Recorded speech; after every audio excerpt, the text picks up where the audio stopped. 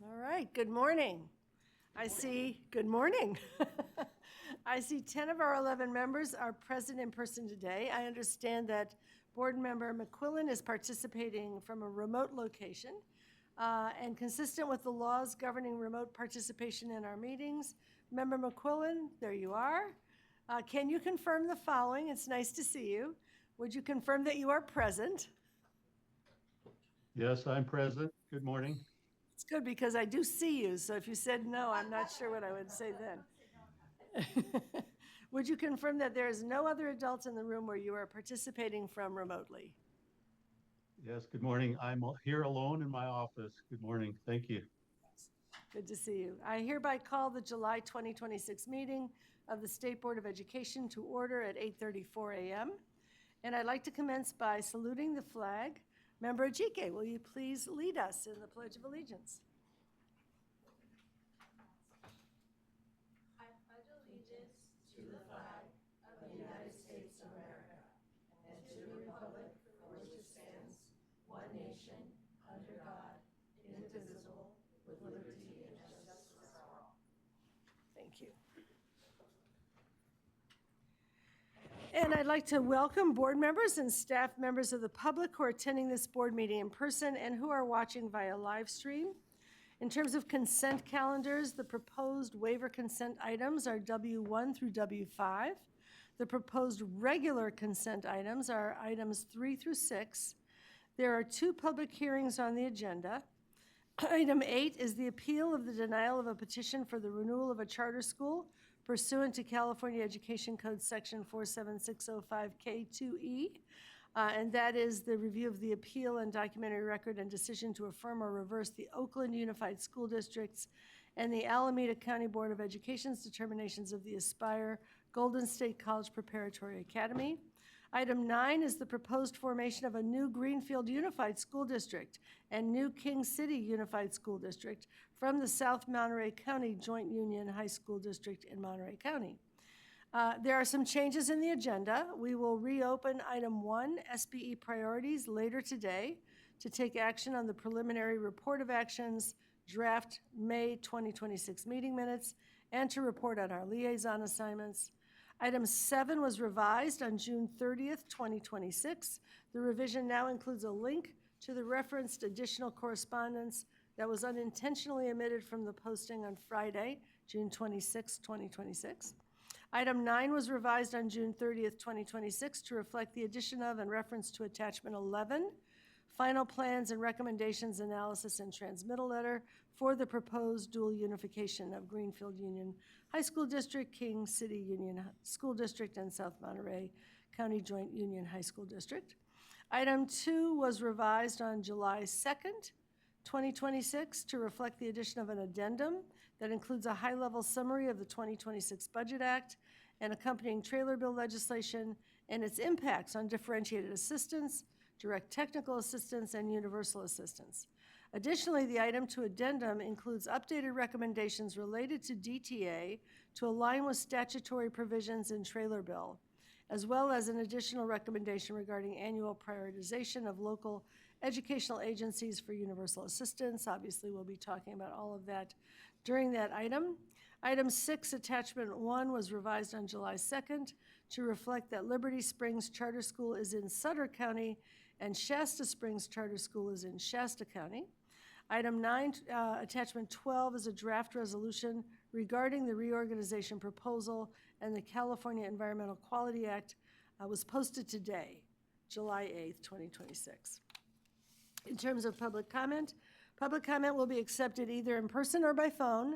Members of the public wishing to call in for public comment should view the live stream of the meeting to know at what time public comment will occur for each item. Public comment may be provided by dialing the phone number, entering a participant access code, and then following each of the operator's prompts. Upon dialing in, callers will be added to a caller queue. The operators will notify callers when it is their turn to provide public comment. We'll also ask callers to please turn down the speaker volume of their computers if they are following the live webcast to avoid an echoing effect.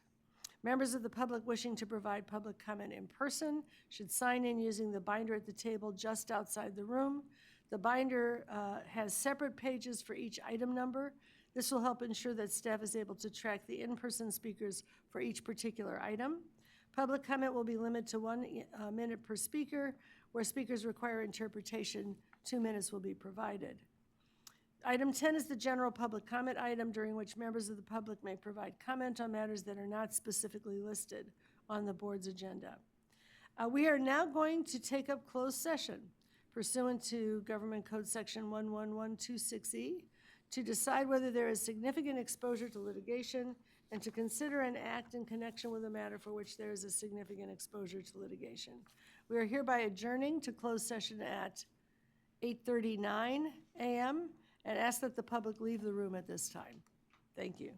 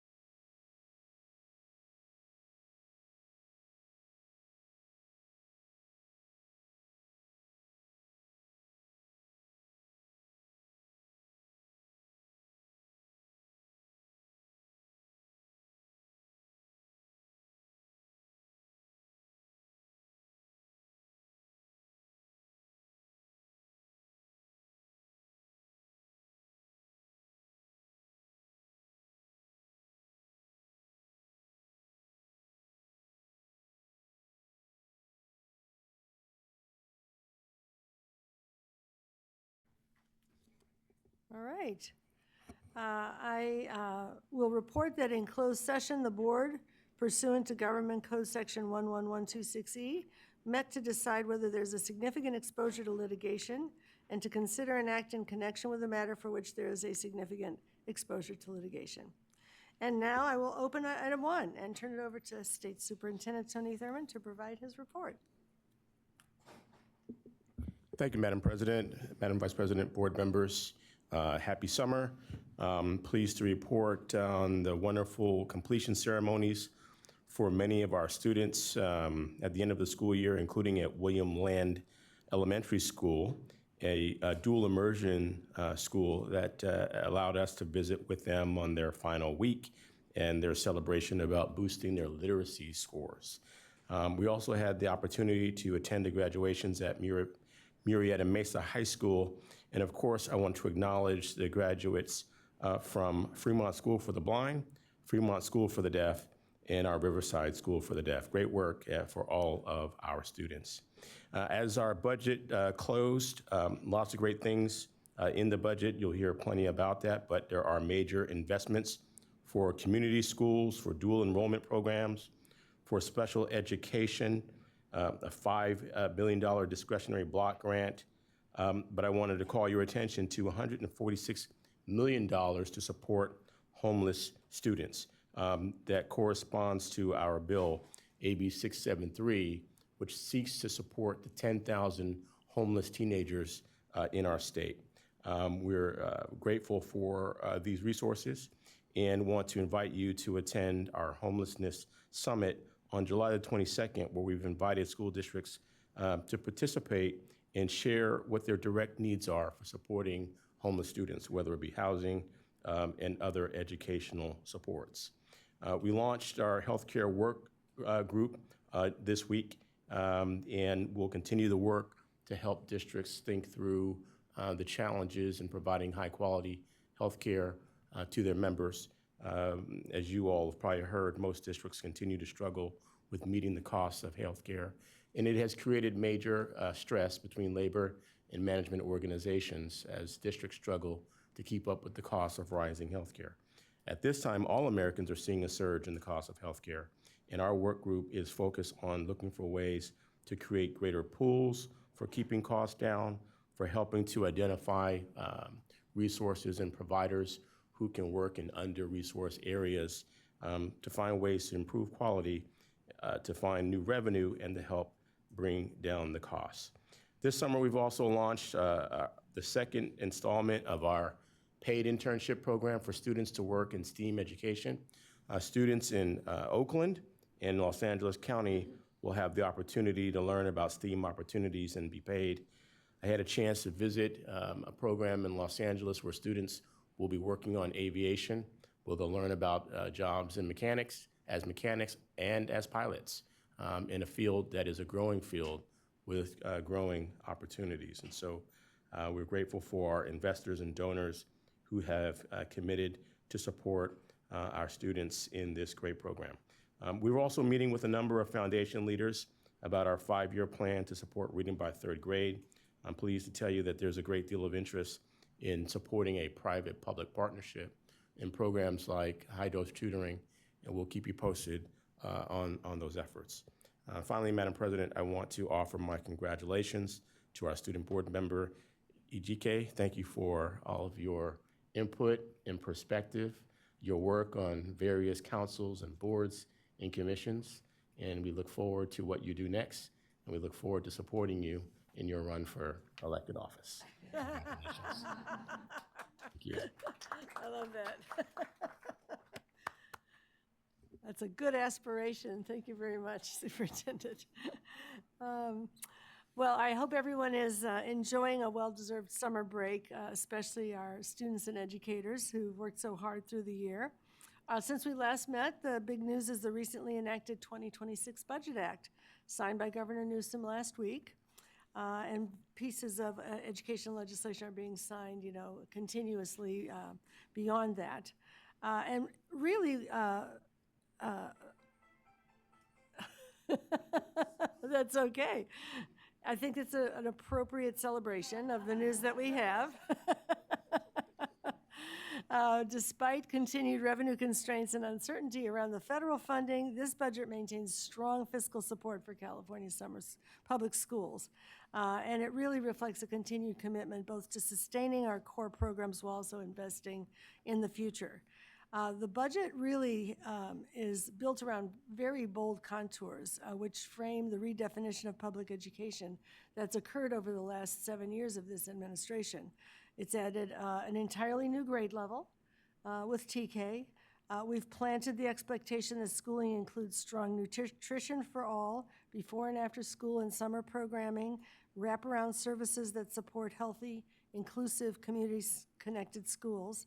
And then the budget also affirms the state's expanded commitments to developing and supporting educators' learning, to enabling schools to innovate towards the rapidly changing future with continued investments in our science performance assessments, as well as secondary school redesigns to move beyond the factory model that we inherited to models that allow for more rigorous, relevant, and relationship-centered learning and stronger pathways to college and careers, which are captured by the State Board's new Portrait of a Learner, which the budget really supports.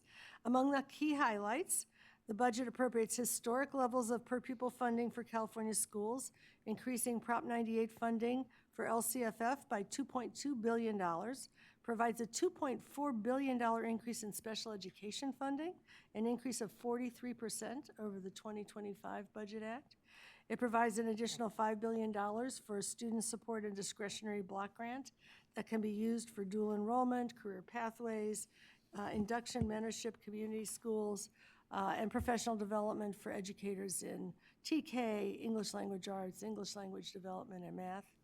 Provides an ongoing $1 billion investment to expand the California Community Schools Partnership, and importantly, brings it by formula into the ongoing budget so that it can support all schools that have at least 65% unduplicated pupils who are socioeconomically disadvantaged, English learners, or foster youth, reaching more than 60% of our schools and more than half of students in California. It creates additional one-time investments in the community schools expansion, including support for the transformational assistance centers and for community schools that partner with Promise neighborhoods in their communities, as well as those that undertake middle and high school redesign. New investments, as State Superintendent noted, for students experiencing homelessness are also being provided in a way that directs districts to integrate these projects into the community schools approaches. So we're beginning to think about how things should fit together holistically rather than just landing one thing at a time. It increases funding for the Expanded Learning Opportunities Program that provides after-school and summer program, extends investments in educators and their learning, including the literacy coaches grants, the math professional learning partnership, teacher recruitment and retention efforts, including student-teacher stipends, teacher residencies, the Classified Employees Teacher Credentialing Program, and a new bilingual teacher pathways program, along with continued Golden State Teacher Grant Program at a modest level, but focused especially on special educators and on others in shortage fields, and the 21st Century California School Leadership Academy. For our youngest learners, the budget extends the universal pre-K grants, and for those completing high school, it provides funding for expanding dual enrollment programs, making it easier for students to earn dual credit. So there's a lot going on in this budget that, as you know, builds on what we've been working on over all of these last years. AB 181 is the legislation enacting the Governor's Education Governance proposal, which is currently on his desk, awaiting his signature, and there will be much more to discuss on that front in the weeks and months ahead. This change has been a long time coming. Over the last century, there have been many calls to unify the State Board and the State Department under the executive branch. At least 9 separate reports calling for this change since the Little Hoover Commission in 1990, 5 reports since the California Master Plan proposed this reform in 2002, the most recent from LAO just last year. All of these reports have noted the challenges associated with the state's fragmented governance system. And the reports call for unification to enable coherent state-level support to local education agencies that can help enable more efficient management, leading to improved student outcomes. AB 181 will add 3 new seats to the State Board of Education in January, including the Superintendent of Public Instruction as a voting member and 2 legislative appointees. Also, while the board will continue to serve as the governing and policy determining body of the department, we will be working with a newly established education commissioner to be appointed by our next governor, who will be charged with day-to-day management of executive administrative functions. So changes are in the air. The board is positioned and prepared to provide a steady hand on the tiller as we jointly navigate this period of transition with our colleagues in the department, for our state leaders, and to ensure that we build upon their critical achievements and sustain our momentum. One last element of the evolving system of education is the new California Education Interagency Council, which was established through legislation enacted last year. The council is designed to strengthen alignment between our education and workforce systems and to help address the evolving needs of our economy and workforce.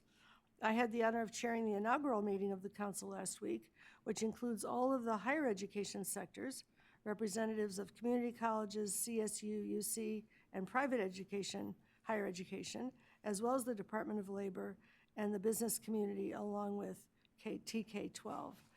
We have the fragmentation of the government system goes all the way up through all of those agencies, which in California have stood on their own bottoms for a long time. And this is an attempt, again, to try to coordinate and collaborate on behalf of our students. There was a very strong appetite for collaboration and alignment voiced among all the members. So there's a lot of work ahead, but I am energized by the opportunities for us to connect our work so that we really can be projecting what does California need in its workforce for the future, among the skills that students need, how those reflect back to each of the sectors in higher education, how labor and K-12 and higher education can work together to identify those needs, to fill those needs, and to build a future in which all of our students have a way to make progress towards a vibrant future that they can count on to support them and to support the state. Before we turn to today's business, there's a few important announcements. The California State Senate recently voted to confirm Governor Newsom's reappointments of Vice President Glover Woods, Member Lewis, and Member Orozco Gonzalez. Yay! They received overwhelming support from those who testified and submitted letters on their behalf, which is a testament to their leadership, their service, and their commitment to California students. Congratulations to all 3 of you. And then I want to recognize an important transition as it relates to our student board member. Today marks the final meeting for our outstanding student member, Vanessa Gike. Our new student member, Elizabeth Flores, will join us for her first meeting when we convene in September. There is so much that could be said about Vanessa and her remarkable service. Today, I'm honored to present her with a resolution from her Assembly member, Sharon Quirk Silva, as well as her certificate from us at the State Board, recognizing her outstanding service. Yeah, I think Brooks will invite Vanessa forward. Oh, and from CDE, thank you. You're welcome. Yes, we should all get a photo. Thank you.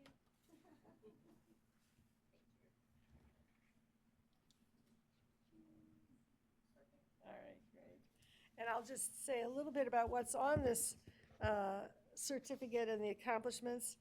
Vanessa has brought critical student perspective to statewide conversations around smartphones in schools, as we know that's been a big topic, including issues of equity, implementation, and student well-being. She founded the Principals Advisory Council at Gretchen Whitney High School. She served as the student representative on the ABC Unified School District Legislative Policy Board Advisory Committee, preparing for that run for office that the superintendent has anticipated. She partnered with the California Department of Education colleagues on initiatives related to Black student success, personal finance education, and equitable literacy practices. We're also very deeply appreciative of Vanessa's efforts to use social media to engage students across California and ensure that they can understand how to participate in board meetings and use their voice. Thank you so much, Vanessa. Thank you so much.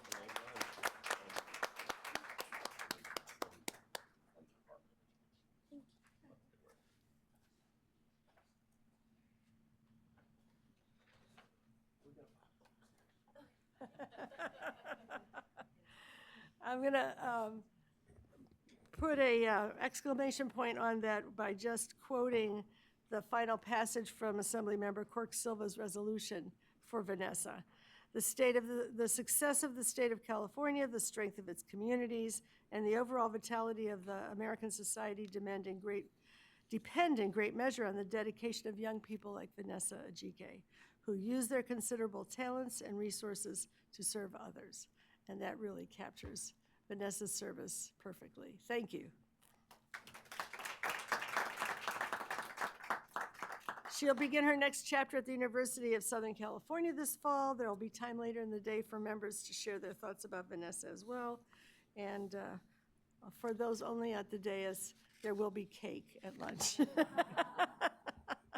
I'm sorry I can't invite everyone. That being said, we're going to move on to item 2 in the California Differentiated Assistance and Statewide System of Support item, adopting new performance criteria for determining differentiated assistance and direct technical assistance eligibility. The item will be presented by Erica Torres. Hi, Erica. And Cindy Kazanis of the CDE. Good morning, President Dr. Darling Hammond, Vice President Dr. Glover Woods, members of the State Board of Education, State Superintendent of Public Instruction, Tony Thurmond. My name is Erica Torres, and I have the honor and privilege of serving as Deputy Superintendent of Public Instruction for the Student Success and Career Readiness Branch. And I really appreciate the opportunity to be here with you today as we conclude the board's deliberative process to update California's differentiated assistance eligibility criteria. And so over the past several months, the board has examined extensive data analyses, engaged with educational partners from across California, and considered how the eligibility criteria can continue to support California's accountability system and a statewide system of support. And so today's action really represents the culmination of this work.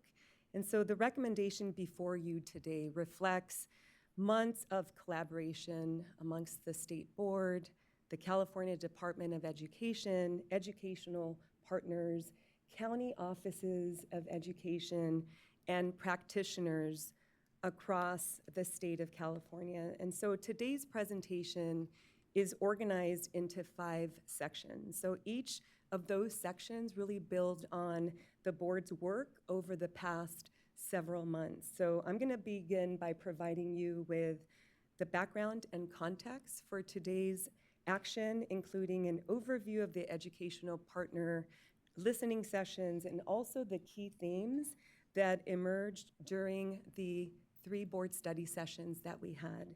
And so my colleague, Cindy Kazanis, will then present the data analyses and eligibility scenarios that informed the recommendations that are before you today.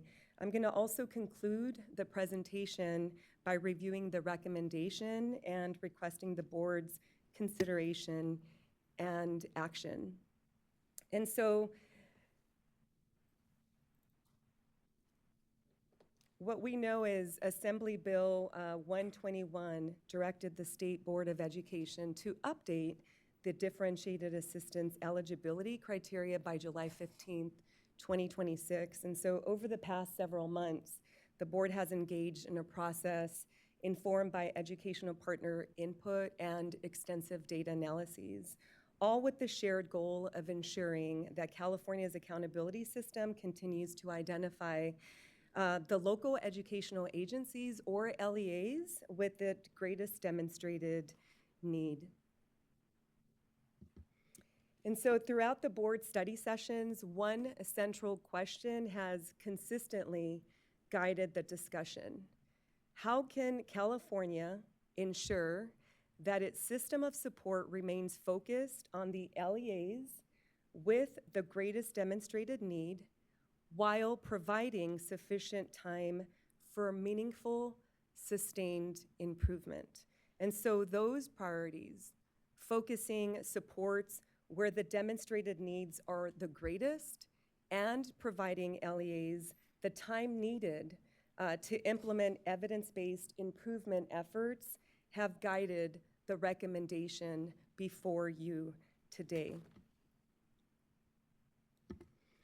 And so over the course of the board's 3 study sessions, several consistent themes have emerged. And so those themes included aligning differentiated assistance support with the 3-year LCAP cycle, using multiple years of data to determine eligibility and support system stability, continuing to include all 14 student groups while adding an all students student group, using individual state indicators instead of local control funding formula priority areas, shifting differentiated assistance for data quality issues to a new technical support category, and supporting the addition of science and growth measures as full state indicators pending additional technical work. So together, these themes really informed the recommendation before the state board today. And so under Education Code Section 52064.5, differentiated assistance eligibility is currently determined based on student group performance across multiple state and local indicators or across 2 or more state priority areas. And so this statutory framework has guided the differentiated assistance system for many years and provides important context for the recommendation that the board will consider today. And so as we know, California's statewide system of support is designed as a continuum of support that recognizes LEAs have different strengths, needs, and circumstances. So rather than having an all one-size-fits-all approach, the system provides varying levels of support, which is designed to build local capacity and promote continuous improvement. So at the foundation is universal support, which provides resources, tools, and technical assistance available to all LEAs. As the need increases, the system provides more targeted and intensive levels of support, including differentiated assistance and direct technical assistance. And so differentiated assistance represents the second level of that continuum, providing targeted support to eligible LEAs based on an established eligibility criteria. And so with that in mind, I'm going to now focus on differentiated assistance. And so this slide highlights the types of support provided at level 2, which is targeted and supplemental support. And so differentiated assistance is designed to build local capacity through collaboration, co-learning, reflection, and evidence-informed improvement to strengthen systems that support student success. And so this slide also includes CalPADS differentiated assistance and GeoLead differentiated assistance.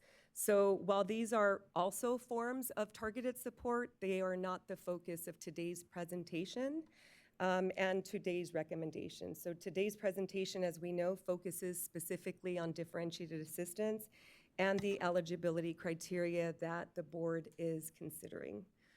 So this slide provides an overview of the current differentiated assistance eligibility criteria for local control funding formula priority areas 1 through 3. And so these priority areas, as we know, include basic services, implementation of state academic standards, and parent and family engagement. And for these priority areas, the current eligibility criterion is not met for 2 or more years on local performance. And the current eligibility for differentiated assistance is based on performance by pupil subgroups across 2 or more of the state and local indicators. And so while the recommendation before the board proposes shifting away from these priority area criteria for differentiated assistance, the 26-27 State Budget Act requires that these eligibility criteria continue to be maintained for direct technical assistance through 2029. And so this slide summarizes the current differentiated assistance eligibility criteria for local control funding formula priority areas 4 and 5. And so priority area 4, pupil achievement, includes eligibility criteria based on English language arts, mathematics, and the English Learner Progress Indicator. Priority area 5, which is pupil engagement, includes eligibility criteria based on the graduation rate indicator and the chronic absence indicator. So the current eligibility criteria for each of these indicators are summarized on this slide. And so this next slide summarizes the current differentiated assistance eligibility criteria for local control funding formula priority areas 6 through 10. These priority areas include school climate, access to a broad course of study, outcomes in a broad course of study, coordination of services for expelled pupils, and coordination of services for foster youth. The current eligibility criteria for each priority area are summarized in this table. Priority area 6 uses the suspension rate indicator or the criteria not met for 2 or more years on local performance. Priority 7, access to a broad course of study, uses the criteria not met for 2 or more years on local performance. Priority area 8, outcomes in a broad course of study, uses the college and career indicator. And finally, priority areas 9 and 10, which only apply to county offices of education, use the criteria not met for 2 or more years on local performance. And so this slide summarizes the current methods that are used to determine eligibility for differentiated assistance for districts and county offices of education. And under the current framework, eligibility may be determined through 3 entry criteria or methods. So method 1 is based on student group performance in 2 or more local control funding formula state priority areas. Method 2 is based on performance on local indicators in 2 or more priority areas. And method 3 is based on a combination of student group performance in 1 different priority area. This slide summarizes 2 additional methods through which districts and county offices of education may become eligible for differentiated assistance under the current framework. So method 4 applies when CalPADS data are not submitted on time or the data submitted contain errors. And this method applies only to districts and county offices of education. Method 5 applies to LEAs with schools that have not exited comprehensive support and improvement or CSI within 4 years. And this criterion is scheduled to begin with the release of the 2026 dashboard. And finally, eligibility for districts and county offices of education is determined annually, and the support is provided for a minimum of 2 years. And so this slide summarizes the current differentiated assistance eligibility criteria and support for charter schools. So charter school eligibility for differentiated assistance is based on the same dashboard performance criteria used for districts and county offices of education. However, instead of meeting the criteria in just 1 year, charter schools are required to meet the criteria in 2 or more years. And so charter school eligibility, as we know, is determined annually, and charter schools are provided a 1-year cycle of support. And so the educator partner listening sessions really provided an important opportunity to really gain perspectives from across the state of California. And so that really complemented the board's deliberations throughout this process. And so building on those perspectives, I would like to invite my colleague Cindy Cazanes to present the data analyses and eligibility scenarios that further informed the recommendation before you today.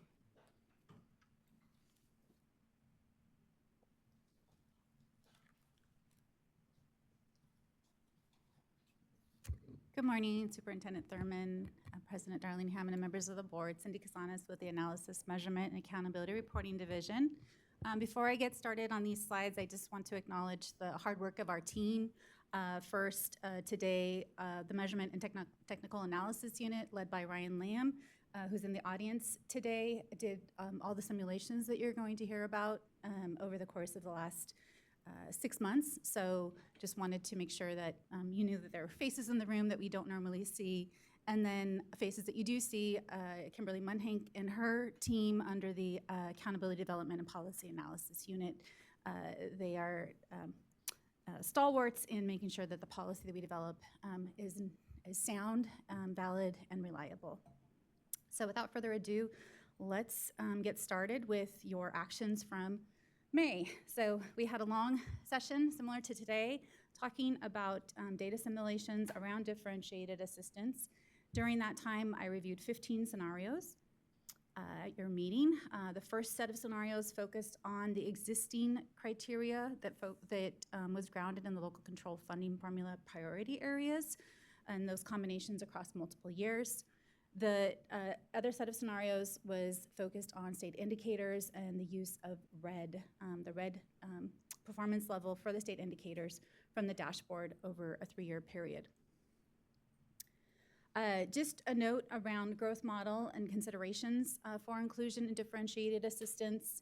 While you have adopted a growth model over a year or at your July meeting last year, to be used for informational purposes and, of course, in the charter school renewal process as provided in 1505.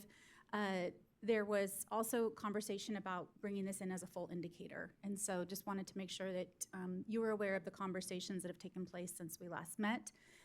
The CPAG expressed concerns about bringing it on as a full indicator due to concerns around the limitation of data, as well as the limitations of what the data reflects, right? So we're looking at the narrow band of grades 4 through 8, and excluding high school, and of course our students that are taking the California alternate assessment. We know that there's been a demand in the field for these data, and so just wanted to note that the recommendation you're gonna hear a bit later does focus on bringing growth in, but bringing it in the 2029 cycle. This will allow the department to evaluate options for how to work through the technical considerations of having it as part of the differentiated assistance performance criteria. So in terms of, since we last met, a couple weeks later, same dais, the California Practitioners Advisory Group met, who of course advises you on not only Title I matters, but also things related to accountability and the LCFF performance, the criteria that we're talking about today. The feedback, first of all, you had asked that we look at additional data in order to bring that before the California Practitioners Advisory Group. And the additional data that the team ran was around student group performance, was around distribution of eligible LEAs across the county, so it's the county distribution, and the distribution across LEAs based on size. So we looked at small, medium, and large LEAs. We also looked at this additional criteria that we'll bring in for the first time this year with the supplemental release of the differentiated assistance file, which is called Method 5. And really that's the schools that have not exited over the 4-year period from comprehensive support and improvement, the federal determinations. This brings them into the state system of support.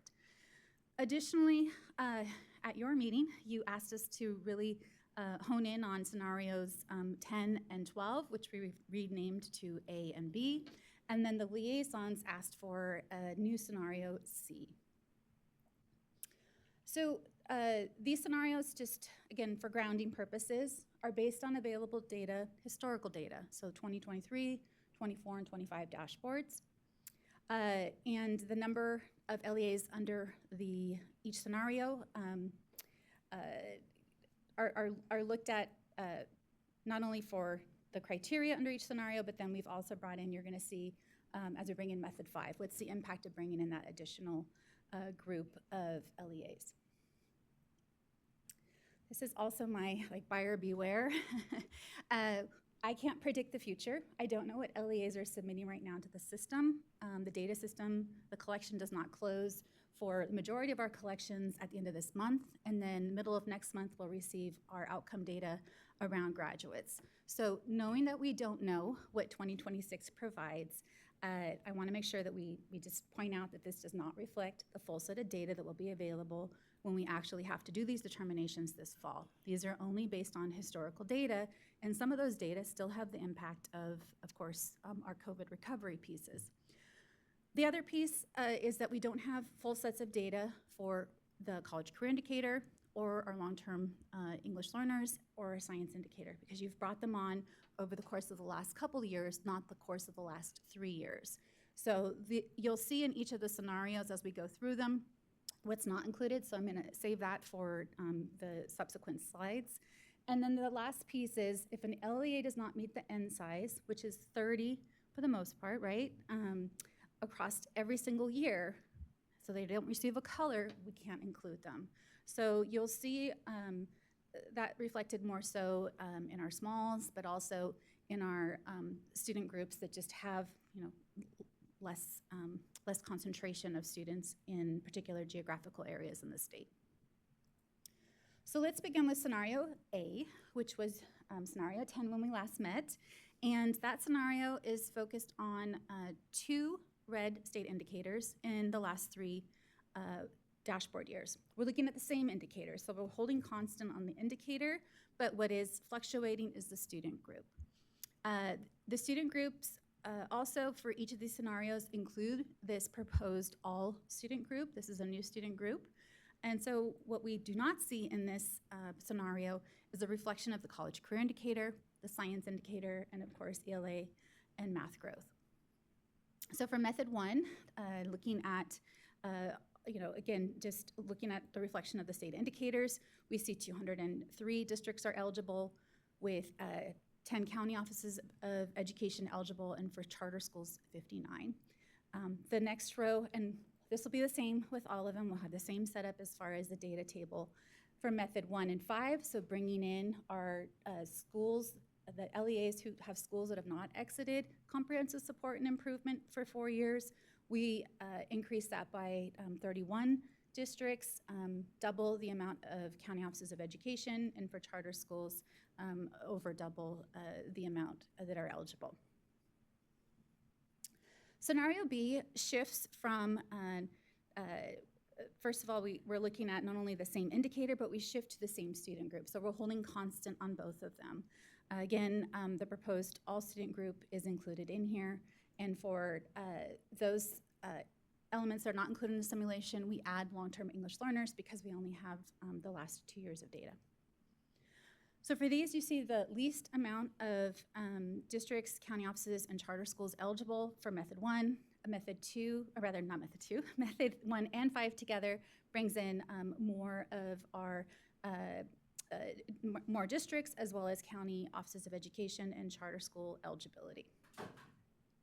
For scenario C, we are looking at constant for indicator, constant for student group. What we have fluctuation on is the number of dashboard years. So we shift from 3 years to 2 years. And that does increase the number of districts eligible, nearly doubles that to 202 districts. For county offices, 17, and then for charter schools, 139. We add in additional districts, counties, and charter schools with our method 5. So here's the summary of the data that we just covered. As we can see from each of these, we're bringing in, definitely bringing in additional districts, county offices, and charter schools with the method 5 pieces, but the crux of just method 1, we can see that there's very close alignment with scenarios A and C as far as total numbers across the board. So when looking at eligibility by district size, this is something that we look at for other purposes too, to see if there's any like there's just to see what the distribution may be. There is strong similarities between each of them with some, some exceptions. So for scenario A, we do see a larger representation of our large districts represented there, followed by, of course, our medium and our smalls. When we get to our our medium districts has the bulk of it for each of these scenarios, but in terms of the distribution, it's a little higher for scenario A. For scenario B and C, again, looking at the numbers, we see a decrease in the number of our smalls, which is shifted to medium and to large. And then finally, for scenario C, it's much more even distribution across the types. We also, on this chart, you can see the amount of districts that we classify as small, for example. So the N size for our small districts is 600. Of course, majority of our districts are considered small. And in terms of the representation across each of these scenarios, we see, for example, of the districts that meet the N size, we have 213 smalls, but only 52 of them are eligible for scenario A. For scenario B, it's 14, and for scenario C, it's 69. So you can see that throughout this chart. This chart and all these charts are in your agenda. So this is something that should not be unfamiliar to you. In terms of the discussion at CPAG, there was a robust discussion. We really tried to make sure that each of the scenarios were discussed independently. So we had guiding questions for each of the scenarios. And I think even there was such enthusiasm for this and for some of the other items that they were starting to run out of time. So that was the other piece of CPAG that I can recall from a couple weeks back. There was definitely, I think, interest in looking at and support for the multiple years of data. If we look at just the bottom bullet and aligning to the LCAP 3-year cycle. In terms of whether or not there was consensus. We don't often get consensus for CPAG. There is very distinct opinions and personalities, and so we did have some members like scenario B, for example, while others thought it was too narrow. And then there was concern, and again, this was prior to the budget being passed by the legislature. So a lot of things have happened in the last couple of weeks that if CPAG met again, I'm sure they would have some other opinions as well. But the other piece was like, what's the overlap in districts eligible for DA and eligible for direct technical assistance? So the other thing that came out of the CPAG meeting and in briefing or discussing next steps with the SBE liaisons was this interest in looking at additional data around scenarios A, B, and C. And specifically focusing on our English Learner Progress Indicator and whether or not adding an orange, like we currently have for differentiated assistance for our English learners or our long-term English learners student group, whether or not that would have an impact on increasing numbers across this particular indicator. So we have added orange to the scenarios.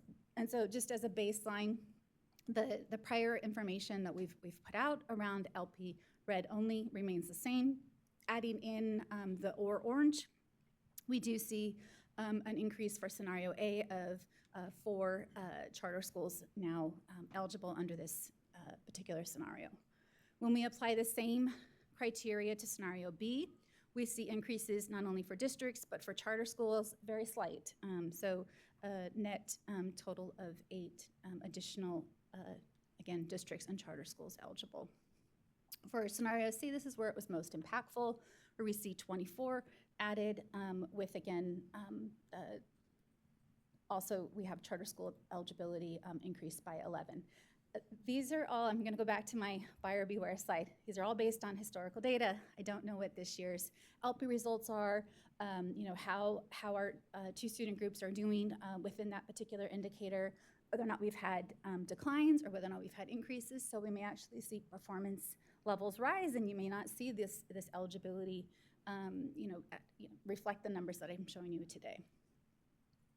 So we have gone back to the summary table again, bringing in the orange level to this summary table. So this is the one that also adds in our method 5, our comprehensive support and improvement schools, to the criteria. So we can see the totals across for all LEAs that would be eligible under each of the scenarios and the methods, one as a standalone and then the method 1 and 5. So the recommendation before the board today is scenario B with the LP modifications, and the information that has been provided on this slide talks about the why behind it, and that being that it identifies LEAs with the greatest, most persistent need. It uses the 3 years of data, which I think in turn there's been some concern around not having stability among the criteria, so this would provide stability under the criteria. It also provides substantive areas of need and support to student groups for these supports. We have this multiple measures approach that continues with scenario B, and then the piece about adding orange for LP allows for consistency with our current criteria for LP. I'm wondering if we should take a pause on the data simulations before we move to the state budget impacts, or how would you like to proceed, President Darling-Hammond? We could take clarification questions now, if there are some on the data simulations. And if you want to hold till later, that's okay too. Just want to be sure. I'm not seeing any right now, so I think you can forge ahead. All right, so this is the exciting section because lots have happened over the last 10 days, and as you heard from the beginning, this bill still hasn't been signed, so you know, with crossing our fingers that we'll have something signed into law very shortly.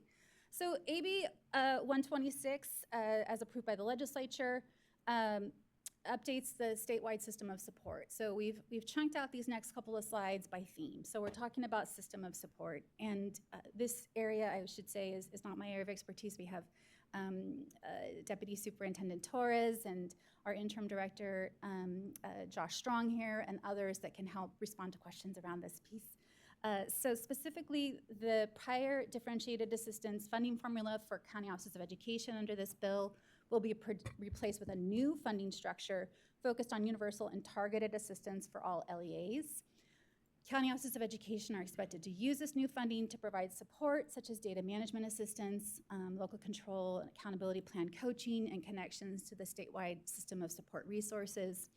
And this budget does phase out over the next year the geographic lead agency differentiated assistance support. Again, this is the final year of that support in accordance with this Budget Act. So thinking about our system of support shifts to identification and eligibility, the budget does provide you that opportunity and tells the board that differentiated assistance will move to a 3-year eligibility and support cycle beginning with 2026 dashboard. Keep in mind, eligibility is not a status. It's meant to be this system of support. And unlike what we have for our ESSA determinations, there's no exiting of eligibility. So the support will be consistent over the 3-year period. For direct technical assistance, this is also moving to a 3-year cycle with one caveat. It'll maintain the current criteria. So you're now gonna have 2 different sets of criteria with looking at the level 2 support and level 3 support. In terms of the requirements for the department, we have a new annual data file. So every single year, we will be putting out a file of local educational agencies meeting the DA criteria based on 1 year of data. So you have multi-years of data with differentiated assistance. You're gonna have this new data set in an annual file that is intended to help county offices of education prioritize universal assistance. There was strong feelings from the legislature during testimony around making sure that districts who may have fallen into challenges that they were receiving support, and this is the legislature's offering on how to help those LEAs. And then finally, for CalPAD's reporting support, moving that out of the differentiated assistance framework and moving into an area that there's an annual identification of districts and county offices eligible for this support. So we're not leaving behind data quality. In fact, I think if anything, we're trying to strengthen it and isolate it to an area outside of differentiated assistance. The final pieces around this Budget Act all hinge on a future date of May 15th, 2029. So that is would be the end of the 3-year, approaching the end of the 3-year cycle. And in doing that, the legislature has asked the state board to provide recommendations to them on possible statutory changes around the direct technical assistance criteria so that DTA identifies LEAs needing more intensive, extended support, and is not duplicative of the differentiated assistance criteria. The other pieces are that that particular DTA criteria, looking at it for the 2029 dashboard for implementation, that the board take into account changes to the differentiated assistance criteria. So has that criteria, how has that helped the districts and charter schools, and any relevant research? And then finally, the board must bring recommendations to the legislature on performance criteria for local educational agencies, mainly, of course, our county offices of education serving alternative school populations, to ensure that their criteria more fairly evaluate LEAs serving students in alternative settings. So here's a summary of eligibility requirements and data files. And why this is important to me is this is the work of my team. So we're going to be putting out 5 data files this fall. The first data file is around universal assistance priority. So this is the 1 year of, based on 1 year of data, this would be used by county offices to provide prioritized universal support. The second is the one that you're used to, which is our differentiated assistance eligibility criteria, and that particular data file that comes out with the release of the dashboard. This is now the 3-year cycle. The third is the direct technical assistance data file that will be based on the old criteria, but will use for a 3-year period. And then the fourth being this new eligibility file, because we're going to begin our second cohort, full cohort of our Every Student Succeeds Act schools. So that'll be in December. And then finally, our supplemental file, because we need to add in those schools that did not exit comprehensive support and improvement and bring them back into that level 2 DA file. So do these files overlap? Probably. I don't know to what extent. I can't predict it, but they will not be, LEA to LEA. You will see some similarities, but I do fear that you're going to see some differences. And so there's going to be a great deal of work on our part over the next couple of months to prepare the field to understand the differences in the file, to prepare whatever is needed on understanding the technical pieces of it and support the system of support teams as needed as well. So with that, I'm happy to pause before turning it back to Dr. Torres for the item recommendation. Again, any clarification questions at this point? Member Olken? I'm not actually sure who this is a clarification question for, but on slide 39, there's the Assembly bill requires future actions of this body, all of which need to happen by May 15th, 2029. What happens if we do them sooner? By means by. We could do it sooner. Great, thank you. And some of them, I think, we'll be starting on by September. Excellent. Yes, Vice President Glover Woods. Cindy, would you state again the supplemental level 2 data file that you mentioned? It was on the last slide that you just spoke to. I just want to be sure that I understand that one. It's the last bullet point on the slide that you just spoke to. When you were going over the different data files your department has to. Yeah, on the screen there. Well, I do now. I do. I saw me, which was scary. So yes. So you're looking at the very last bullet on this slide? I am. Would you just restate probably what you said so I can be sure that I understand that data file? Absolutely. And I should say the first 3 set of data files I'm not sure on the timing of those. Some of these are very new to us within the last 7 days, and I don't know that we're going to get everything out by October 15th. But in terms of, we have let the field know that the Every Student Succeeds Act file will come out in December. Based on who is still in that file, who is still eligible for comprehensive support and improvement, who has been eligible for the last 3 years, they will now move into a supplemental or a revised file of that second bullet for level 2, targeted support supplemental. So this is the method 5 that we keep talking about.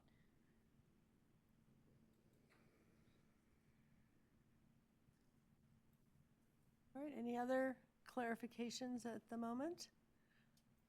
And I think we can, Member Olken is. It's maybe just a comment. Go ahead. The first list, the universal assistance priority list, of 2 thoughts. One is, I just every time get struck by the irony of a prioritized universal assistance list, since universal assistance is for everyone.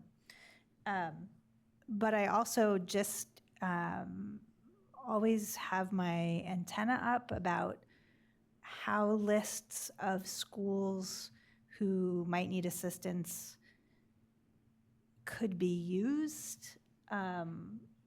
from a compliance or even charter renewal basis.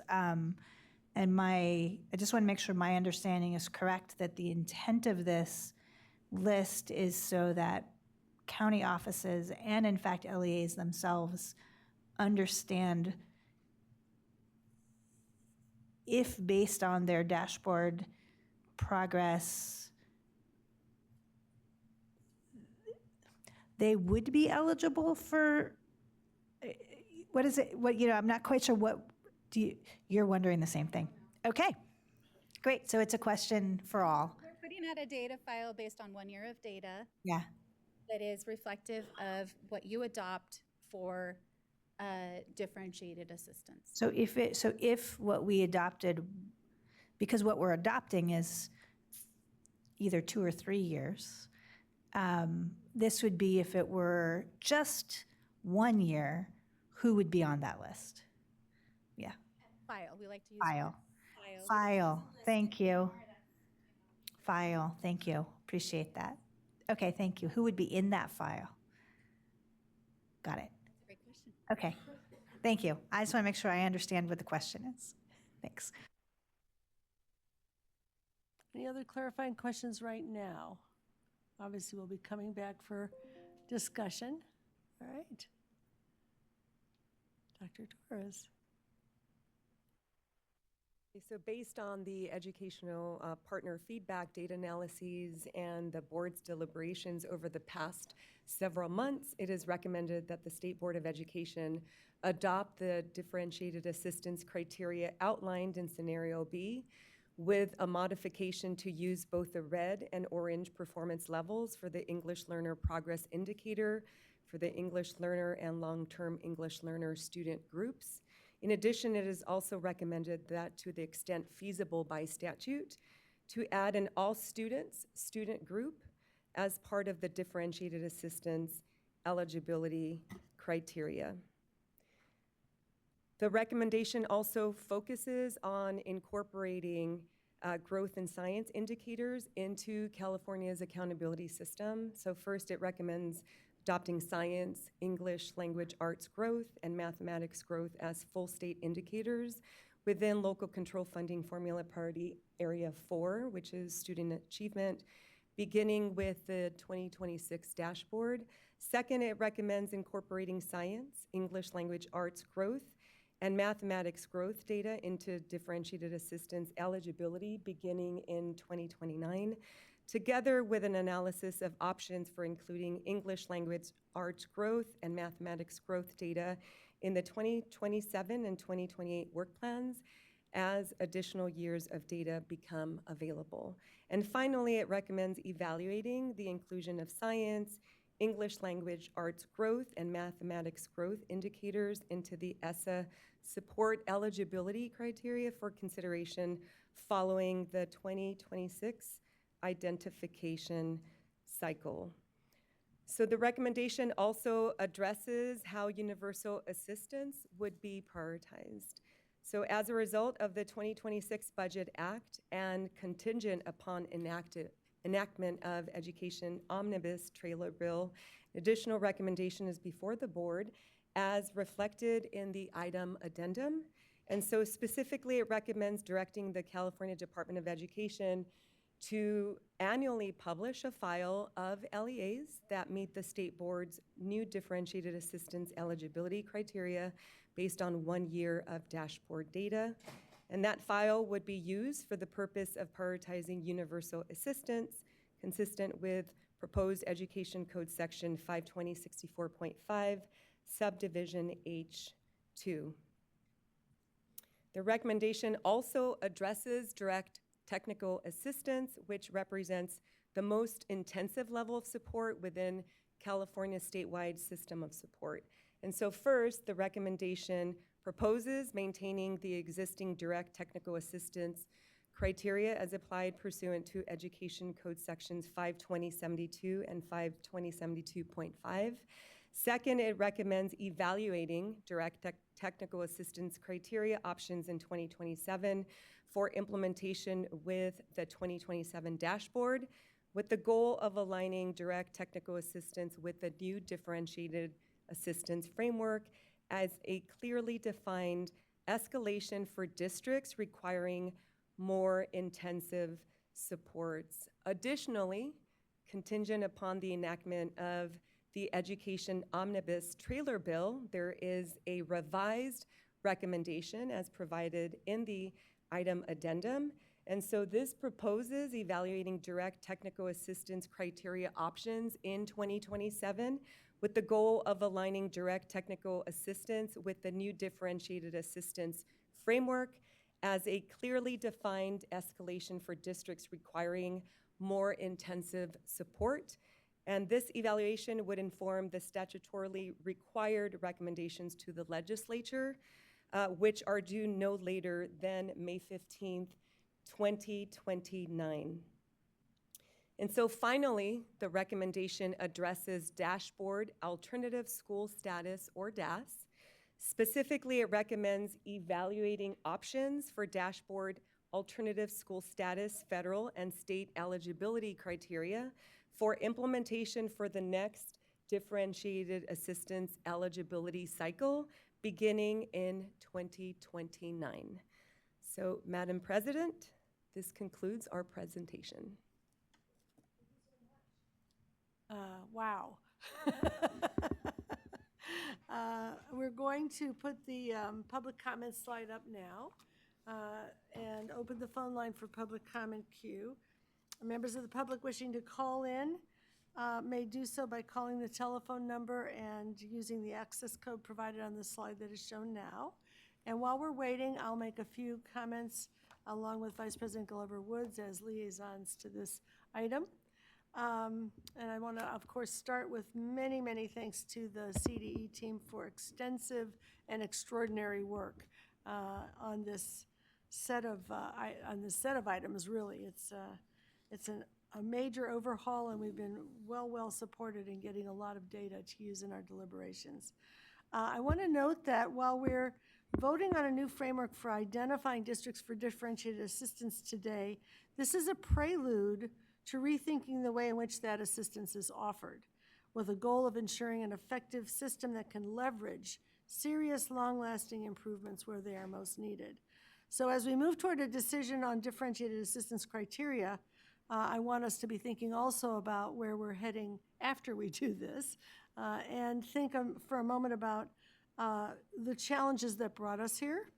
As we noted when this effort was introduced, under our current system, differentiated assistance has been identifying in recent years a very large share of districts, from 40 to 60%, since the pandemic, which means that we've not been effectively distinguishing and prioritizing the districts with the greatest need. And this does create capacity constraints that get in the way of providing sufficient supports that could really move the needle for students. We've also seen what was characterized as a whack-a-mole effect, with different combinations of student groups and indicators triggering eligibility from year to year, and people going in and out and back in to DA, making it hard to sustain coherent, consistent interventions over time. And with too little time to do the fundamental work that makes a long-term difference. And we heard also about burdensome reporting requirements for districts and counties that distract attention from the real needs of students and schools. LEAs also face strain from the sheer number of separate supports and processes they're navigating, undermining the potential benefits of the system of support and underscoring the need for greater alignment. So our goal is a system that prioritizes the LEAs with the greatest need, that enables coherent, sustained improvement, ultimately addressing systemic challenges so that those LEAs no longer need DA, right? The idea is not just to be cycling through regularly, but to be finding the root causes and the fundamental improvements that allow for districts to improve the quality of education they're providing. As you know, our approach to redesigning the performance criteria has drawn on many layers of input. The research and evidence, the models from other states, WestEd's evaluation of our system, the board study sessions, the data simulations from CDE, which we so appreciate, the interest holder feedback sessions, findings of which were presented at our May meeting and the June CPAG meeting. So all of those things have given us a frame on which to make the decisions we'll be making today. And then you heard from both Dr. Torres and from Cindy that AB 126 has added a legislative framing to the ideas that we have been undertaking. It does enable the warning system we previously discussed by publication of that annual list of LEAs that meet the criteria based on 1 year of data. I want to just clarify that the purpose of the list is not to create a new accountability designation or a compliance process. It's intended as an early planning and continuous improvement tool that complements the 3-year DA cycle by providing visibility into student group performance. The county should use the list to proactively reach out to LEAs, make them aware of the available universal supports, which counties now will have more resources to provide to all of their districts, begin conversations about local needs and improvement strategies, identify patterns across districts, inform regional planning, professional learning, coaching, technical assistance. It is not intended to be punitive. It is an early, proactive action to help LEAs get support before challenges compound over time into a DA level need. So today's action, as I noted, is an important step, but our work is not done. I just want to be clear about the bigger picture. We'll take the first step today on updating the eligibility criteria. Then we do not have authority to update DTA criteria today, but we'll begin working on that very soon towards the statutory deadline, and we can take it up well before 2029. Similarly, we'll take up the criteria for the alternative school populations, and that's a pressing need that we've heard a lot about. We're not going to wait until 2029 to do that. I hope we'll begin that conversation in the next meeting and move it forward rapidly. And then we do need to be ensuring that the universal DA and DTA supports are ultimately high quality, consistent across regions, effective at improving outcomes across student groups, while also exploring more intentionally the role of district review process in that system, which we talked about some months ago. So this is all deeply connected. I just want to be sure we're thinking about the long haul as well as the short haul. And I just want to close by noting that as we consider today's decisions, the data simulations on the number of districts eligible through each scenario should not be the primary benchmark for our decisions. We should make our decisions based on the principles and the goals that we've established to focus on strong supports and long-term improvements for the districts most in need, What we see in these simulations, as Cindy noted, no one is a crystal ball reader, but in addition, we know that they will necessarily underrepresent the number of districts that will be eligible for DA as new indicators enter the system. What we see today will not include what will be added by the bringing into the system of the College and Career Ready Index, the science indicator, the ELA and math growth indicators, and the LTEL indicator, which does not yet have 3 years of data. So our discussion should be based on the principles we've established, not on the rough, and we know what will be underestimates that we review today. I now want to turn it over to Vice President Glover Woods, our other accountability liaison, to provide additional comments.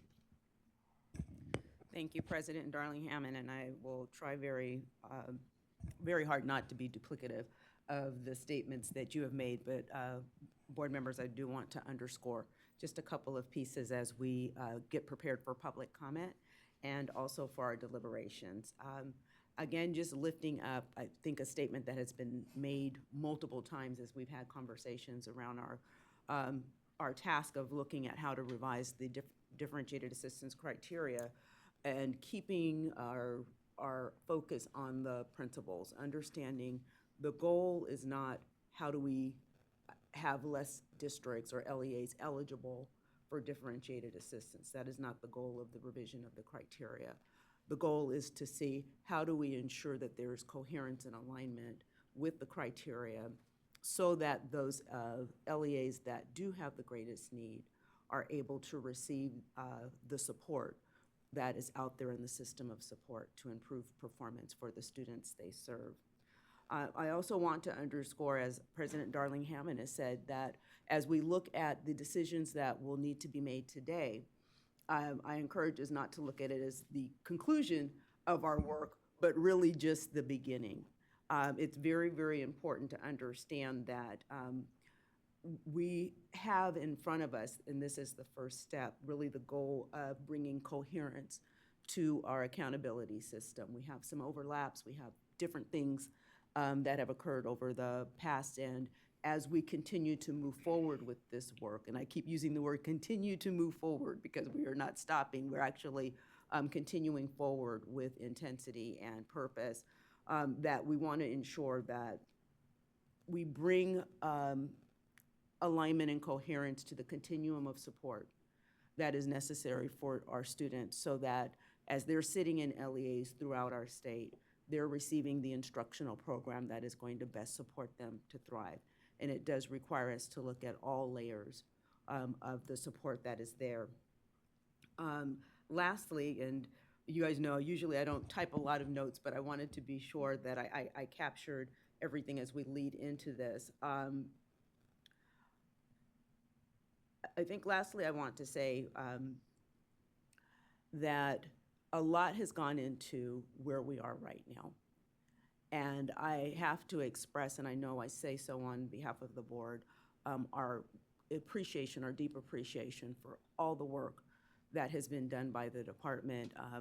If many of you only knew the data that has been run and the work that Cindy and Kim and everyone in that team has gone through to give us as much data as possible in making these decisions, you would probably just keel over.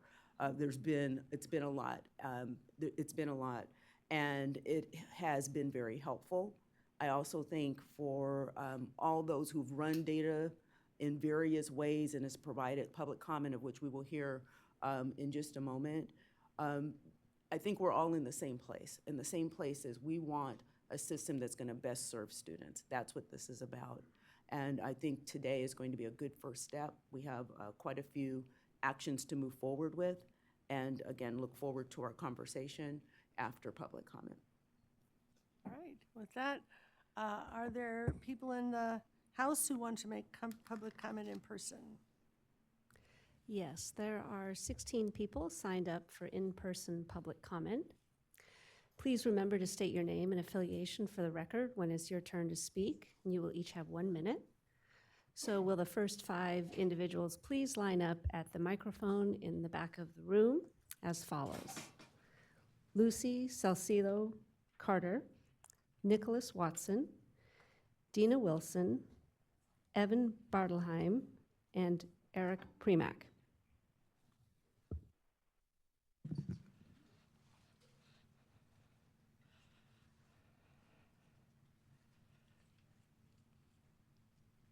You may begin. Good morning, President Darling Hammond and members. Lucy Salcido Carter with the Alameda County Office of Education.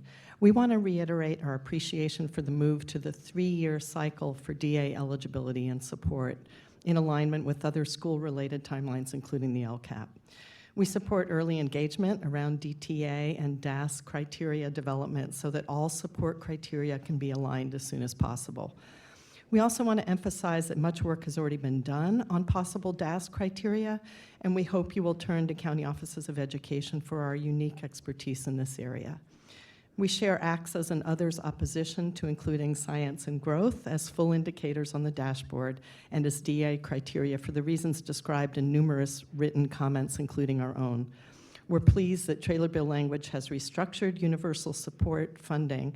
We agree that future conversations should clarify what is meant by prioritized universal support. Thank you. Good morning, President Darling Hammond and board members. I'm Nicholas Watson from CCSA. We support the CDE recommendation to adopt science, ELA, and math growth data as full state indicators starting with the 2026 dashboard.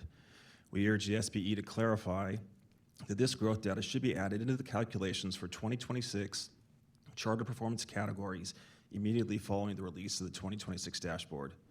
Without this data incorporated into charter performance categories, charters run the risk of being inappropriately relegated to the low performance category, where the default is either non-renewal or a 2-year term at best, when these schools may in fact have demonstrated strong student growth. Regarding DA criteria, we support the recommendation for the revised DA eligibility criteria outlined in option B. However, we ask SBE to consider creating an opportunity for LEAs to exit DA performance if it improves, if the school improves sooner. And we also ask the SBE to state unequivocally that charter school eligibility for 3 years of DA should not be used against charters by authorizers during the renewal process. Finally, CCSA supports the CDE recommendation that SBE evaluate options for DAS eligibility criteria for DA. Thank you, Speaker. Your time is up. Thank you. Good morning, Honorable State Board members. I'm Dina Wilson from Los Angeles County Office of Education, and as outlined in our letter from our Superintendent, Dr. Deborah Duardo, sent regarding this item, our office has concerns regarding Scenario B and recommends May's Scenario 11 as the alternative because it maintains the equity focus that is needed across this state. Scenario B shifts focus away from students and onto indicators. The formula is too restrictive and would result in many of our smaller and more marginalized student groups from getting the attention they deserve. Approach B may result in systematic failure to identify districts and students with genuine sustained needs, including a number of districts across our county with persistent indicators. The pendulum does not need to swing all the way to the other side. What we have learned over the 8 years is that LEAs must develop systems to respond to the unique needs and challenges of individual student groups in order to have positive and growing outcomes. Scenario B puts the focus on indicators, not students, which lead to uniform one-size-fits-all solutions that we knew do not work. We thank you, the SBE and CDE staff, for your detailed work done on this item and look forward to continued and deeper engagement as we work together to improve our system. Thank you. Good morning, members of the board. Evan Bartelheim, also representing the Los Angeles County Office of Education. Building on my colleagues' comments and the letter our superintendent submitted to the board, I want to highlight 3 specific concerns about Scenario B. First, the proposed criteria create a different version of whack-a-mole, one where LEAs with real sustained need elude identification not because they've improved, but because of indicator-level volatility. This model misidentifies rotating indicators for resolved problems. Second, the clearest evidence of this bias is that many districts currently meeting the criteria for direct technical assistance, the state's highest tier of support, would not be identified under Scenario B. That is a significant signal that something is wrong with the model. Third, the consequences fall hardest on the students and districts the system was designed to serve. Fewer student groups are identified for support and fewer small districts are captured. For example, 4 student groups, including American Indian and Pacific Islander, that appear in other scenarios don't appear in scenario B. We've recommended scenario 11 as an alternative, especially for the future refinement of DTA Thank you, criteria. Speaker. Your time is up. Thank you.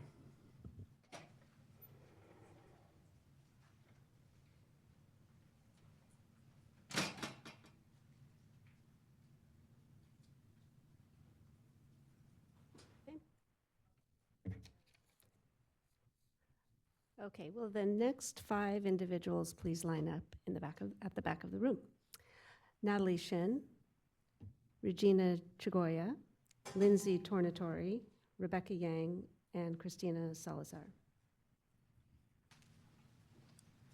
Good morning, Natalie Shin, here on behalf of Californians Together. We appreciate the ongoing engagement on this issue and the inclusion of red and orange on the LP. However, we are in alignment with our equity and management partners and believe that more time is still needed. We are not able to support any of the scenarios offered, given that they do not rethink the system of support, and we do not yet know how many LEAs would be eligible for DA, partially due to their LTEL's LP score. LTEL should be a focus point, and we request that before a new system is implemented, that data is analyzed once we have the 3rd year of data required to assess how LTELs might be impacted. Our concerns are further outlined in the LCFF coalition letter. If the board does adopt one of the current options, we recommend adding an additional minimum performance threshold for each of the indicators, which would make LEAs eligible if their performance is significantly lacking over 3 years on any one indicator for any student group. We want to further emphasize that the process should focus on closing opportunities and outcome gaps for specific student groups. Thank you.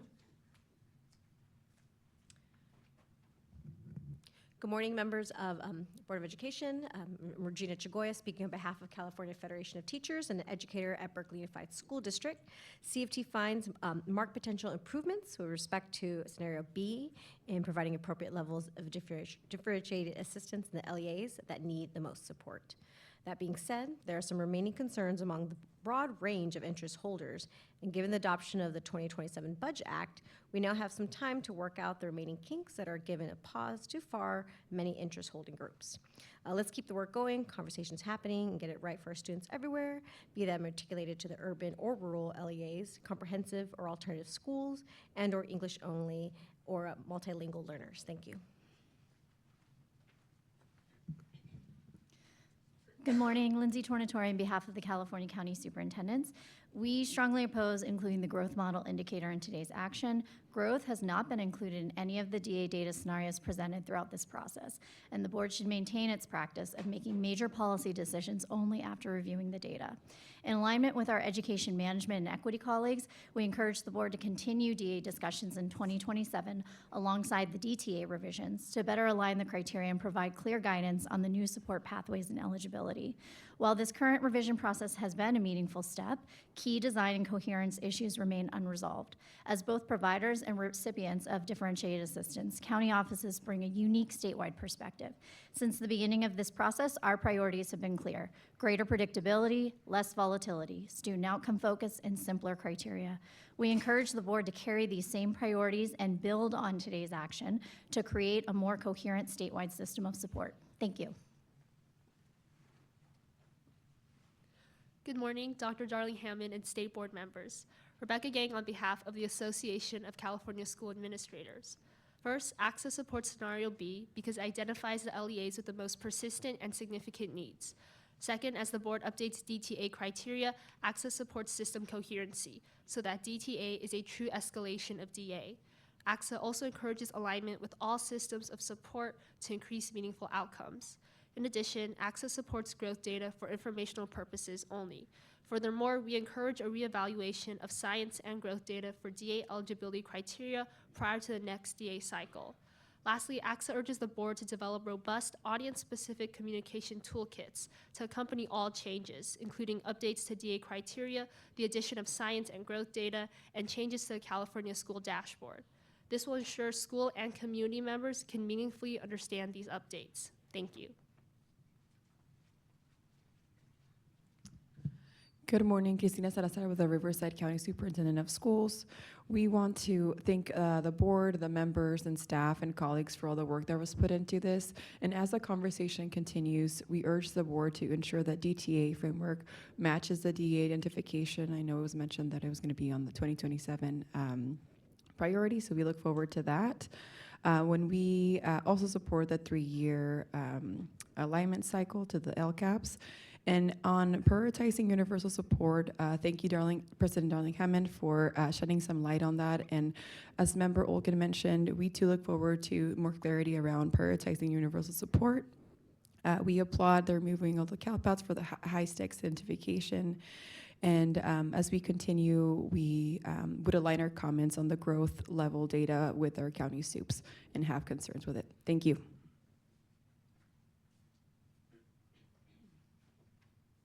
Thank you.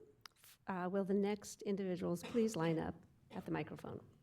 Brian Gillespie, Rachel Murphy, Leangela Reed, Jessica Salco, Melissa Maracucci, and Peter Ahern. You may begin. Good morning, members of the board. My name is Brian Gillespie. I'm the Director of Schools for Options for Youth Charter Schools. Thank you for recognizing the need to develop differentiated assistant criteria that better reflect the students served by DAS schools. Our students typically enter 6 months to a year behind academically, and many enroll or transition throughout the school year. Their academic growth while they are with us should be recognized and measured because growth is often the clearest indicator of the impact our schools make. I respectfully ask that you accelerate the implementation of alternative criteria well before 2029, restore DAS alternative indicators to the dashboard for state accountability, and continue partnering with DAS charter schools as measures are developed. Thank you for your leadership and consideration.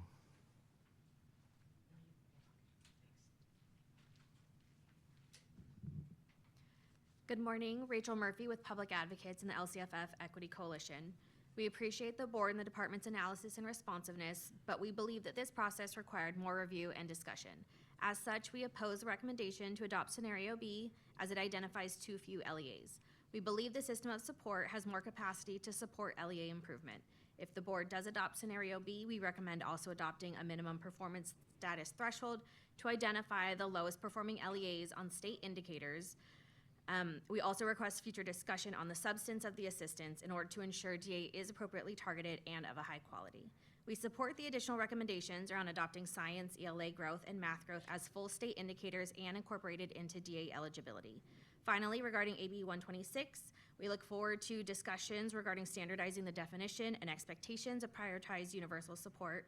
The publication of this prioritized support list should also identify when districts are struggling with specific indicators and/or student groups and require local discussion and engagement before local governing boards to address Thank you, LCAP Speaker. modifications. Your time is up. Thank you.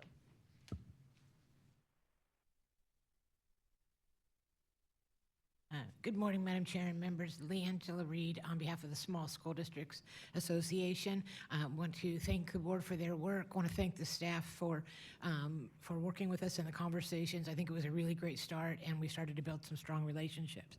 But we all know that the work's not yet done. We do like scenario B and the 3-year pan. We think it moves us closer to addressing the volatility issues that we see with smalls. We also share the concerns and are united in our opposition relative to the inclusion of science and growth at this time. We hope that when we get together starting in 2027 to keep moving forward, that we can visit things like breaking maybe the small group into a smaller group, maybe 500 or less. I think that would help us with some of our volatility issues as well. Also looking at expanding to our teacher, a conversation with our teacher prep programs. Our accountability system demands a level of content expertise that our programs are currently not providing. And I think that's something we need to think about. We'd like to, when we talk about DTA. Speaker, your time is up. Thanks. Just wanted to say, let's stop looking at the what triggers and start looking at the why it's triggered. Thank you for all your work, and thank you for having this conversation. Good morning, President Darling Hammond, members of the board. My name is Jessica Sacco, and I'm here on behalf of Children Now. For just over a decade ago, the State Board of Education made a commitment to including science in the state's new accountability system. I am very excited to be here today to support the CDE recommendation to adopt science and ELA and math growth as full state indicators starting with the 26 dashboard, incorporating those indicators into DA eligibility starting in 2029, and including the ELA and math growth data in the 27 27 and 28 accountability work plans. I also support the evaluation of those indicators for use in the SS state plan. I want to conclude my comments by thanking this state board and the one prior for making this commitment to science. I'm sorry, I'm emotional. It's been like a decade. Ms. Kazanis has been there the whole time, supporting me this whole way. I just want to shout out her for all her work on this. I want to thank the members of this board, the members of the last board, particularly Eileen Strauss and Trish Williams, who really championed science. And this is just a big day for me. And while I can't dress my kids as toddlers in their little science clothes as good luck because they're teenagers now and they won't wear what I tell them, I did that a decade ago. And I'm just excited to share that when I wore my NGSS earrings today, my son asked me why I was wearing my Google Drive earrings. And anyway, it's just an exciting day, and thank you all for the support to bring science back to our state's accountability system. Thank you.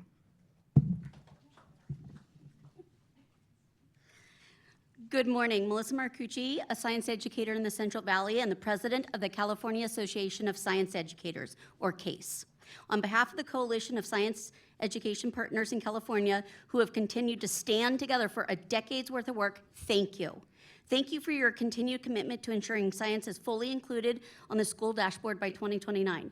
This timeline is thoughtful and recognizes both the important conversations underway about strengthening DA and the time districts may need to ensure equitable access to science education.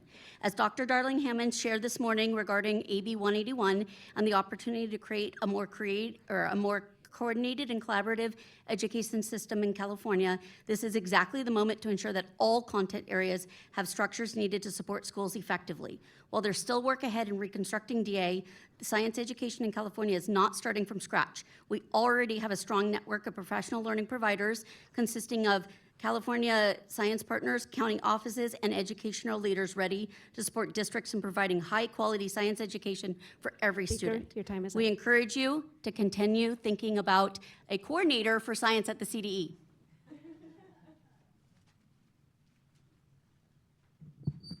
Hi, Peter Ahern, California Association of Science Educators. I think Jessica and Melissa said everything I wanted to say, which is awesome. Been on the phone so many times. It's fun to be here in person, and I guess at this point I just really want to thank the board. We've been listening to your comments over the years, all the strong support you've given to science, especially President Darling Hammond and Vice President Glover Woods and member Roscoe Gonzalez. But I think every board member over the years has said something in support of science, and I really appreciate that. And I also really want to thank Cindy and the CDE staff. I know we gave you a lot of work and made your lives a lot harder, and we are sorry for that, but thank you so very much.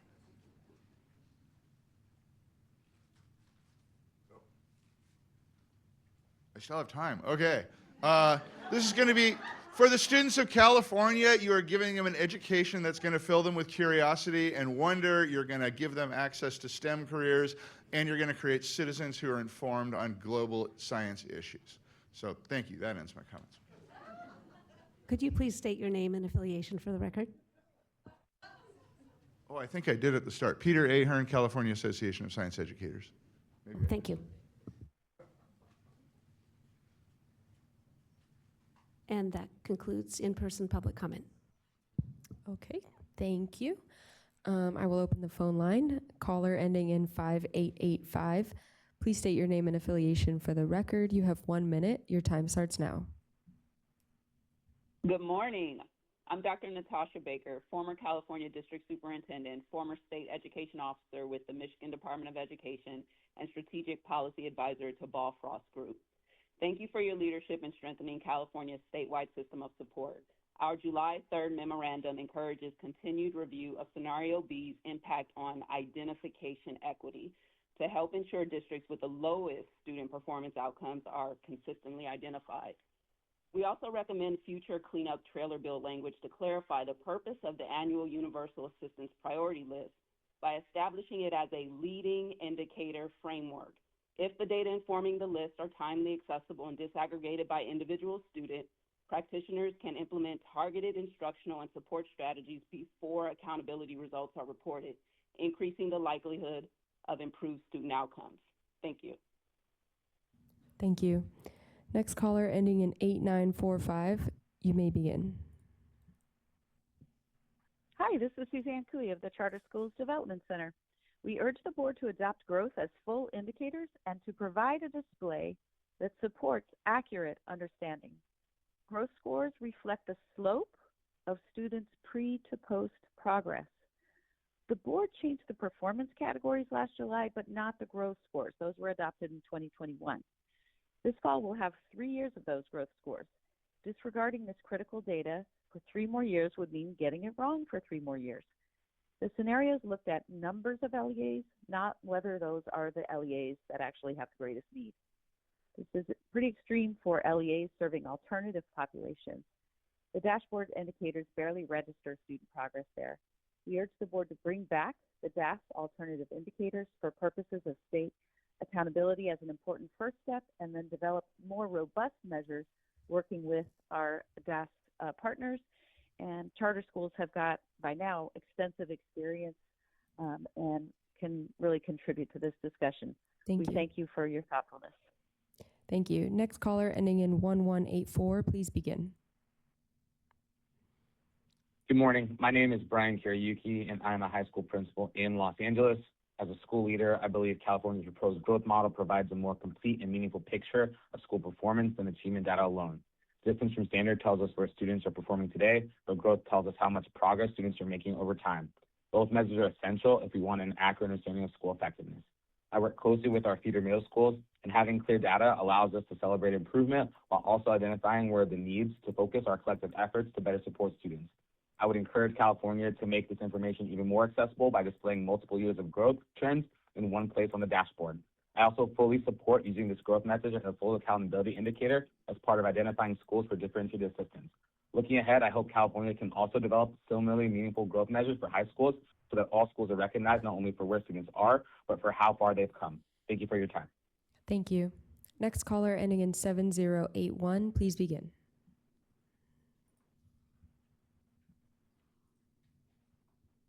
Caller, you are live with the last 4 digits 7081. Okay, next caller ending in 4369, please begin your public comment. Hello, I'm Sally Fox calling from San Diego on behalf of CABE, the California Association for Bilingual Education, regarding item 2. Toward the end of my career as a multilingual educator, I worked for the San Diego County Office of Education, supporting districts as a SADI, GLAD, DLI, and comprehensive ELD trainer. The new process for prioritized universal support gives us a favorable circumstance to close opportunity and outcome gaps for specific student groups. That means creating alignment with what districts will be identifying in their new 3-year LCAPs with metrics for closing such gaps. County offices will be well situated, having read and approved LCAPs, to provide the necessary support so districts meet these goals. CABE, along with partners in the LCFF Equity Coalition, would like to be engaged in the development of this new process to assist California in reaching the equity-focused goals of the LCFF. And may I end with something that raises student achievement overall: multilingual education for all, and in science in any language. Thank you. Thank you. Next caller ending in 4835, please start your public comment. My name is Bill Dobson, Director of Motivated Youth Academy, a DOS charter school in San Diego County. Thanks to the Superintendent, State Board, CDE, and all educational partners for their thoughtful work on differentiated assistance and the statewide system of support. Please consider 3 things. Number 1, engage alternative LEAs in developing meaningful accountability indicators. DOS charter schools have wide-ranging experience with alternative accountability measures through the charter renewal process. Consider creating a DOS task force to include those with lived experience in the unique DOS work. Number 2, immediately restore DOS alternative indicators to the California dashboard. The current dashboard provides little meaningful accountability information relative to student learning and growth for alternative LEAs. And 3, as mentioned by President Darling Hammond earlier, implement the new accountability system before 2029. Alternative LEAs need meaningful measures as soon as possible. Thank you. Thank you. Next caller ending in 4726, please start your public comment. Good morning. My name is Lorraine Richards, and I'm a classroom teacher representing California Teachers Association. CTA is overall supportive of all the proposed changes and agree with the staff recommendation to approve Scenario B.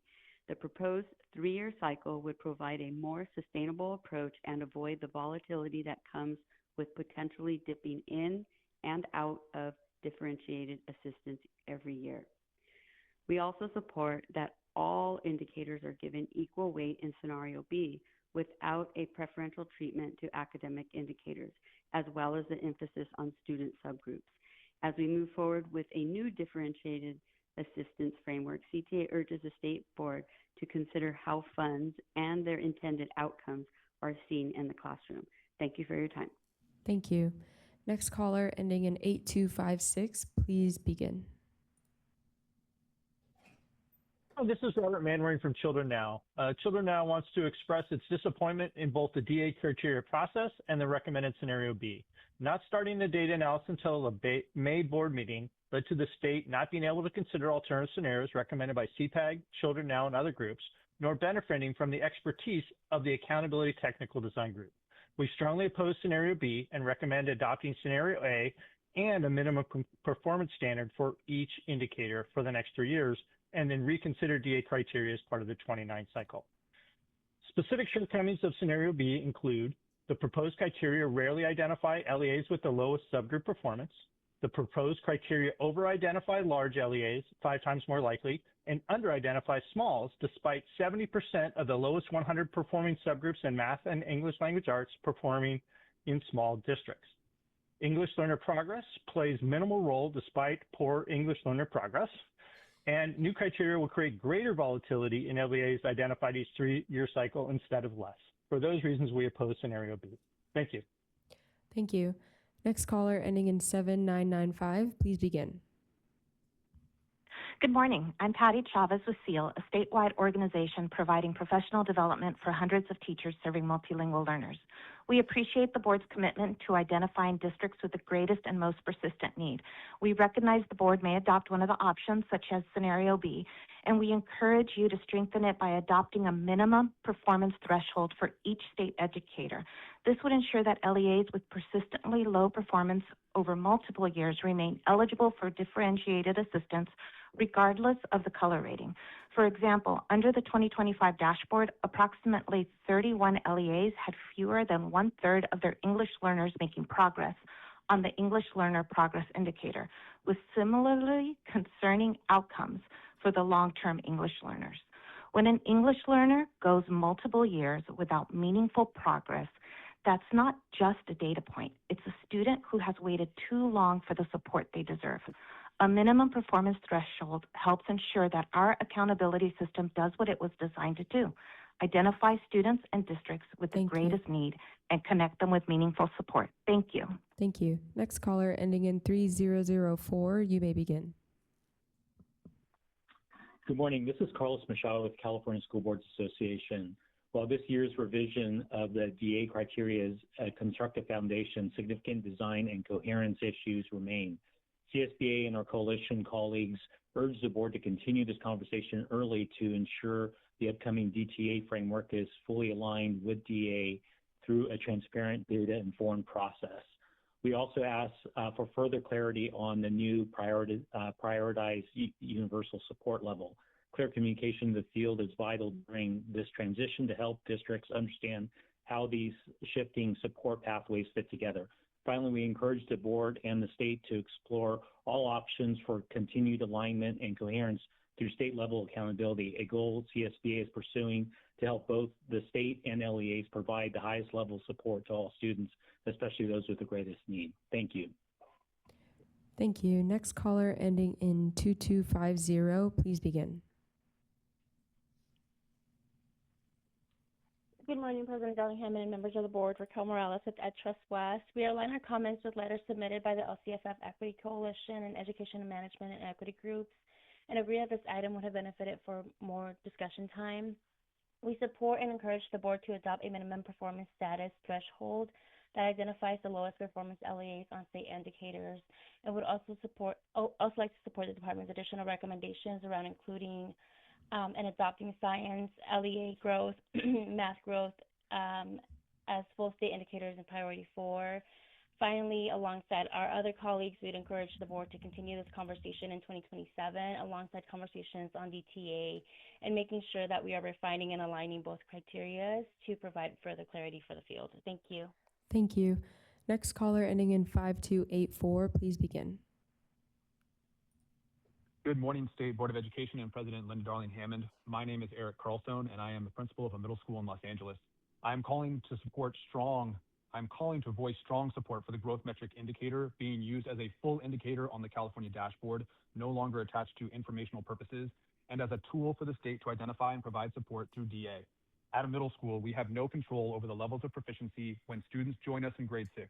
We do have control over the learning environment once they join us. The growth metric honors the hard work that staff and students do every day and their effort and improvement on the CAP. Students arrive at our middle school around 35% proficient in ELA and math according to their 5th grade CASP scores and leave our 8th grade between 60 and 70% proficient in ELA and math. This kind of improvement is what we should see from schools, but our current dashboard score of yellow for math would make you think we are not achieving in math even though our percent proficient exceeds the state's and even though our math growth metric is in the exceptional category with a score of 31. A few things would improve the dashboard further. It would be useful to see 3 years of historical trends of growth, both for all students and for subgroups, so that we can see improvement over time as well as places we need to focus to improve. Lastly, please bring back the actual scores of growth as was shown on the 23-24 growth metric display. Educational partners and community members shouldn't have to download an Excel sheet from a state website to see the actual growth scores, and the colors can be confusing. Thank you so much for this work. Thank you. Next caller ending in 9604, please begin.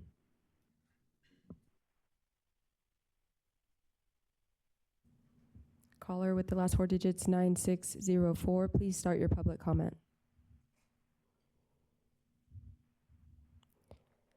Next caller ending in 1385, please begin. Good morning, President Darling Hammond and board members. My name is Sarah Lillis. I'm Executive Director for Teach Plus California.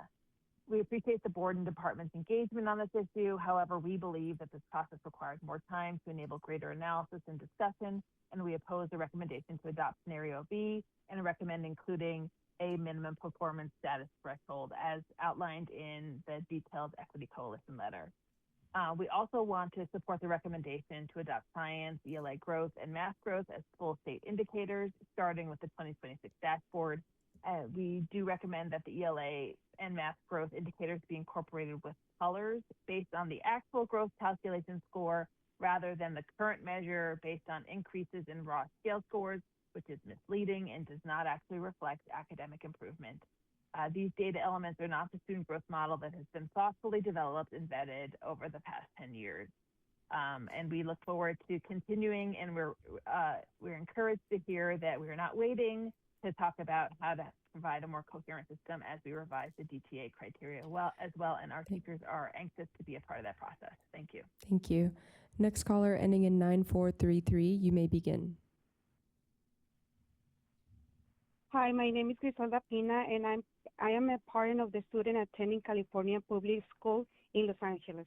I have been a part of the Los Angeles Side School, and every year my principal explained me the score of the dashboard and how the big importance of ELAC and math indicators provide something that look like growing, but it's actually a comparison of proficient data from one year to the next year, meaning we are not seeing how much students actually improve while at the school. I'm glad to see the Department of Education is recommending the use of the growth metric in the indicator of the school that needs support. I believe that the growth metric makes much more sense as a way to see which schools are doing well versus those that need support. I'm parent of the student who has an IEP. I'm glad to see that the growth metric show data on how subgroups are improving or not. Please bring back the actual score on growth and not just the confusing colors. Thank you. Thank you. Next caller ending in 8556, please begin.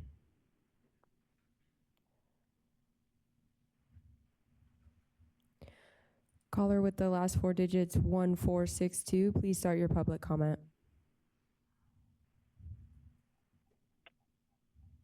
Good morning. This is Carlota Silvas. I'm a Certified Community School Coordinator at Public School in Los Angeles, California.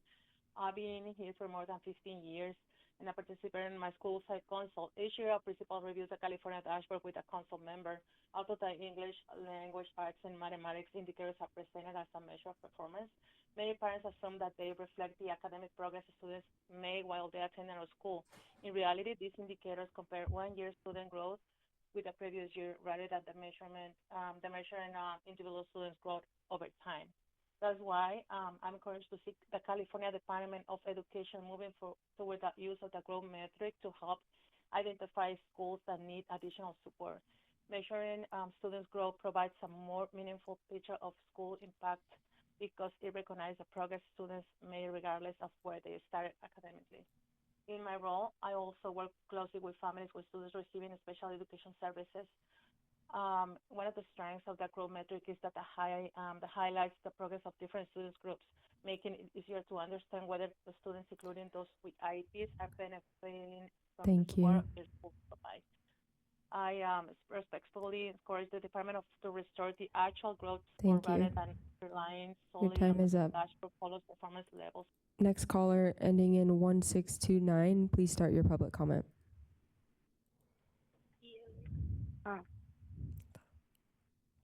Hola, mi nombre es Cecilia Cruz. Soy madre de un estudiante asistente de la Escuela Pública de Los Ángeles. Cada año mi director nos explica los resultados del dashboard de California y con los importantes indicadores de arte del lenguaje, en inglés, y ley y matemáticas. Señora, ¿nos puede permitir un momento, por favor? Sí. Sí, gracias. Si podemos volver a comenzar su comentario y si puede dividirlo, por favor, en oraciones para que yo pueda interpretarlo para el Consejo de la Educación. Sí. Hola. Mi nombre es Cecilia Cruz. My name is Cecilia Cruz. Sí. Soy padre de un estudiante. I'm a parent of a student a una escuela that attends a school in LA. Sí. Cada año mi director nos explica los resultados del dashboard. Every year, the director explains the results and the score. De California y como los importantes indicadores de artes del lenguaje. And the importance of the indicators of ELA. Matemáticas parece mostrar el crecimiento. Una vez más, por favor. Cuando en realidad, y matemáticas parecen mostrar crecimiento cuando en realidad solo comparten los niveles del dominio de un año con los siguientes. ¿Los niveles de qué, perdón?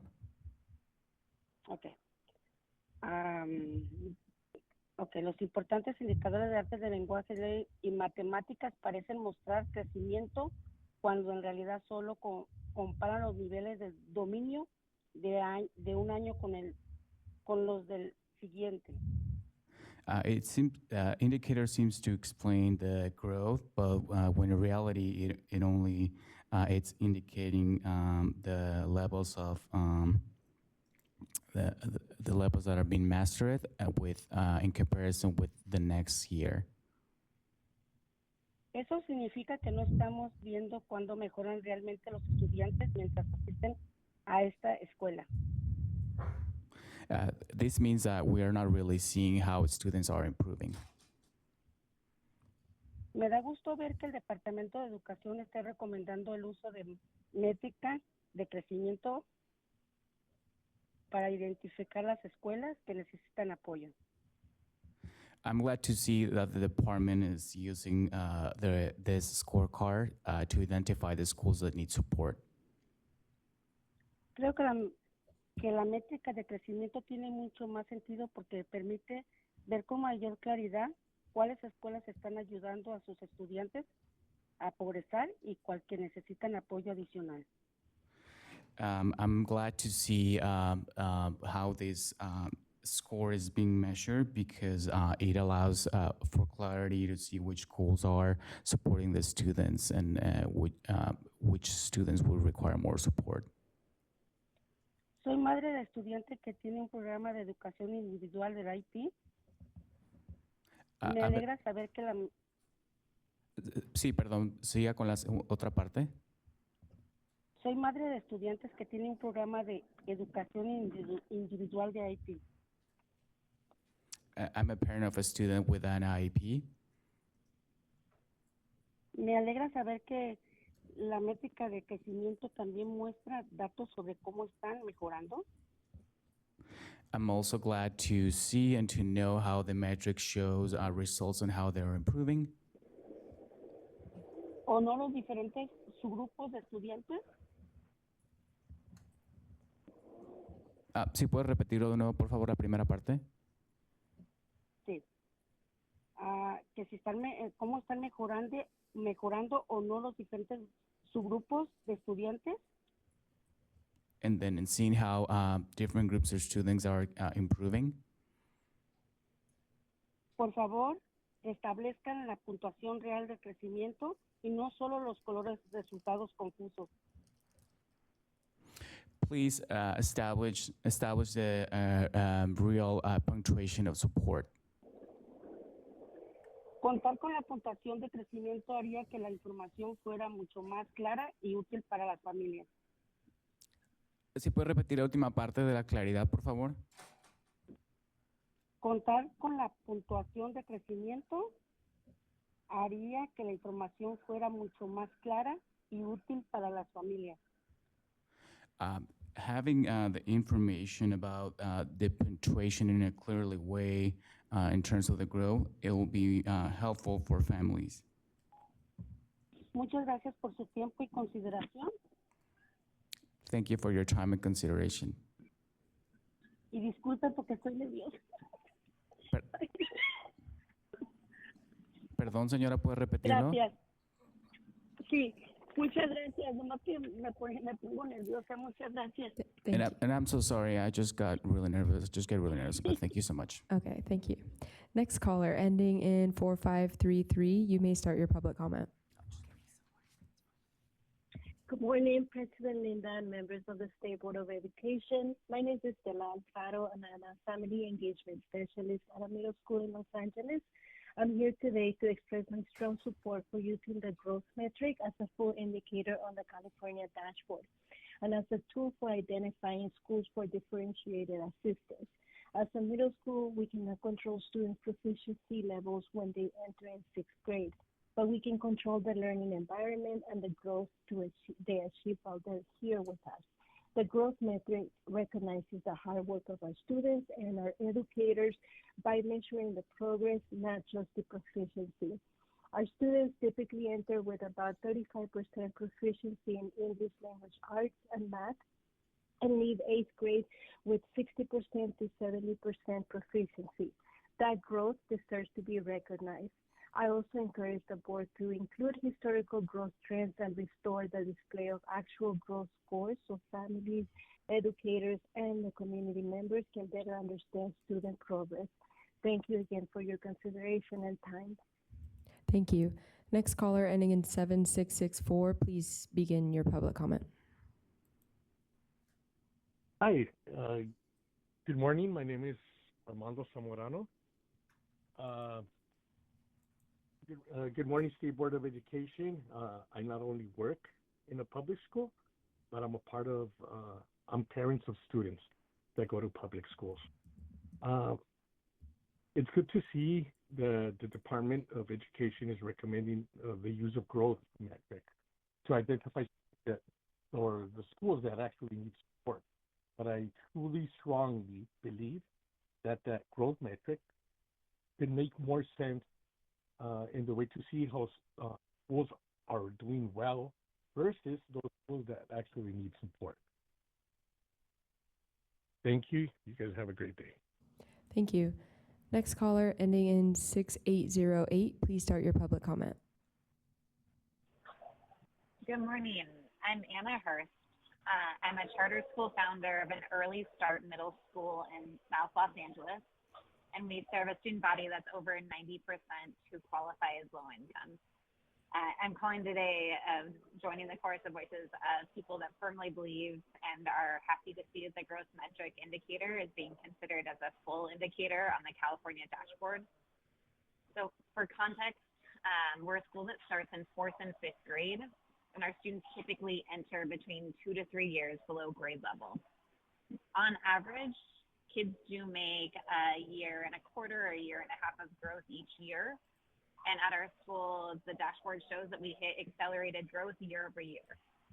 However, our school's overall distance from standard has dipped in ELA and in math as our 4th and 5th graders are coming in who really struggled through the remote learning when they were in kindergarten.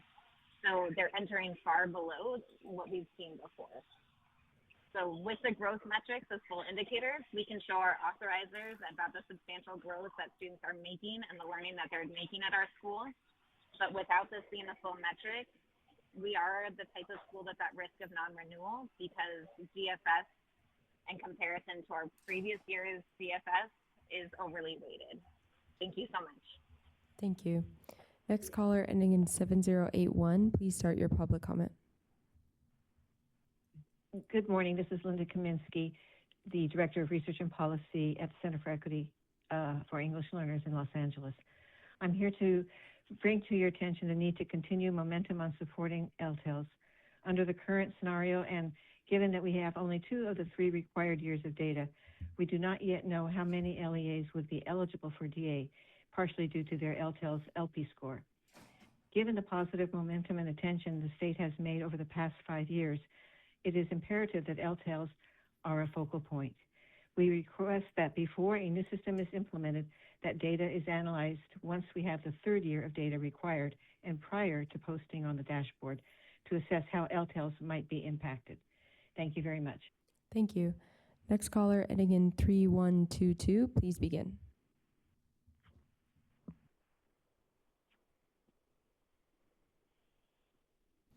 Next yes, caller. Hello.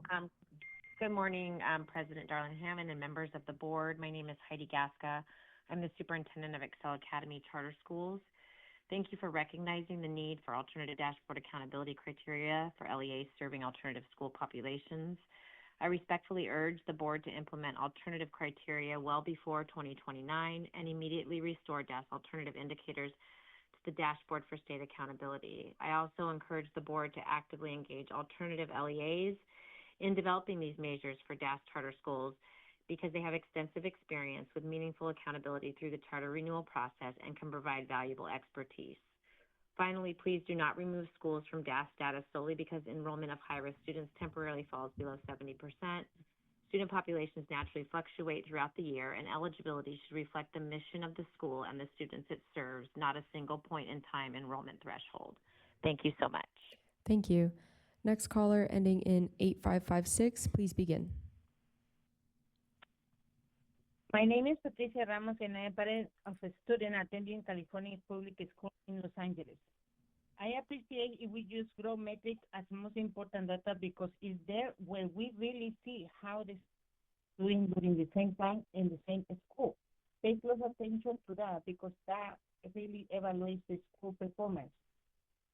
With the state test, over the time, you evaluate different students that are in different places every time the test is taken.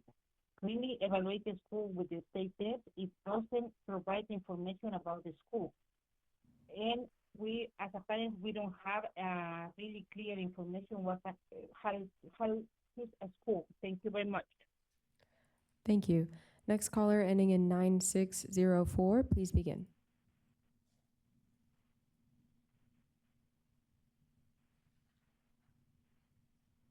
Okay, this concludes public comment for item 2. Okay, thank you so much. We're going to launch into discussion.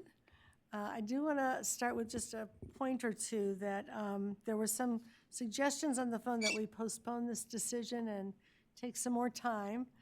We cannot do that. Last year's Budget Act requires that we decide by July, that's now, 2026 on the DA criteria today. The new Budget Act adds to that agenda, but it doesn't allow us to not make this part of the decision in a timely way. We can amend the actions we take today when there are more data available. That is always an option, but we do need to move ahead. So I just wanted to be sure that everyone was clear on that piece of the conversation. And, I think the recommendation from CDE that we focus on scenario B does do several of the things that are related to our major goals, effectively prioritizing ELAs with the greatest demonstrated need, reducing the year-to-year instability, ensuring that the supports are aligned with the time needed for making meaningful and sustained improvement. And we must remember that the number of districts eligible will grow with the addition of the college career indicator, science, the growth model, the LP, when student groups like long-term English learners are added. So some of the comments were about the numbers of districts, but we will not know how much it grows until next year. We will see that, but we do know that it will be, this is a significant number of indicators and student groups that are going to be added to the additional, to the existing analyses.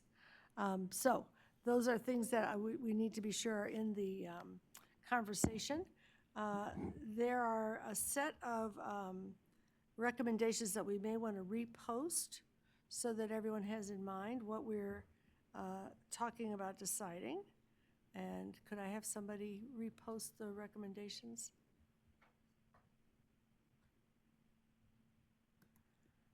And just to, I can remind you that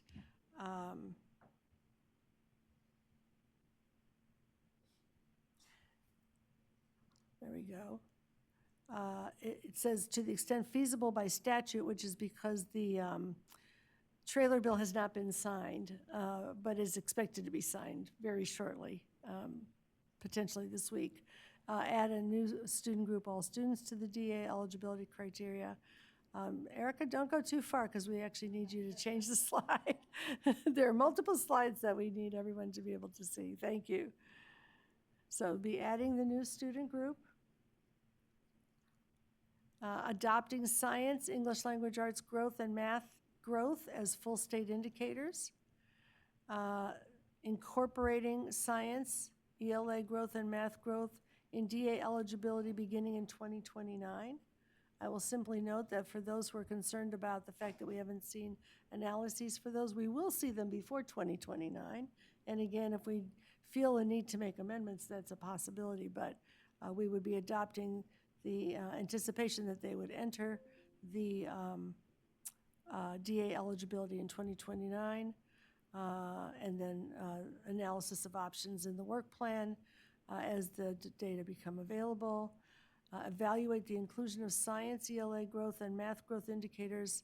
Evaluate the inclusion of those indicators into ESS support. Eligibility criteria. I want to clarify, since we're there, that voting to evaluate the inclusion does not mean that we are voting to include at this juncture. Is everyone agreeing that that is true? All right, otherwise I would remove that from the consideration because we haven't talked about whether we would in fact include it, but I think this is just asking us to evaluate the inclusion. Okay, to the next slide. I'm seeing nods from our staff, so I think we're okay on that. And then direct the annual publication of the LEAs that meet the new criteria. So those are the things we're being asked to recommend. And Vice President, there's a couple more on the next slide. Here we go. And then there's DTA, which maybe we'll save that. Why don't we get through the DA, but just so we're aware, maintain the existing DTA criteria for now. Well, it said originally recommended, and evaluate those for implementation with the 2027 dashboard. But the trailer bill gives us a revised recommendation. So evaluate the DTA recommendation, the criteria options in 2027, with the goal of aligning it with the new DA framework as a clearly defined escalation. So we would be voting only on that last bullet. And finally, evaluate options for DAS, federal and state eligibility criteria for implementation in the next cycle. Now, as we said, we can begin to evaluate eligibility criteria for the dashboard itself, the state dashboard, whenever we begin to do that. Are there questions about any of the recommendations? Because we need to decide how much to chunk this up or whether we can take it as one recommendation. Member Lewis? Okay, there we go. Working with your partner, that's a good thing to do. We can do a pair share if you'd like to do that for a few minutes. Make sure we have come to understanding. Are there questions on any of the recommendations? Yeah, about whether you understand them. Okay. Let's go to the first portion. Now I'm going to ask that we save DTA and DAS and work on the first batch and be sure that we're in agreement. Cindy, did you want to bring something to our attention, or you're just available? Thank you both.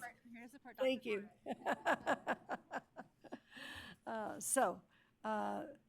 The first batch are to add the new student group, the all students, to incorporate, adopt science ELA growth and math growth as full state indicators, to incorporate them into DA eligibility in 2029, and to evaluate the inclusion of those indicators for ESSA. But by evaluating them, we're not making a decision about that. Am I correct, Cindy? Is that your understanding? Yes, that's correct. Okay. So just making sure we're not getting out over our skis further than we intend to be. Is there any discussion? And if there's not, is there a motion to adopt that set of recommendations? Francisco, you look like you're ready. Okay. Okay, these are the recommendations about DA eligibility criteria, as just stated. Is there a second? Member Rodriguez, thank you. Is there discussion of the motion? Yes, Member Yoshimoto-Tari. Yeah, I just wanted to acknowledge that while we don't have total consensus, I appreciate you saying that we can't kick the can down the road on this, especially if we want to align to the 3-year LCAP process. And I think we heard in public comment more on continued engagement, clarity to the field, accountability to ensure that every student is supported and achieving. And underlying all of that, I do hear consensus in our belief in our educators and our leaders and our families and our students and our organizations to work together to achieve, succeed, what we all would like to see. And I just want to acknowledge that I think some of our decisions today are aspirational in a way, like what we're aspiring to include growth, but we're also acknowledging that there will be a lot of work to do between now and when it becomes formalized. And so I just wanted to acknowledge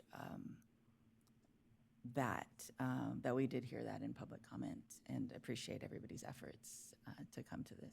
And this has, I will say that this item in particular, there has been a runway up to it. And I appreciated hearing early on in the year and having a study session and knowing that we were going to land the plane today early on. So thank you. Right, and just to clarify the aspiration for including growth and science, the motion would be that it will be included in the dashboard in 2026, and then will be included in 2029 in the DI criteria, in which period of time we do have the opportunity to evaluate how that happens. Any other questions? Yes. Comments? Yeah. First of all, I want to thank you for all of the work that you put into this item. It doesn't go unnoticed. It's very, very intense. And I also want to thank all of our educational partners for your comments. They were very rich, and I did not take them lightly. And, we all have, as Member Yoshimoto-Tari said, we all have the same important considerations, which are our commitment to improving outcomes for our students. And as a classroom teacher, I understand how accountability matters, and I envision this item strengthening teaching and learning and strengthening our practice and how it lands in the classroom. So this proposal, I believe, as has been shared, will take us to greater stability and cohesion, and I look forward to seeing that. Thank you. All right. We've had a motion, we've had a second. Any further discussion? If not, call the roll, please. President Darling Hammond. Aye. Member Ajike. Yes. Member Escobedo. Yes. Vice President Glover Woods. Yes. Member Lewis. Yes. Member McQuillan. Yes. Member Olkin. Yes. Member Roscoe Gonzalez. Yes. Member Patillo Brownson. Yes. Member Rodriguez. Yes. Member Yoshimoto Tari. Yes. Motion carries unanimously. All right, now let's look at the next set of recommendations, which are about DTA. Thank you very much. The next slide. I'm sorry? Not adopted yet, the growth and science pieces. I think Oh, okay. that was the motion for the Yeah. first one. Was just the first slide, correct? Cynthia's nodding her, remember, Clever Woods is nodding her. We adopted all of that. I just read it as part of the motion, and the motion was made by Member Escobedo. So we're ready to move on to the next. It was all the first four. All right. Oh, I thought DTA was next. Thank you.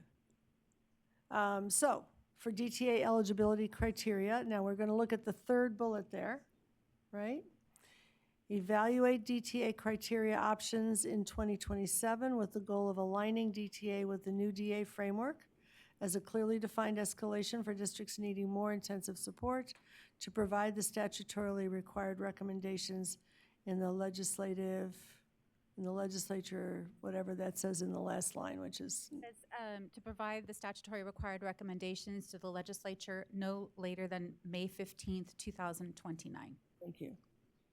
So that is the recommendation that we are considering and voting on. And so again, the point of this is that the existing DTA criteria would be used in this year. We don't have to move that because that is the default, that they are already on the books. They would continue, but that we would then evaluate them with the goal of aligning with the new DA framework for the future. Any on DTA? Yes, and then evaluate the options for implementation in the 2027, with the 2027 dashboard. I think if you were looking at the original item, yeah, there was two different recommendations, and that's been replaced by the item addendum. So we really are only looking at the third bullet, which combines the intentions of the first two and makes them compatible with the legislative act that is about to be signed. Member Ajike, were you stretching or raising your hand?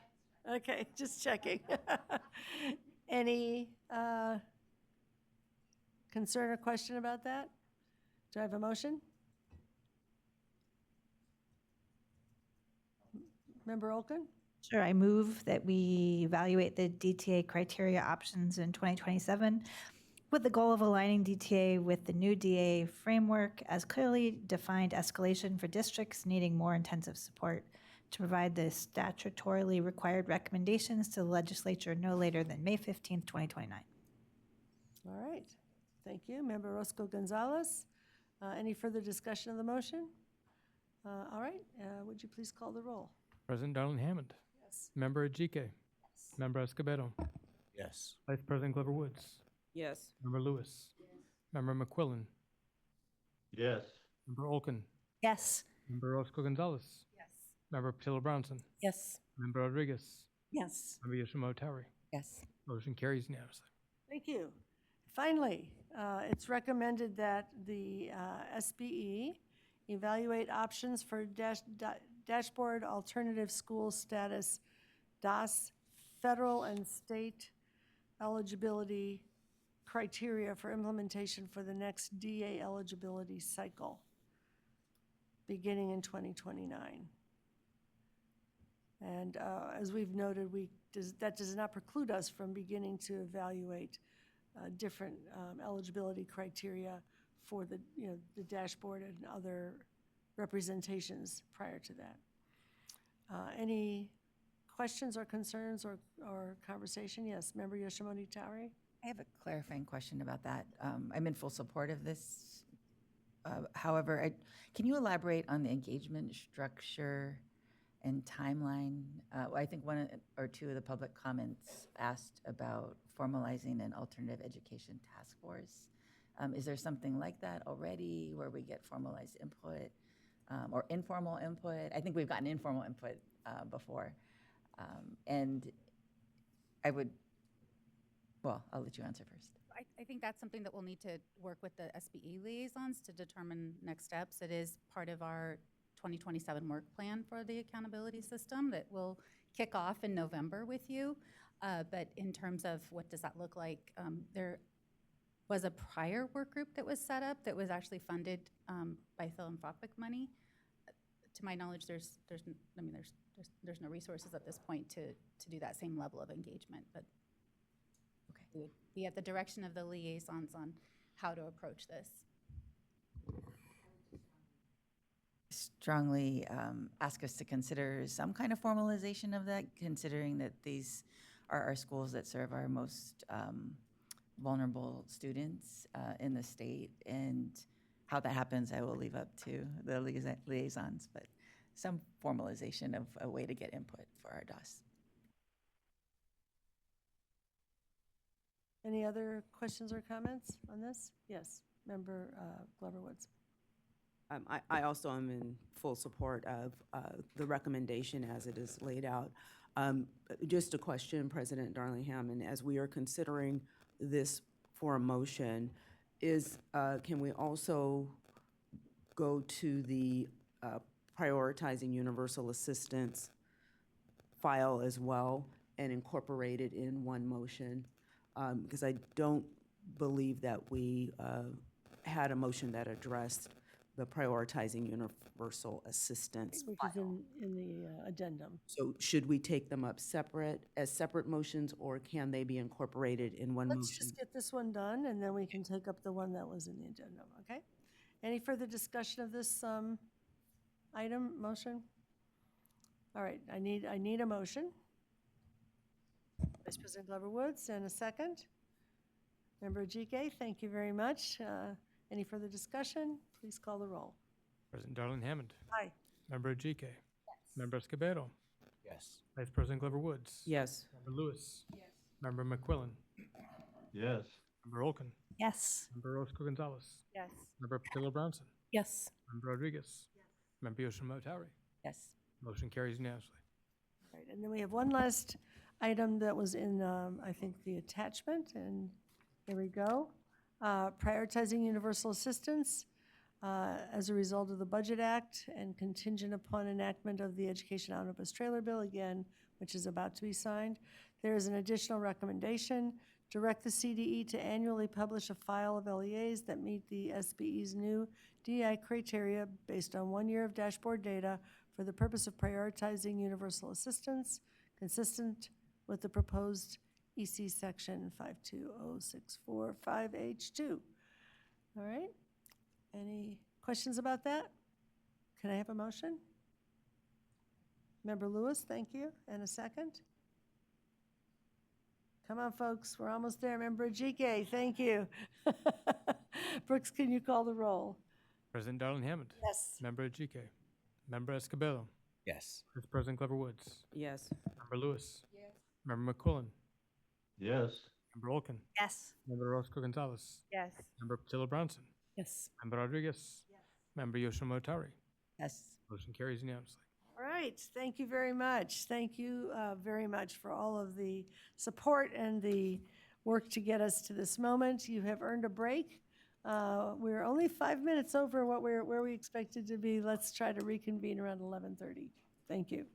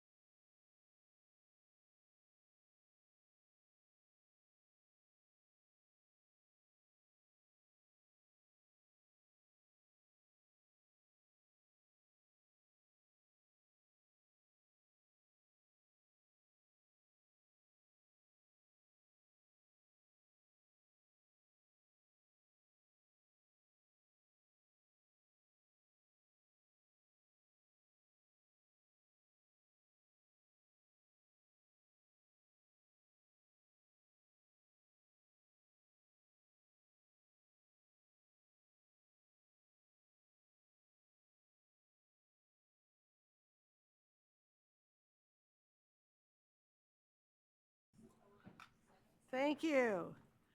I would like to reconvene the board and take up the regular consent items, items 3 through 6. We'll now open the phone line for the queue for public comment on consent items 3 through 6.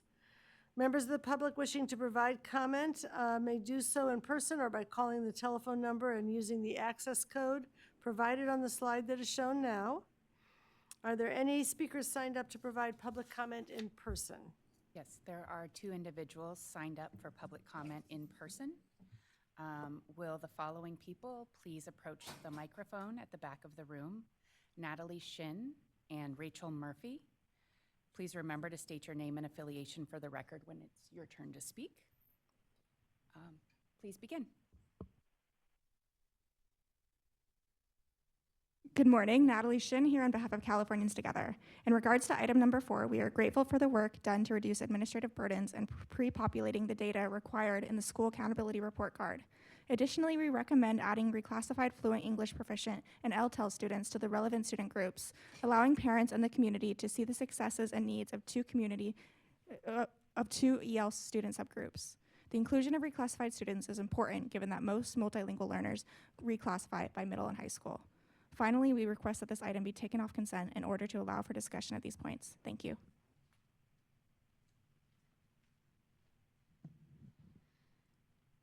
Good morning, Rachel Murphy with Public Advocates and the LCFF Equity Coalition. We're grateful to the department for their work to reduce administrative burdens on LEAs through the MyCDE Connect reporting system, available at no cost to LEAs, and by pre-populating the vast majority of data required in the school accountability report card. To make the SARC even more accessible, we recommend that the board and department consider adding links to the SARC to the school-level dashboard page, just as the LCAP has been added to district-level pages, and exploring more interactive data visualizations that will permit tailored selections and comparisons of data across schools. Additionally, we recommend adding reclassified fluent English proficient and long-term English learner students to the relevant student groups, allowing parents in the community to see the successes and needs of 2 EL student subgroups. And we also request that this item be taken off consent in order to allow for further discussion. Thank you. That concludes public comment in the room. Any other comment on the phone? Yes. There are 2 callers in the queue. Caller with the last 4 digits, 8256, please start your public comment. Hi, this is Robert Manwaring with Children Now. I want to echo the comments of my other equity colleagues about adding the SARC to the dashboard for schools. Also would encourage the board to put this on the work plan for 2027 to modernize the SARC. It's currently pretty tough to access for most parents, students, and community members. We think we can make it more accessible, visually appealing, and elevated, and at the same time not add any additional burden on local districts. So we would encourage you to update and modernize this tool that some are proposing to eliminate, but is a very valuable tool for parents in making decisions about where their kids should go to school and what is happening at their schools. Thank you. Thank you. Next caller ending in 3463, please start your public comment. Hello, my name is Angela Stiegel, and I'm a classroom teacher representing the California Teachers Association. In regards to item 5, CTA remains concerned with the non-classroom-based charter schools funding determination process. One of the charter schools for this item, Monarch River Academy, is spending over $5 million, which represents over a fifth of their school budget, to outsource instructional services to a different charter school. There is not sufficient financial oversight in the NCB process to shed light on how public dollars are being spent. The state should focus on ensuring that all NCB schools are adhering to the state law instead of making it easier to shift resources away from the classroom. Thank you. Thank you. This concludes public comment for consent items 3 through 6. Thank you. Given that there's no further public comment, I want to ask if we have a motion to adopt the CDE recommendations on consent items 3 through 6. Vice President Glover Woods. I move that we adopt the CDE recommendations on items 3 through 6. And do I have a second? Thank you. Member Rodriguez. Brooks, can you call the roll? President Darlene Hammond. Yes. Member Ajike. Yes. Member Escobedo. Yes. Vice President Glover Woods. Yes. Member Lewis. Yes. Member McQuillan. Yes. Member Olkin. Yes. Member Roscoe Gonzalez. Yes. Member Patillo Brownson. Yes. Member Rodriguez. Yes. Member Yoshimo Otari. Yes. Motion carries unanimously. All right. We will now take up item 7, which is the appeal of the denial of a petition for the renewal of a charter school pursuant to California Education Code 47605K2. This is consideration of evidence to hear or summarily deny the appeal of Aspire Golden State College Preparatory Academy, which was denied by the governing board of the Oakland Unified School District and the Alameda County Board of Education. And the California Department of Education recommends that we summarily deny the appeal. The recommendation will be presented by Rick Reyes of the CDE. Good morning, President. Is this on? Good. Good morning, President Darling Hammond, Vice President Glover Woods, members of the board. I'm Rick Reyes, Director of the Charter Schools Division, here to present item 7, the appeal of the denial of the renewal petition for Aspire Golden State College Preparatory Academy. A quick look back, Aspire Golden State College Preparatory Academy, or GSP for the charter school, is a grades 6 through 12 charter school in Oakland that first opened in 2008. It is authorized by the Oakland Unified School District and is in its most recent charter term, it expired June 30th of this year. The Oakland Unified School District denied GSP's renewal this past October, and then the Alameda County Board of Education denied the renewal in February earlier this year, and GSP submitted its appeal to the state board on March 2nd. At its meeting last month, the Advisory Commission on Charter Schools voted 6-2 to recommend that the SBE hear the appeal. And the CDE recommended at that time and maintains the recommendation today to summarily deny the appeal. A quick look at some of the acronyms. Some of them I've already mentioned, and many you are used to seeing all the time. Both of the denials for the district and county had similar or parallel findings under Education Code section 47607.2. They found that the school failed to meet or make sufficient progress toward meeting standards that provide a benefit to the pupils of the school, that closure is in the best interest of pupils, and greater weight was given to measurements of academic performance if applicable. And I do want to note that these are the 3 findings required to deny a middle performing charter school, which Aspire is. You've seen a slight modification of this slide before. You have 2 types of charter school appeals that come before you: abuse of discretion and what we refer to as de novo. But we've spent almost a year doing de novo appeals, and so we are shifting back to an abuse of discretion appeal today. Let's see. And so we are not, as we have been doing throughout this year, we are not evaluating the charter school itself. We are not determining whether the charter school's program is consistent with sound educational practice or the interests of the community. We are looking at the districts and counties' denials and determining whether we can affirm whether the board can affirm those, or and looking at whether there was an abuse of discretion in denying those petitions. And so as part of that, we review the findings for denial by both the district and the county board to see if there is evidentiary support for those findings. And these are the majority of appeals that would come to the state board now that state board authorized schools are being handed off to local districts and counties. But before we get to the question of whether there was an abuse of discretion, we actually have a threshold question that we need to answer first, which is whether to hear the appeal or summarily deny review of it.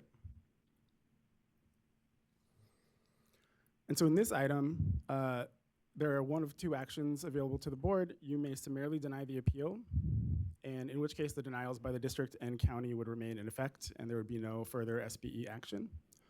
Or you can vote to hear the appeal. In that case, we would proceed to item 8, which would be scheduled for after lunch. In that item, we would then look at the evidence for whether there was an abuse of discretion, digging into the merits of the appeal and the denials themselves. So in this item, we are not making a determination on whether the district or county abused their discretion. What we are doing in this item is looking at the appeal that was submitted to see if the appeal presents arguments that could support a finding of abuse of discretion.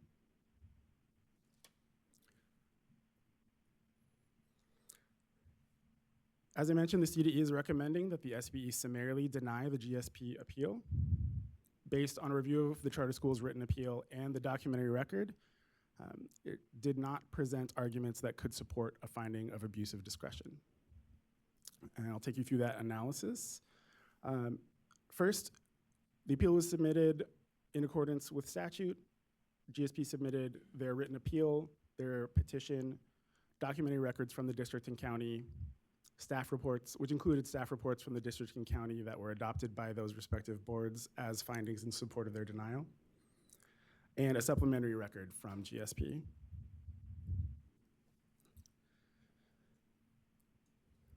Our standard of review for this type of appeal comes from Education Code section 476005 K2E, which says that the board may only reverse these denials, or the board may reverse these denials only upon finding abuse of discretion by both the district and the county.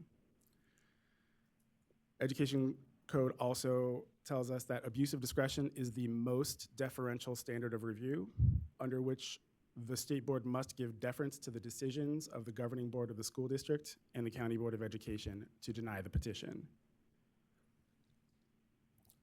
Referring back to a state board memo from 2022, our working definition for abuse of discretion is whether the decision was arbitrary, capricious, entirely lacking in evidentiary support, unlawful, or procedurally unfair. Over the course of time, we have been able to have the courts weigh in on the abuse of discretion standard, and they have confirmed several of the pieces of how we look at abuse of discretion here, including that determining an abuse of discretion would be a consideration of the decision to deny as a whole, not an individual component. And so thinking back to those 5 pieces, arbitrary, capricious, unlawful, entirely lacking of evidentiary support, procedurally unfair, we would need to find that the denial as a whole were one of those things, or an abuse of discretion, not just a particular component. Some key phrases that we've picked up along the way from some court rulings is that the board may not reweigh evidence or substitute its own judgment. Any conflicts of evidence must be resolved in favor of the district and county's decisions. And one of the sort of mental tests for abuse of discretion is that no reasonable person could have reached the same conclusion as the district and county based on the evidence before them.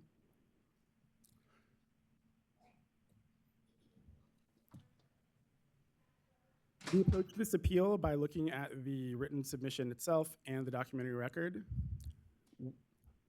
For our analysis in this item, we looked at whether the allegations raised in the appeal, even if we accepted them as true, whether they present arguments that could support a finding of abuse of discretion. This item presents our analysis and our conclusion, again, not getting into whether there was an abuse of discretion, but just looking at the allegations and whether those could support that finding. For this item, we are focusing primarily on the allegations against the county. Because reversal would require finding of abuse of discretion by both the district and the county, if the appeal cannot support such a finding as to even one of the denials, that would prevent the board from being able to reverse the denials, and so the board doesn't need to reach a conclusion on the other denial. In this particular case, our analysis tells us that the allegations against the county cannot support a finding of abuse of discretion.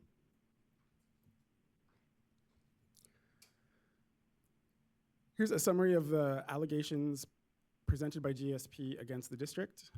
that the district improperly denied the renewal of the middle performing charter school, that the district did not give appropriate weight to measures of academic performance, that their resolution to deny was defective, and that they failed to provide a transcript of the decision meeting. Against the county, that a county board member engaged in inappropriate conduct toward a GSP employee prior to the denial vote, and that the county omitted favorable post-secondary data and mischaracterized college enrollment trends. Turning now to our review of the allegations against the county. Based on the written submission and the documentary record, we've concluded that the county allegations, even if accepted as true, could not support a finding of abuse of discretion under Education Code. And so without that finding, because reversal isn't possible, we recommend a summary denial of the appeal, and I'll walk through each of the allegations in turn. For the first allegation, that a county board member exhibited inappropriate conduct toward a GSP employee at a meeting prior to the denial vote. In reviewing this allegation, what we saw was that the appeal doesn't explain how that conduct affected the board's decision. So bringing us back to a finding of abuse of discretion must be for the denial as a whole, and the appeal does not explain how this is connected to the denial as a whole. In the appeal, GSP itself acknowledges that it has no way of knowing whether other board members were influenced,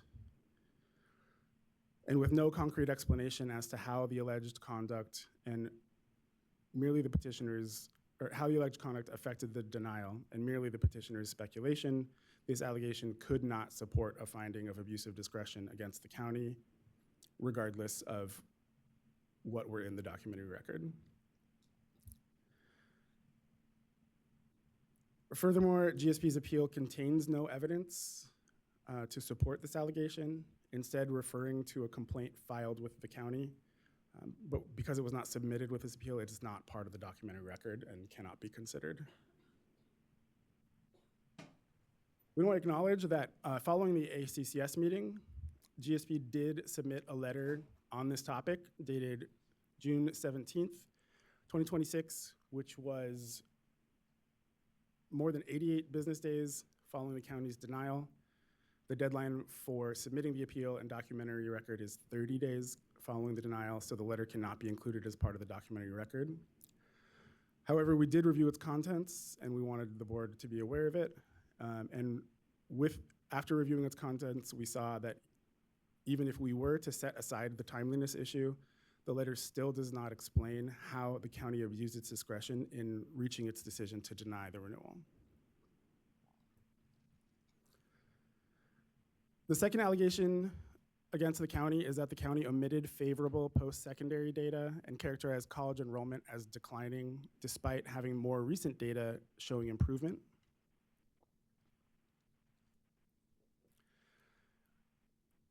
CD's review of this allegation resulted in finding that the abuse of discretion, or recalling that abuse of discretion must apply to the decision as a whole. And the appeal does not address the county's other unchallenged findings, evidence, and analysis, independent of the college enrollment and other post-secondary data that support the county's findings for denial on their own. And so even if we were to assume this allegation true as GSP presents it, one disputed data point cannot establish that the county's determination as a whole was an abuse of discretion. A reminder that because none of the allegations against the county can support a finding of abuse of discretion, the board does not need to reach a conclusion in regard to the district, but we do include those allegations and our review just for full awareness for the board.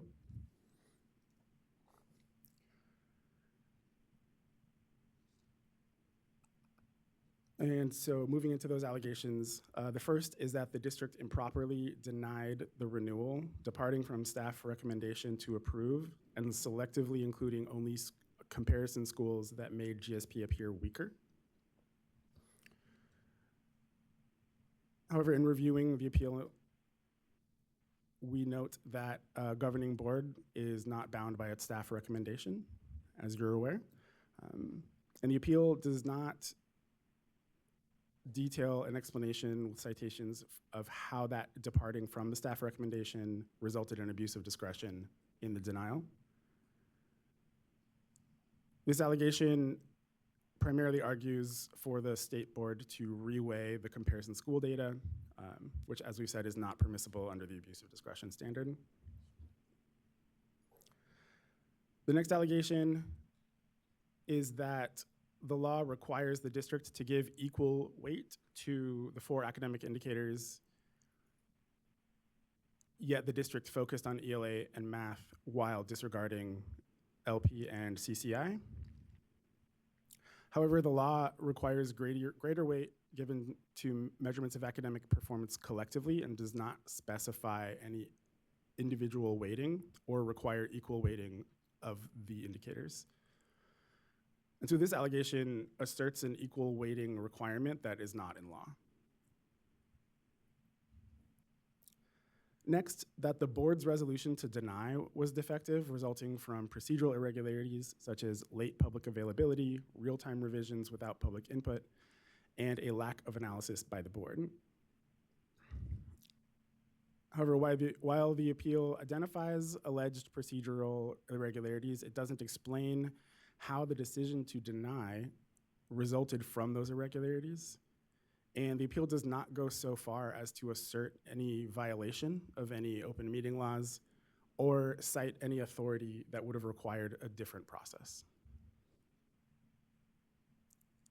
Lastly, one that we've seen in several appeals, that the district failed to comply with education code by providing a video recording of the meeting rather than a written transcript. And in that, we concluded that the appeal does not explain how the absence of written transcript relates to the district's determination to deny. So in summary, we do want to note that the appeal did meet all submission requirements and timelines. And our standard of review permits the state board to reverse the denials only upon finding that both the district and the county abused their discretion. And because abuse of discretion is applicable, must be applied to the decision as a whole, and includes the conclusion, your conclusion that no reasonable person could have reached the same end decision as the district and county on the same evidence. Based on our review of the appeal, GSP did not present arguments that could support a finding of abuse of discretion and cannot result in a reversal of the denials.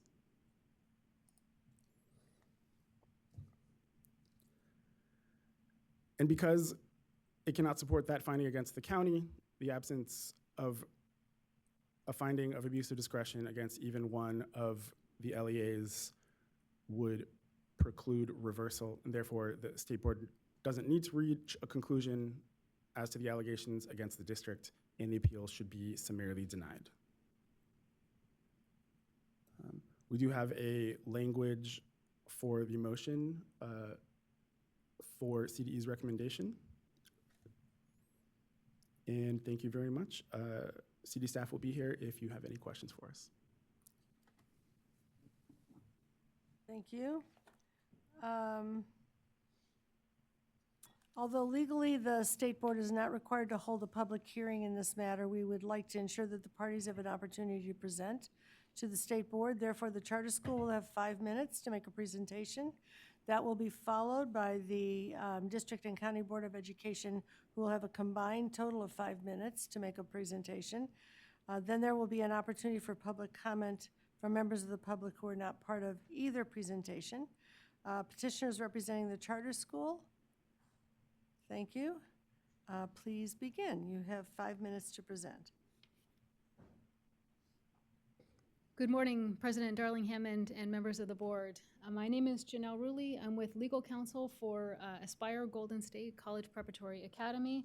Its community, its students, its families, and the staff who make up this great school. We're asking the board to take the first step of voting to hear this appeal, not to summarily deny it, but to actually hear it. It's important to start with what makes this appeal different. Assembly Bill 1505, AB 1505, because of that statute, a renewal appeal is not evaluated in the same way as a new charter appeal. The legislature wrote separate, specific standards into the education code for renewal denials. Actually, they wrote 4 different standards, one for high-performing, middle-performing, low-performing, and DAS schools. They each have their own different standard. The legislature rewrote the rules for renewal charters, making them really different from new charters.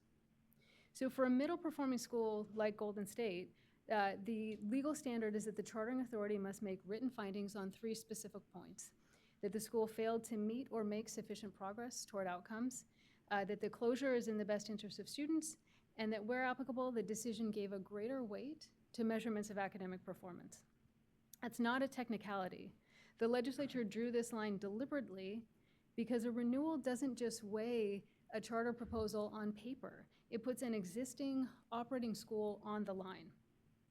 Indeed, new charters can be denied for not serving the interests of the community. So new charters can be denied for not serving the interests of the community, including fiscal impact on the district.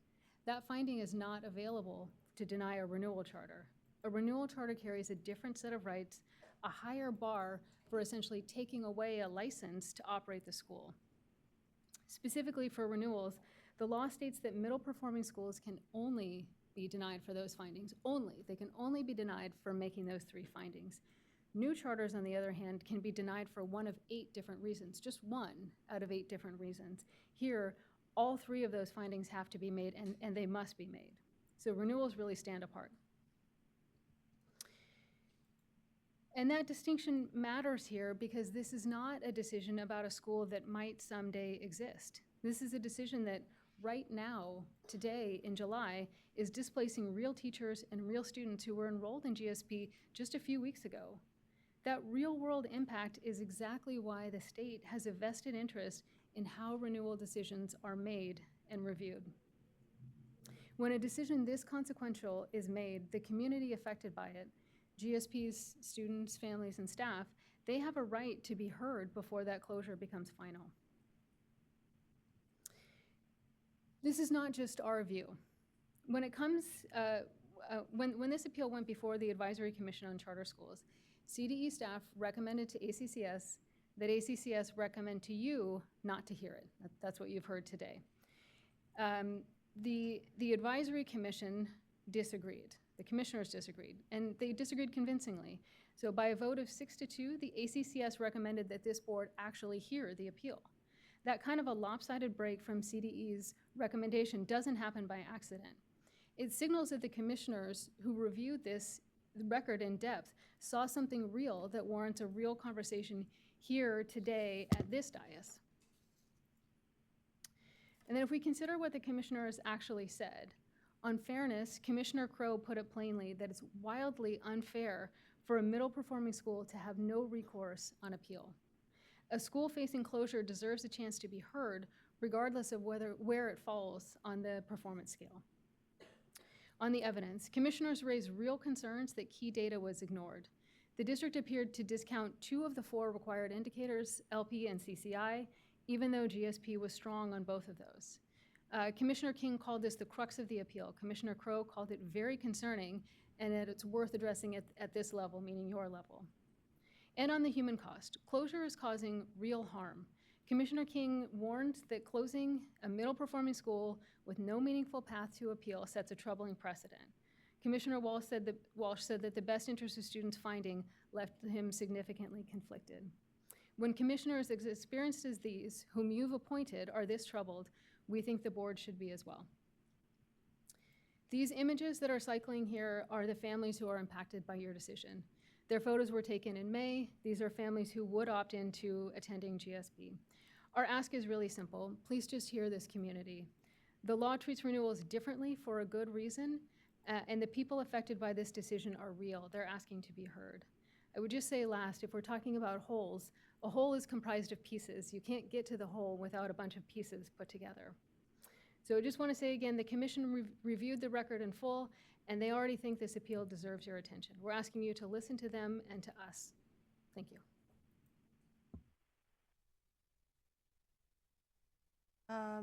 The representatives for the district and county have 5 minutes total to present.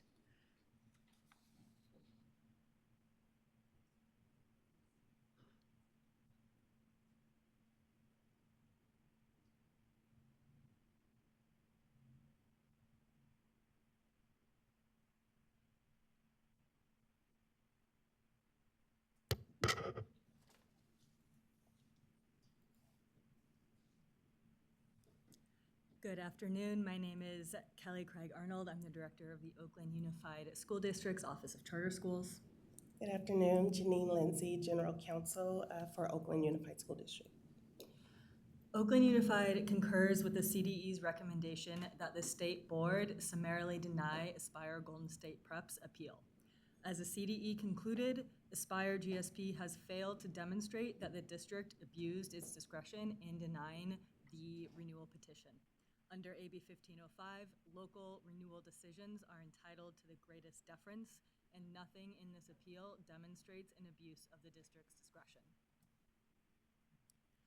The appeal submitted by the petitioner does not identify an abuse of Do discretion. you have the microphone on?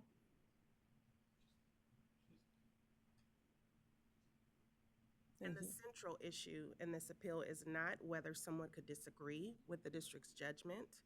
The question is whether the district abused its discretion.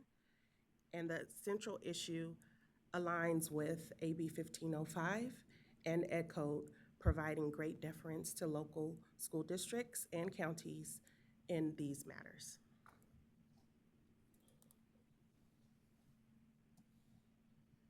The CDE's analysis reflects the applicable standard of review. As the CDE staff report explains, the appeal is evaluated based on the district's decision as a whole, not by reconsidering individual findings in isolation. The CDE report further explains that the standard does not permit a different judgment simply because someone else may have reached a different conclusion on the same record. Applying that standard, the CDE concluded that the appeal does not demonstrate an abuse of discretion. For these reasons, Oakland Unified respectfully asks the State Board to adopt the CDE's recommendation and summarily deny the appeal. Thank you. Thank you.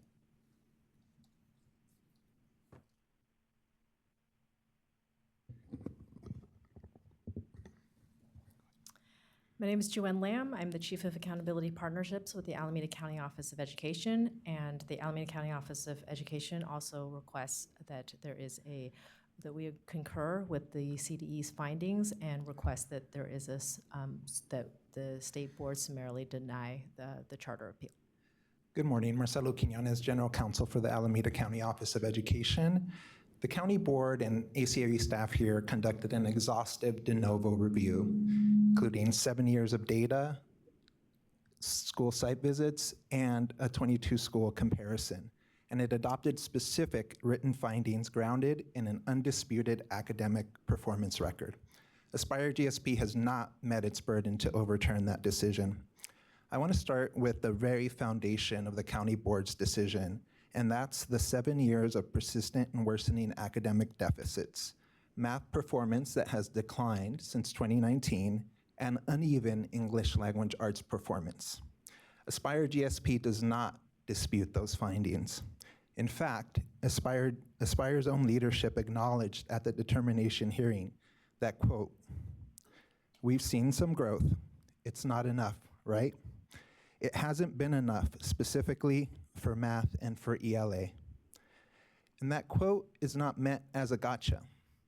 We can both recognize that the awareness of the need for more growth is something that should be commended, and also recognize that the concession on such a key factual predicate for all of the county's findings means that this appeal should summarily be denied. I want to now discuss briefly the two key claims that Aspire makes against the county. Aspire's claim as to the lunch interactions, while serious and responded to in a prompt and thorough manner through the board's administrative, governance, and censure procedures, fails to establish an abuse of discretion for the reason that CDE staff noted. There's no connection to the board's decision-making process, and there's not a single citation in the Aspire's initial submission or the belated follow-up letter that establishes that the lunch interactions in any way infected the board's decision-making. And I would note that ACOE and ACB and the county board retained a neutral outside investigator, and they found that 4 board members were completely unaware of that lunch interaction. The 2 that did know about the lunch interaction learned about it because an Aspire employee contacted a board member. They didn't learn about it from the respondent board member. And that the lunch interaction did not at all impact the board's decisions. I'll close by covering the allegation as to the 2025 data. Now, the omission of that data was not an oversight. Can you please wrap up? We've reached the end of the 5 minutes. It was an intentional policy decision within the county board's discretion. I'll close by saying that the undisputed academic record, the deferential standard this appeal demands, and the independent investigation's findings all point in the same direction. All right, we'll now open the phone line for the public comment queue. Members of the public wishing to provide comment on this item may do so in person or by calling the telephone number and using the access code provided on the slide that is about to be shown. There it is. And while we're waiting for members of the public to call in, I want to ask our liaisons, Vice President Glover Woods and Member Olken, if they would like to make some initial comments. Vice President Glover Woods? Thank you.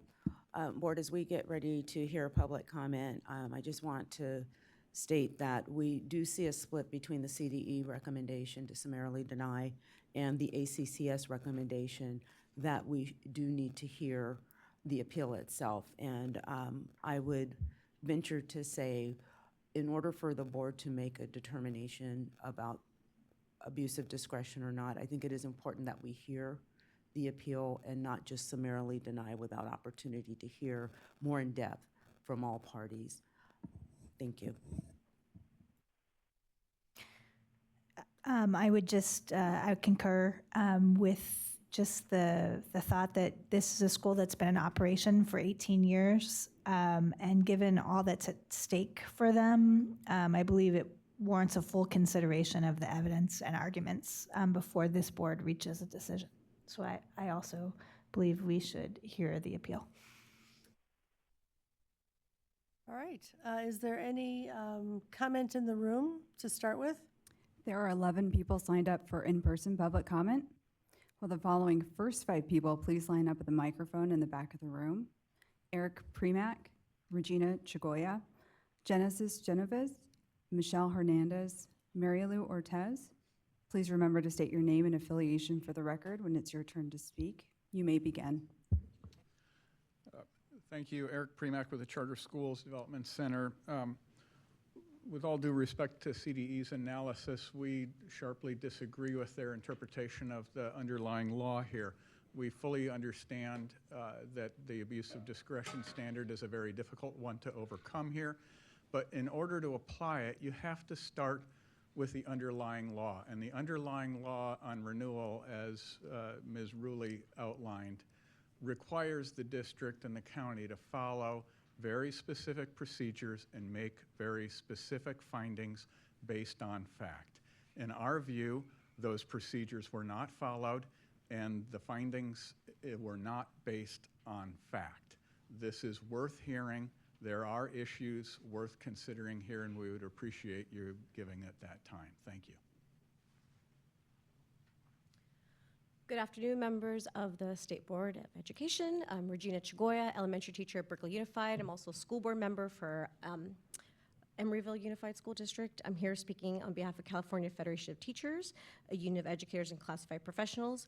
CFT holds a firm that charter schools are subject to local decisions, and there's no reasonable evidence that either OUSD or Alameda County Board of Education having abusive discretion of denying the renewal of the GSP. Napa Valley USD and SBE 2025 ruled that SBE must give deference to local decisions for charter renewals unless no reasonable person could have reached the same conclusion. The appeal and claims of GSP and using the reasonable standards established by the Napa decisions are baseless, and given the available evidence and data provided, and some ignored by the petitioners, are simply gross overlook-hereism. Thank you. Hello, my name is Genesis Hanoves Aldana, and I am a recent graduate of Aspire Golden State College Preparatory Academy. GSP has been my community, my support system, and a place where I have grown. For many students and families in East Oakland, school is more than a classroom. We are navigating communities where students experience higher levels of need, trauma, and violence, and having a safe, supportive school can make all the difference. From the moment I walked through GSP's doors, I felt the difference. This school became my haven, a place where I could build meaningful relationships, find support during difficult times, and feel seen and valued. Our teachers and staff don't just teach us, they know us. They support our challenges, believe in our potential, and help us become stronger students and leaders. Help us keep GSP open so that students in East Oakland continue to have a school that sees their strengths, believes in their potential, and gives them the support they need to succeed. Please vote yes to hear our appeal. Thank you. Good afternoon, board members. My name is Michelle Hernandez. I'm a recent graduate at GSP. I've been part of this GSP community since the 6th grade, and this school has played a major role in shaping who I am today. One of the reasons I chose GSP was because of the BUILD program. Through BUILD, I learned to share my ideas, believe in my voice, and see myself as a leader. GSP is a place where students in East Oakland have access to opportunities, mentorship, and relationships that help us grow and thrive. At GSP, teachers and staff don't just support academics, they support us as a whole person. For many students in East Oakland have access to opportunities, supported communities can change the trajectory of our lives. When decision makers close GSP like schools like GSP, it sends a message to students the space where we find belonging, encouragement, and opportunities can be taken away at any moment. But the message can be changed. You can have the power to show students that our voices matter, that our future matters. Please vote to hear our appeal. Thank you for your time. Buenas tardes, miembros de la Junta. Mi nombre es Marilu Ortiz. Soy madre de GSP. Como inmigrante en East Oakland, hoy les hablo con el corazón destrozado. Señora, Al ver un las momento. noticias, Señora, un momento. Si puede comenzar de nuevo y hacerlo una oración, por favor, para poder hacer la interpretación. Gracias. buenas tardes, miembros de la Junta. Mi nombre es Marilu Ortiz. Soy madre de GSP. Good afternoon, members of the board. My name is Marilu Cortez. I'm a parent of a student at GSP. Como inmigrante en East Oakland, hoy les hablo con el corazón destrozado.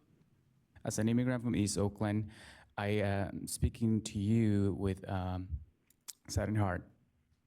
Al ver las noticias devastadoras del terremoto en Venezuela, veo el reflejo similar de lo que vivimos aquí. Looking at this devastating news from the earthquake in Venezuela, I'm seeing from where we're living here. Familias enteras atrapadas en el pánico, en una incertidumbre horrible, esperando y esperando por una ayuda que no llega. Families trapped in panic and uncertainty, just waiting for some help that's not getting here. Así nos sentimos en GSP desde que anunciaron el cierre. Estamos en un estado de pánico constante. That's how we feel at GSP. Since the closure has been announced, we are in this continued state of panic. Esperando que alguien venga a nuestro auxilio, que escuche lo que de verdad necesitamos y que salven a nuestros estudiantes. Just waiting for someone to come to help, listening, and waiting for somebody to come to help our students. Esta escuela no es solo mover un plantel, es multiplicar el trauma de una comunidad que ya ha sido demasiado sufrida. Moving this facility will be adding more to the trauma of a community. Nuestros niños están viviendo una crisis de ansiedad y estrés. Our students, our kids are living a anxiety crisis or stress crisis. Nuestra comunidad merece inversión y cuidado, no más pérdidas. Por favor, escuchen nuestro llamado de auxilio. Voten sí por GSP. Muchas gracias. Our community deserves more investments and care, no more losses. Please vote yes for GSP's renewal. Thank you. Will the following 5 people please line up in the back? Yanet Rodriguez, Daniela Mejia, Maribel Franco, Francisco Escobedo, and Antonio Campbell. Please state your name and affiliation for the record. You have 1 minute.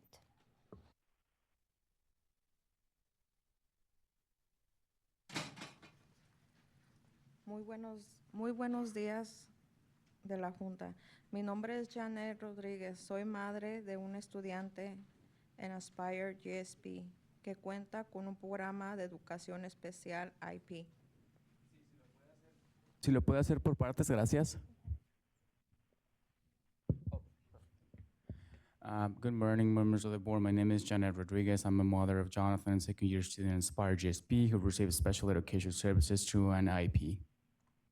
Cerrar a esta escuela no es la mejor interés de los estudiantes para la familia con necesidades especiales.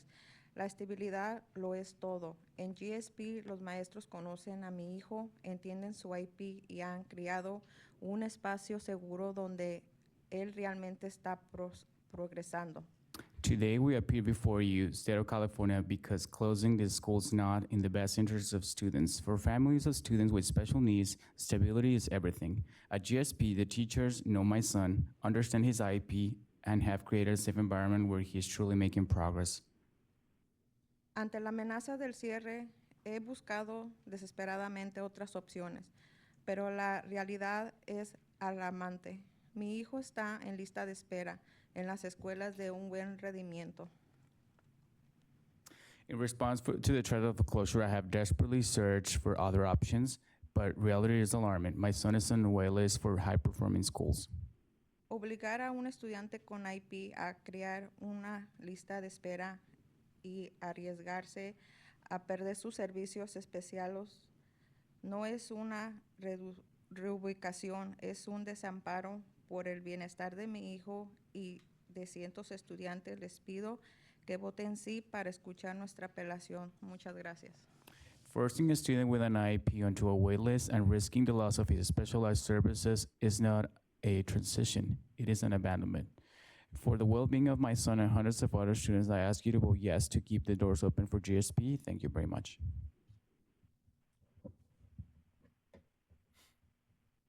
Good afternoon, board members. My name is Daniela Mejia, and I'm a rising senior at Golden State Prep. I joined GSP in the middle of 8th grade after facing challenges at my previous school. From the moment I arrived, GSP welcomed me, supported me, and made me feel like part of a family. This school has given me a place to grow, build meaningful relationships, and prepare me for my future. During my freshman year, I was going through a difficult time, and one of my teachers noticed this. She took the time to support me and reminded me that I was seen, valued, and cared for. She encouraged me to step into leadership, and with her support, I became school president. That experience helped me advocate for my peers and develop leadership skills that will stay with me beyond high school. For students in East Oakland, access to caring adults and opportunities to lead can change the direction of our lives. GSP has helped me find my voice and believe in my future. Closing GSP means taking away opportunities for students to grow, lead, and reach their full potential. I ask you to stand with our students, vote yes to hear our appeal. Thank you.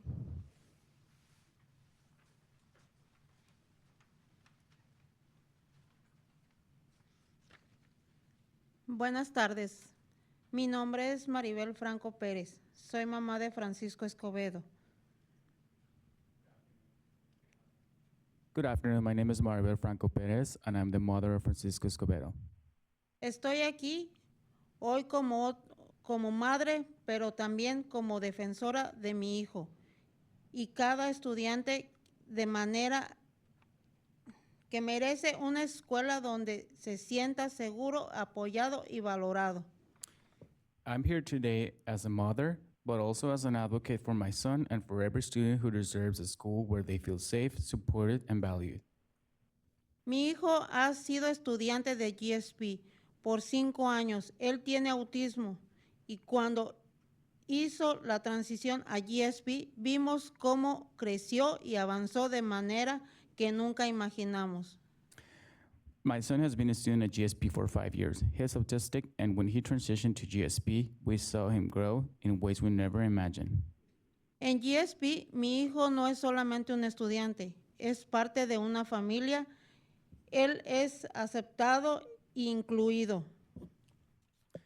At GSP, my son is just not a student. He's part of a family. He's accepted, he's included. Mi hijo tenía un sueño de terminar su último año en GSP. junto a los amigos y maestros que han sido parte de su camino. La incertidumbre de perder su comunidad escolar le ha causado mucha ansiedad y estrés que ningún niño debería tener que cargar. My son had a dream to finish his final year at GSP with his friends and teachers who have been part of his journey. The uncertainty around losing his school community has caused him a lot of anxiety, difficulty sleeping, and stress that no child should have to carry. Cuando se toman decisiones sobre el cierre de una escuela, es importante recordar que el impacto no se trae solamente de edificios o números. Estas decisiones afectan a niños y familias, su bienestar emocional, su sentido de pertenencia y su capacidad para salir adelante. When decisions are made about closing a school, it is important to remember that the impact is just not about buildings or numbers. These decisions affect children and families, their emotional well-being, their sense of belonging, and their ability to thrive. Les pido que consideren a este estudiante como mi hijo y a los estudiantes que necesitan una comunidad que los entiendan, los apoyen y crean en su potencial. I ask you to consider students like my son, to consider students who need a community that understands them, that supports them, and believes in their potential. Por favor, permitan que Francisco y sus compañeros terminen. Señora, ya es tiempo, disculpe, ya es tiempo, gracias.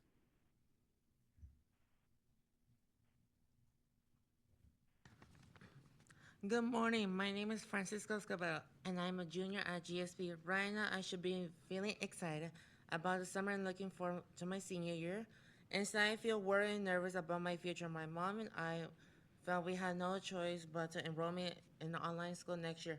As a result, I missed out on many of the experience that most seniors look forward to: proms, senior sunrise, decision days, senior trips, and spending my final year on campus with my friends and teachers. This decision has turned my future into a question mark. I'm losing trust, teachers, friendships, and the support system that has helped me succeed. So I want to ask, who is actually looking out for the students like me? And how is this decision in the best interest of the students impact the most? Thank you.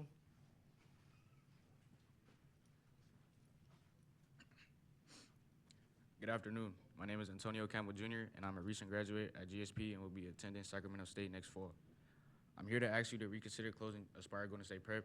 The school has been more than just a place where I learned; it became a family. From the moment I've been at GSP, I felt welcomed by the students, teachers, and staff. I learned, as a captain of the basketball team, I learned what it truly means to be a leader. I learned responsibility, accountability, and how to bring people together through difficult moments. Those are lessons that will stay with me for the rest of my life, and I wouldn't be the person I am today without this school. Closing Aspire Golden State Prep wouldn't just close a building, it would take away a community that changes lives. Every student deserved the same opportunity, support, and a sense of belonging that I was fortunate enough to experience. I hope you consider the impact this school has had on students like me and allow future students to experience it too. This closure decision does not put students first. Please listen to our voices and vote yes to hear our appeal. Will the following two people please line up? Christopher Castorena and Beth Hunkapiller. Please state your name and affiliation for the record.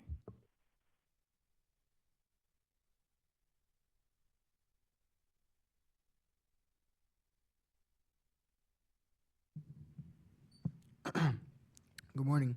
My name is Christopher Castorena, and I'm part of GSP's graduating class of 2026. We've traveled here from Oakland and representing over 400 GSP students who had their school of choice taken away from them. We deserve the opportunity to share how the closure of GSP will continue to impact our community. All we are asking for you to do today is to give us a chance to be heard. Vote yes to hear our appeal and give our community a chance to have a voice in this process. Thank you.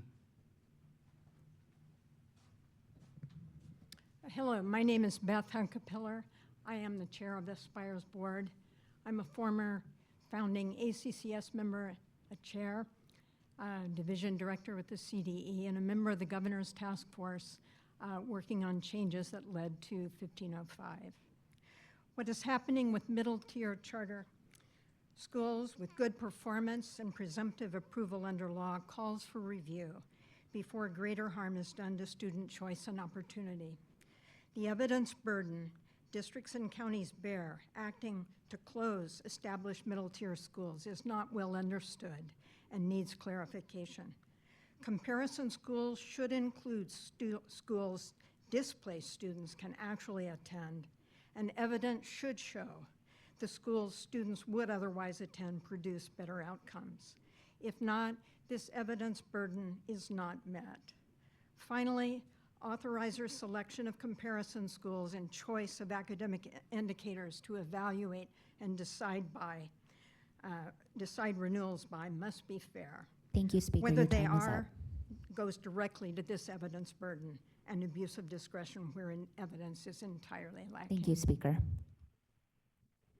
That concludes public comment in the room. Okay, we will move to the phone now. Caller ending in 4726, please state your name and affiliation for the record. You have 1 minute. Your time starts now. Hello, my name is Lorraine Richards, and I am a classroom teacher representing the California Teachers Association. CTA urges the State Board to affirm the local decision to deny the Aspire Charter School Renewal petition. We appreciate the thorough presentation by Rick Reyes regarding the county and district allegations and the CDE review and analysis of those allegations. We agree that these allegations would not support an abuse of discretion finding, and we strongly urge the State Board to summarily deny the appeal. Thank you. Thank you. Next caller ending in 8945, you may begin. Hi, this is Suzanne Cui of the Charter Schools Development Center, focusing first on the county's failure to follow a legally required procedure to publish all staff recommendations, including the recommended findings, 15 days before the vote so the petitioners can present evidence and testimony to respond to the staff recommendations and findings.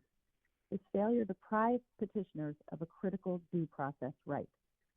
Substantively, both boards asserted that closure is in the best interest of pupils, but neither considered local school capacity. The only schools that have had capacity have lower outcomes.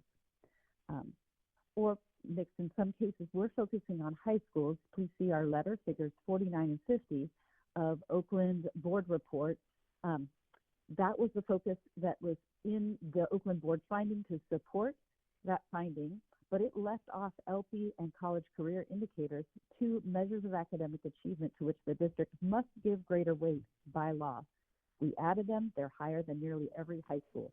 Thank you. Unsupported assertions do not meet the required legal standards, and reasonable people who Thank you, understand the caller. standards would agree on this. Thank you.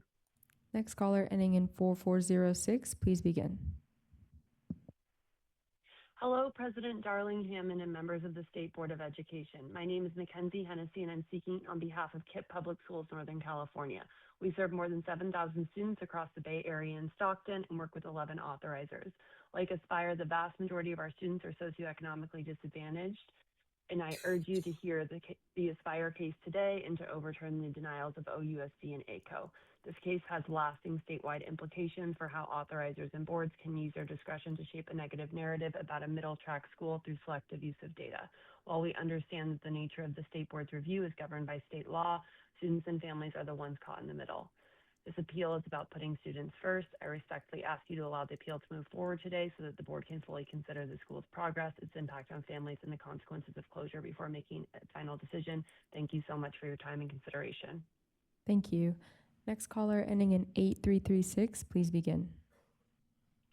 Good afternoon, Board. I'm Curtis Watley with KIPP SoCal Public Schools. I urge the Board to hear Aspire GSP's appeal and reverse the decisions of Oakland Unified and Alameda County. The closure of any public school should be based on rigorous analysis of students' interests, not cherry-picked and conclusory determinations. California knows how to do this. In 2023, Attorney General Bonta released guidance for applying AB 1912, a law that forces struggling school districts to do an equity impact analysis before closing public schools. His guidance called for considering factors like disproportionate impacts on students of color, special programming offered to students, and research cautioning the closing of public schools is insufficient to improve the academic achievement of affected students. Authorizers should be just as careful when determining whether a closure of a charter school especially a middle performing charter school like Aspire GSP, is in the best interest of students. Anything less should give this board pause. Aspire GSP should be renewed for a 5-year term. Thank you. Thank you. Next caller ending in 7421, please begin. Good afternoon, Cassie Mancini calling on behalf of the California School Employees Association. CSEA urges the SBE to summarily deny the GSP appeal. AB 1505 clearly established an abuse of discretion standard for charter appeals that is not met in this case. As the staff analysis notes, the California Court of Appeals has ruled that the SBE must give deference to the district and county's decisions and may not reverse unless no reasonable person could have reached the same conclusion based on the evidence before it. Oakland Unified and Alameda County have very clearly articulated the reasons why they voted to deny the renewal based on academic data as required by law. For these reasons, the SBE should vote to summarily deny this appeal. Thank you. Thank you. Next caller ending in 6124, please begin. Hi, my name is Rich Harrison. I'm the CEO of Lighthouse Community Public Schools in East Oakland in the same community as Aspire GSP. In the short term, I hope this board decides to vote to hear this matter. It is absolutely unacceptable for anyone to be exposed to the allegations described of gendered and racialized harassment in such a process. In the long term, I hope the state board considers changing AB 1505 and how problematic it is. I worry that this will set a precedent and have a disproportionate impact on middle-tier charter schools serving communities of color furthest from opportunity. Every child, every school, district or charter, needs safe, predictable, and consistent authorizing and governance. Cherry picking and weaponizing state dashboard data against middle-tiered schools is going to continue to happen if the board does not address this matter in a prompt way. Thank you. This concludes public comment for item number 7. All right, thank you very much. We'll now open for board discussion about whether we will hear the appeal.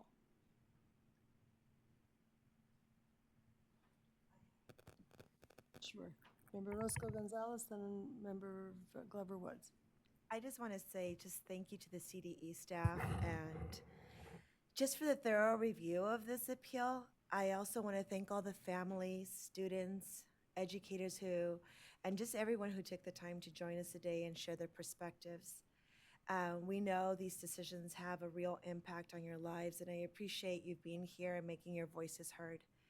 But based on the documentary record before us, I support the CDE staff recommendation. I just did not find sufficient evidence that either the district or the county abused its discretion, which is the standard we are required to apply. While I recognize this is a difficult decision for everyone involved, I believe it's important that we apply the law consistently and respect the process established. Thanks. Vice President Glover Woods.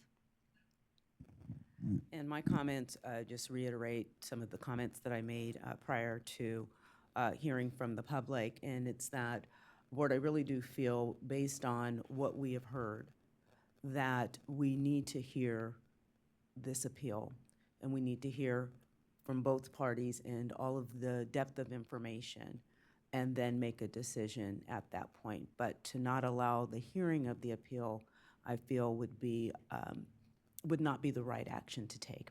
Thank you. Other questions or comments? All right, I think then I need a motion. Member Lewis? Motion that we hear the appeal. All right, second, Member Olken? Second. All right, any further discussion of the motion? I guess we can call the roll. President Darlene Hammond. Aye. Member Achike. No. Member Escobedo. Yes. Vice President Glover Woods. Yes. Member Lewis. Yes. Member McQuillan. Yes. Member Olken. Yes. Member Roscoe Gonzalez. No. Member Patillo Brownson. She's sorry, recused. Member Rodriguez. Yes. Member Yoshimo Tari. Yes. Motion carries. All right, thank you all. Thanks to everyone who testified and who presented. We're going to break for lunch. and the board will reconvene in a half an hour at about 1:05. And we will then have the public hearing that we have just voted to have. Thank you.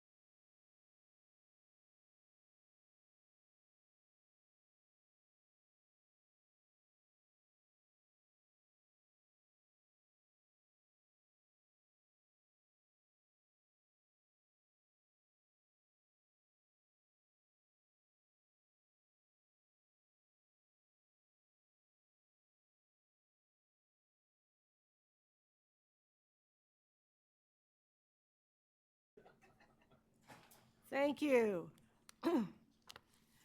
We're now reconvening for item 8, which is a public hearing regarding the appeal of the denial of a position for the renewal of a charter school pursuant to California Education Code Section 47605K2E, and this pertains to the Aspire Golden State College Preparatory Academy, and the item will be presented by Rick Reyes of the CDE. Rick, you may begin. Thank you, President Darlingham. Good morning, or good afternoon, and hello again. We are back with item 8 for the appeal of the denial of Aspire Golden State College Preparatory Academy, and this time a decision of whether to affirm or reverse those denials. All right. Apologies, you're going to see a lot of repeated information because while the question to answer is different, a lot of the analysis and reasoning overlaps. And so just a reminder that GSP is authorized by Oakland Unified, opened in 2008 as they are middle performing for the purposes of renewal, and their charter term just recently ended on June 30th. They were denied by the district in October and then the county in February and submitted their appeal on March 2nd. And the ACCS recommended to hear the appeal, which we're doing now. We have the same set of acronyms and abbreviations, except we've added ELA this time. Again, the findings for denial for both the district and the county are the 3 findings that are required under Education Code for the denial of a middle performing charter school, which are that the charter school failed to meet or make sufficient progress toward meeting standards that provide a benefit to the pupils of the school. Closure is in the best interest of pupils, and that greater weight was given to measurements of academic performance if applicable. So in this item, it is a slightly different question. The board may affirm the denial of the district, the denial of the county, or both of the denials. And the board may reverse the denials only upon finding an abuse of discretion by both the district and the county. So the question in this item is, did both the district and the county abuse their discretion in denying GSP's renewal? We'll walk through each of the allegations again, this time looking at the record and whether it demonstrates abuse of discretion, looking beyond just the allegations and assuming them true, but looking to the evidence itself. And while we'll go through the districts and counties' decisions individually, please keep in mind that the reversal question itself would require a finding of abuse of discretion for both the district and the county in order to reverse the denials. And so the CDE recommends the board affirm both the district's and the county's determination to deny the GSP petition. Both the district and the county made written findings supported by evidence in the record. And in CDE's assessment, the appeal and the documentary record do not demonstrate that either the district's or the county's decision to deny renewal was the result of an abuse of discretion. Revisiting the standard of review, abuse of discretion is the most deferential standard of review, and the board must give deference to the decisions of the district and the county. And we are looking at whether the decisions as a whole were arbitrary, capricious, entirely lacking in evidentiary support, unlawful, or procedurally unfair. A few reminders in applying the standard that we are considering the decision to deny as a whole, not any single component. And on the type of deference, the level of deference we're giving, we may not reweigh the evidence or substitute our independent judgment, so it's not a question of whether we would have voted to deny. If there are any conflicts in evidence, we must resolve those in favor of the district and county's decisions. And we would only find an abuse of discretion if we determined that no reasonable person could have reached the same conclusion as the district and county based on the same evidence.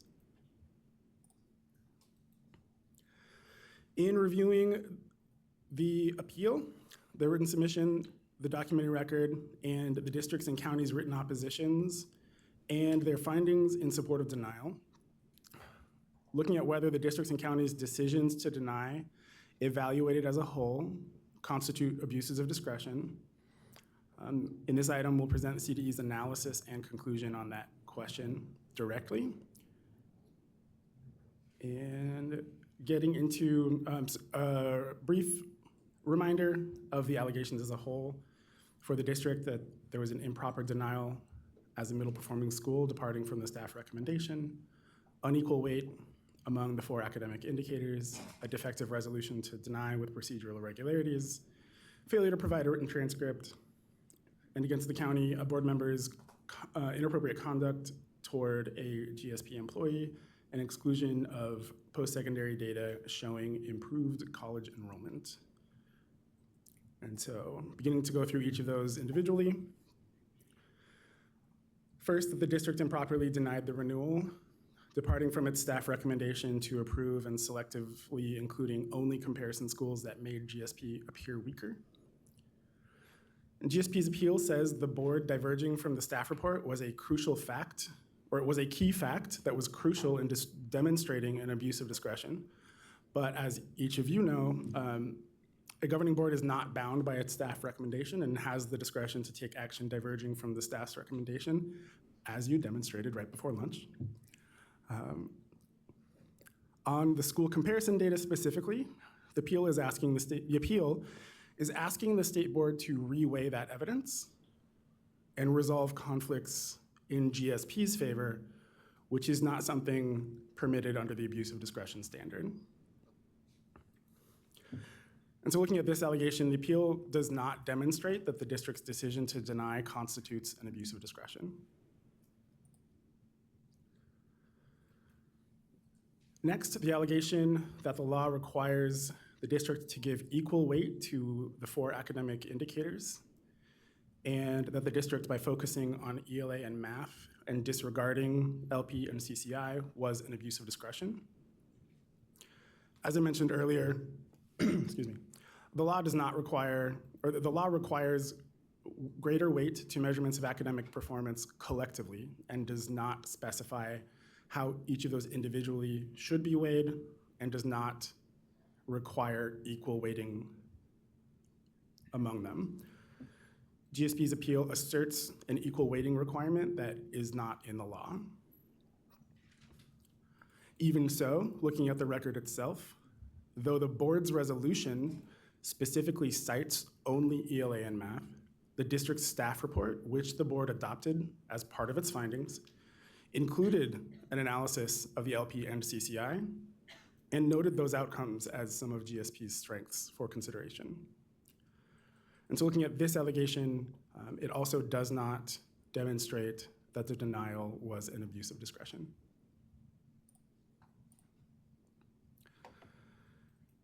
The third allegation, that the district's resolution to deny was defective, resulting from procedural irregularities, such as late public availability, real-time revisions without public input, and a lack of analysis by the board. The appeal identifies these alleged procedural irregularities, but it doesn't explain how the decision to deny actually resulted from them. The appeal doesn't assert a violation of any open meeting laws or cite any authority requiring the district to follow a different procedure. And so none of this here could demonstrate an abuse of discretion in the district's decision to deny.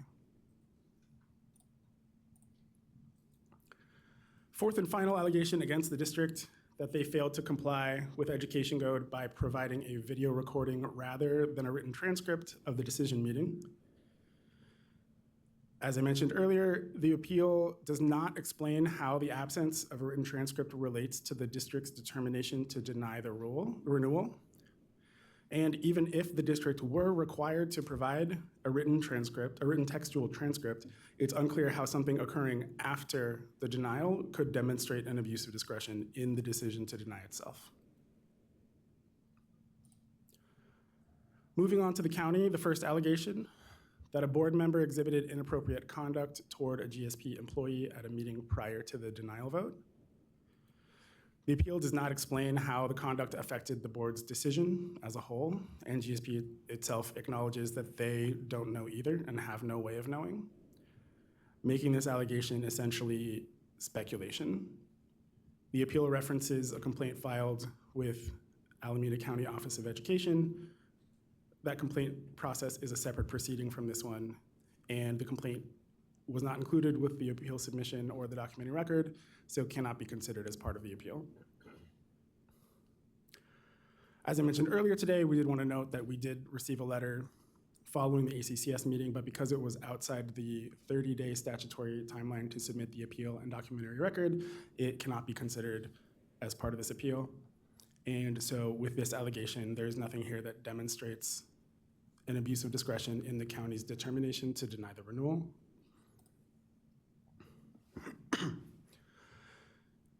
Second and final allegation against the county, that the county omitted favorable post-secondary data and characterized college enrollment as declining despite having more recent data showing improvement. Recalling back that abuse of discretion must apply to the decision to deny as a whole, and the appeal doesn't address the county's other unchallenged findings, evidence, or analysis. Analysis that is independent of post-secondary data and supports the determination to deny. So even assuming GSP's allegation on this specific data is true, we cannot, from one disputed data point, establish that the denial as a whole was an abuse of discretion. And if we were to find conflicting evidence, we must resolve those conflicts in favor of the county. So this allegation here and the evidence cited does not demonstrate an abuse of discretion in the county's denial of the renewal. In summary, the appeal submission did meet all requirements and timelines. Education code permits the board to reverse the denials only upon finding that both the district and the county abused their discretion, and states that the board may affirm the district's, the county's, or both of the determinations to deny. On abuse of discretion, we look at whether the decision to deny as a whole was arbitrary, capricious, unlawful, entirely lacking in evidentiary support, or procedurally unfair, to the extent that no reasonable person could have reached the same conclusion based on the evidence. In our review, the appeal and the documentary record do not demonstrate that either the district's or the county's decision to deny was the result of an abuse of discretion. And in conclusion, both the district's and the county's findings in support of denial are supported by evidence in the record. The appeal and the documentary record do not support a finding of abuse of discretion against either the district or the county, and therefore cannot support reversal of the denials. And for those reasons, the district's and county's determinations to deny should be affirmed. With the CD's recommendation, we do have a language helper slide should you choose to go that direction with a motion. And of course, as always, CD staff is here should you have any clarifying questions. All right, thank you. At this point, I hereby open the public hearing at 1:33 p.m. We will hear first from the representatives for the petitioner, Aspire Golden State Preparatory Academy, and they will have up to 10 minutes to make their presentation. Following that, we will then hear from the representatives of Oakland Unified School District and Alameda County Office of Education with a combined total of 10 minutes to make their presentation. And then we will open up the phone line for public comment and hear from public comment in the room. Thank you very much. Good afternoon, President Darling Hammond and members of the State Board. My name is Jenna Ogier, Superintendent of Aspire Bay Area. Every charter renewal asks an important question. What does educational accountability look like when serving students who have historically been furthest from opportunity? Today, I ask that we keep our focus where California's charter law intends it to be, on our kids, and on whether this decision expands or restricts educational opportunity. Before we discuss the legal issues, I'd like you to know the community this decision affects. When we think about what is in the best interest of students, we have to begin by understanding who those kids are. 95% of GSP students are socioeconomically disadvantaged. That is not simply a subgroup, it's nearly our entire school community. These numbers do not describe our students' potential. They describe the inequities our students have inherited. Rather than comparing our school against all schools broadly, we should ask a more meaningful question. How well are we serving students with the same starting point? Measured against Oakland Unified on that same population, GSP outperforms the district on 5 of 6 academic and engagement indicators. Many of our students arrive carrying the cumulative effects of years of unequal educational opportunity. They often enter 6th grade several grade levels behind in mathematics and literacy, yet by 11th grade, they're outperforming their Oakland Unified peers. That's what educational opportunity looks like, and that's why this decision matters. Denying this charter does not move these students to schools with stronger outcomes. It removed a quality option in East Oakland. So the question before you is closing GSP in the best interest of our kids? No. The law exists to protect students from arbitrary decisions that limit educational opportunity. And my colleague, Dan Soleimani, General Counsel for Aspire Public Schools, will now explain why we believe those protections were not honored throughout this renewal process. Thank you, Jenna. Good afternoon.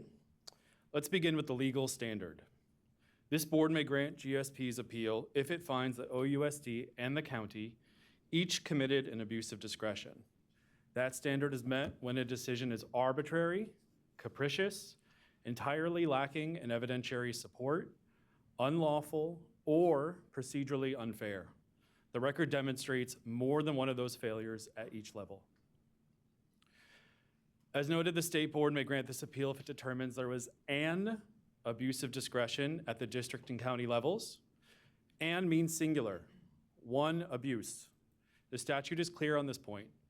To determine whether there was an abuse of discretion, we must examine what the district and the county did and did not do. The CDE staff report depicts our appeal as a request that you re-weigh the evidence. To be clear, we are not asking you to re-weigh anything.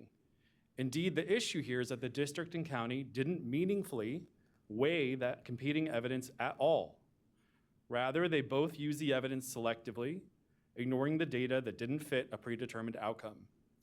That failure to adequately weigh all the evidence is what this appeal is about. This is explained in detail in our written submission, but let me just give you a few examples. Let's start with OUSD. District staff recommended renewal of GSP's charter. The board rejected that recommendation by the narrowest margin, relying on a set of comparison schools that was deeply flawed and applied unfairly. For example, one of the schools on the comparison list is a K-8 French immersion school that uses a French proficiency test to admit students in grades 2 and up. None of GSP students most likely will be able to get into or attend that school, not to mention the fact that GSP is a 6 to 12 secondary school. The board also emphasized high-stakes math and ELA assessments while ignoring GSP's strong performance on the English learner progress and college and career indicators, where GSP outperformed the district by 20 to 30 percentage points. Those are also measures of academic performance, which the district was required by law to give greater weight. But it didn't even mention them, let alone explain why the math and ELA indicators might outweigh them. That explanation is required to support a finding, backed by specific facts, that closure serves the best interests of students. Yet 3 of the 4 district board members who voted to deny renewal offered no public comment, no analysis, and no explanation whatsoever for their votes. A decision that is based only on a school's weaknesses and ignores its strengths is the definition of arbitrary and capricious. Then there's the process. The board's resolution to deny wasn't made public until the morning of the vote, then was revised in closed session and projected on screen in real time after public comment already closed. One of the district board members described the process as, and I quote, unacceptable, disingenuous, and disrespectful, and said he was embarrassed and that he was insulted by his own board's actions. A process hidden from the public is procedurally unfair, and that by definition is an abuse of discretion. Finally, when we requested a transcript of that meeting, which we are legally entitled to by law in order to prepare this appeal, we were given a video link instead. The refusal to provide a legally mandated transcript is not a technicality. It's unlawful, it's procedurally unfair, and therefore an abuse of discretion. Now the county. A county board member engaged in conduct toward an Aspire employee that we formally reported as sexual and race-based harassment. That same member voted to deny our renewal. This type of behavior by an elected official should not survive review. The question isn't only who else knew about the conduct, it's about whether the process itself was fair to Aspire and GSP, and whether that board member unduly influenced the votes of others. Separately, like the district, the county cherry-picked data to reach a predetermined outcome. For example, ACOE asked us for 2025 college enrollment data, which we provided. That data showed an 11-point increase in GSP's college-going rate over the prior cohort. Nonetheless, ACOE's staff report and the board's resolution said that GSP's college enrollment was on a downward trend. To be clear, the ACOE board and staff never disclosed the very data that they requested, which directly undermined the findings they relied upon in denying GSP's petition. Asking for evidence and then bearing it because it doesn't fit a preset narrative is arbitrary and capricious. Now let's talk about math because it has admittedly been GSP's primary challenge. In summer 2025, GSP brought on a new principal, Mr. Thomas, who was chosen specifically for his track record of improving math outcomes. His hiring was a strategic decision made as part of our own improvement plan before submitting our renewal petition. Mr. Thomas immediately implemented several strategies to improve core instruction, such as investing heavily in math intervention and middle school grades. These efforts are working. 11th grade math distance from standard improved over 28 points in 2025. The data was presented to the county board on February 10th during the decision hearing, but never addressed in its decision to deny. This is what the law means by sufficient progress, an improvement trajectory that is already underway. Closing the school now would cut off that plan just as it starts to work. Jenna. Thanks, Dan. That brings us back to the central question: is closing GSP truly in the best interest of these students? Neither the district's nor county's analysis demonstrates that students denied continued enrollment at GSP had meaningful access to higher performing alternatives. Due to the timing of renewal and appeal processes, students had to participate in the late enrollment application cycle for Oakland Unified, where they encountered wait lists. Enrollment was only guaranteed for their neighborhood schools, primarily Castlemont and Fremont, which do not produce stronger academic outcomes. By 11th grade, GSP students outperform comparable OUSD peers by approximately 100 points in English and 70 points better in math. That's not in the best interest of students to close GSP. Throughout this appeal, you've heard two stories. One focuses on selected performance measures. The other considers the full picture: student growth, graduation, college readiness, English learner success, and a school making meaningful progress in one of California's highest need communities. Accountability matters, but it must be fair. It must weigh all the evidence, follow a transparent process, and advance educational opportunity, not diminish it. The students of GSP should not pay for a process that failed to do that. Our ask is to reverse the decisions of Oakland Unified and Alameda County Office of Education and renew GSP's charter. This decision reaches beyond one school. It tells every authorizer in California whether accountability means consistency, transparency, and equal application of the law, or something else. The board exists to ensure California students have access to strong public schools. Today, you can affirm that accountability and opportunity aren't competing values. They depend on each other. And without your help, thousands of students in middle track schools face the risk of closure. With it, those schools keep serving their communities, and we respectfully ask you to let GSP keep serving theirs. Thank you. Great. Thank you very much. At this point, I think we want to ask the Oakland and Alameda County representatives to share 10 minutes to present their perspective.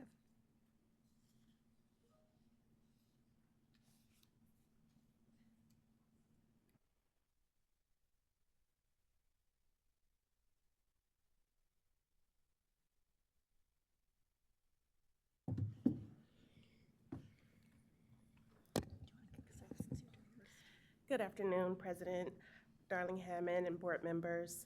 I'm Janine Lindsay, General Counsel for OUSD. And I'm Kelly Craig Arnold, Director of the OUSD Charter Office. First, we'd just like to share that, as has been stated by CDE staff, there is no abuse of discretion, and we completely concur, OUSD. The CDE concluded the record reflects a reasoned local decision supported by substantial evidence and lawful procedure. Aspire has not demonstrated an abuse of discretion. There is no evidence, none, that OUSD decision was arbitrary, capricious, lacking evidentiary support, unlawful, or procedurally unfair, which is a very high standard.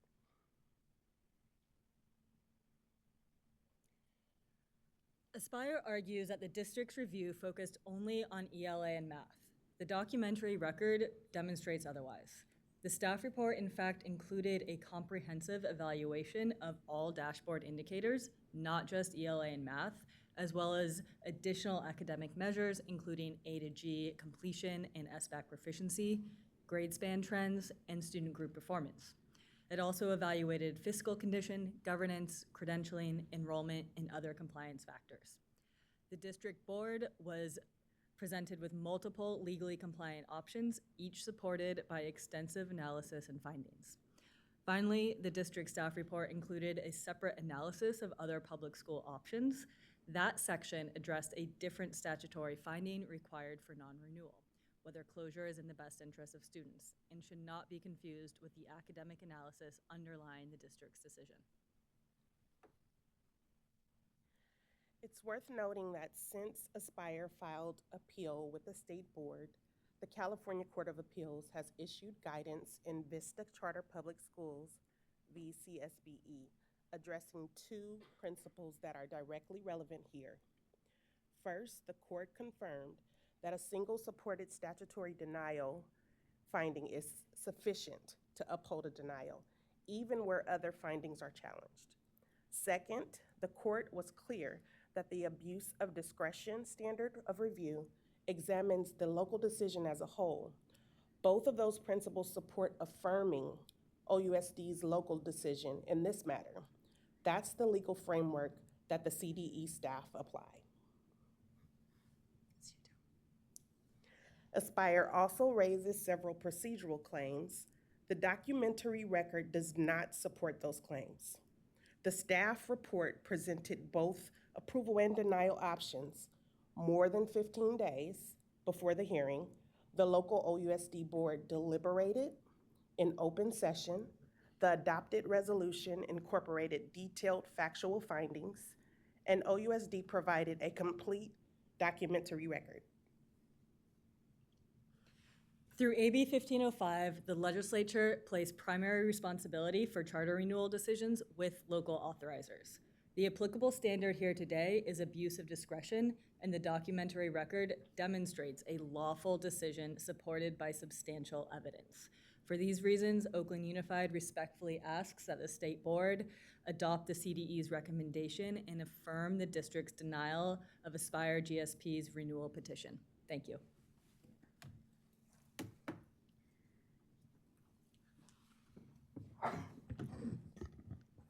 Joanne Lamb on behalf of the Alameda County Office of Education. So I'm going to skip these two slides as I believe that we have covered it at length, that we are here today to establish whether or not, the state board must review under abusive discretion standards, which is highly deferential to the local education agency's decision to deny a charter petition renewal. So I'm going to spend my time instead to talk about what is in the documentary record in Aspire GSP's claim for the County Office of Education. So the first claim is that ACOE staff omitted a single data point of 2025 college enrollment data and that this was arbitrary and capricious. So in fact, ACOE Board's Charter Policies and Procedures Manual specifically provides that all data submitted for a renewal appeal must be the same as the data that was submitted at the district. And so the purpose of this is to ensure that we are looking at the same petition as was reviewed at the district level. And in fact, no 2025 data was included at all in the review. What was included in the analysis was 7 years of persistent and worsening academic decline, including in college enrollment. So this is the data that was actually presented at the determination hearing. So what it shows is that there has been a decline, a persistent decline of students, high school students at Aspire GSP that are attending 2- and 4-year colleges. And so what you can see here is that there is the black line indicates that there has been a decline over the last 7 years. What is at issue here is the omission of the single data point in red on the right-hand side. And so Aspire is calling into question the omission of this red data point of 2025 college enrollment data. And again, as stated before, no 2025 data was included at all in the analysis. However, even if the data had been included, what you can see here is that this college enrollment data still trends downward over the path of 7 years. What was included in the ACOE staff analysis was 7 years of data, including 13 student groups as applicable across 8 indicators. The findings reflect that placing greater weight on academic indicator performance, English language arts performance was inconsistent, but overall trended downward across the last 7 years. In mathematics, achievements for students declined significantly, and students were very low at the end of 2024. So as part of this analysis, ACOE also included a comparison of 22 comparison schools, and in that finding, in the analysis, found that there were other neighborhood options that served similar demographics that were comparable or higher for students achieving in English language arts and mathematics. Thank you, Joanne. Now we'll talk about what is not in the documentary record. And as Joanne laid out, there's 7 years of academic performance data. Instead of countering that record, Aspire instead raised an administrative complaint and facts that are entirely outside of the documentary record. Aspire claims that a board member's comments during a lunch meeting with an Aspire GSP executive established an abuse of discretion. But to meet its burden, Aspire must point to specific citations in the record connecting that conduct to the county board's decision-making process. Neither Aspire's initial submission or its later supplementary letter make any sort of citation to the record. In other words, that critical link to the board's decision-making process is missing. This slide demonstrates what is required to establish that link between conduct and the board's decision-making process. The cases Aspire relied upon in its submission illustrate exactly what that missing link requires. In the first example, in Woody's group, a council member personally filed the appeal and then made comments, a speech against the project that consumed 13 pages of transcript. The transcript here tells a completely different story. The respondent board member, who's alleged to be biased, made positive remarks about the school, sharing that they had a wonderful experience during the visit and also making positive comments about safety. Sorry, this is just a 1-minute warning. They did not devote a single sentence to advocating against the renewal petition. I'll skip the second example, but again, it shows extreme conduct where a council member was essentially acting as both an adversary and a decision maker. These cases set a high bar for establishing bias. And the record here comes nowhere near to that bar. Lastly, the county board and ACOE took these allegations seriously. A neutral outside investigation confirmed that there wasn't communication about the meeting. There wasn't an attempt to influence other board members and their decision-making around the appeal. The county board also addressed the underlying conduct, as I mentioned earlier, through its own administrative procedures for governance and censure. There was an initial hearing to address the board members' conduct, and during that meeting, there was a recommendation, a strong recommendation by the board for that board member to engage in relevant training. And so that, Sorry, your time is up. thank you. Thank you very much. At this point, we want to open the phone line for the public comment queue. Public comment is limited to 1 minute and is for people who are not part of either presentation. Members of the public wishing to provide comment may do so by calling the telephone number and using the access code that is provided on the slide that is shown now. We encourage you to please state your name and affiliation for the record, and please remember to turn down the speaker volume of your computer if you're following the live feed. Speakers will be limited to 1 minute each.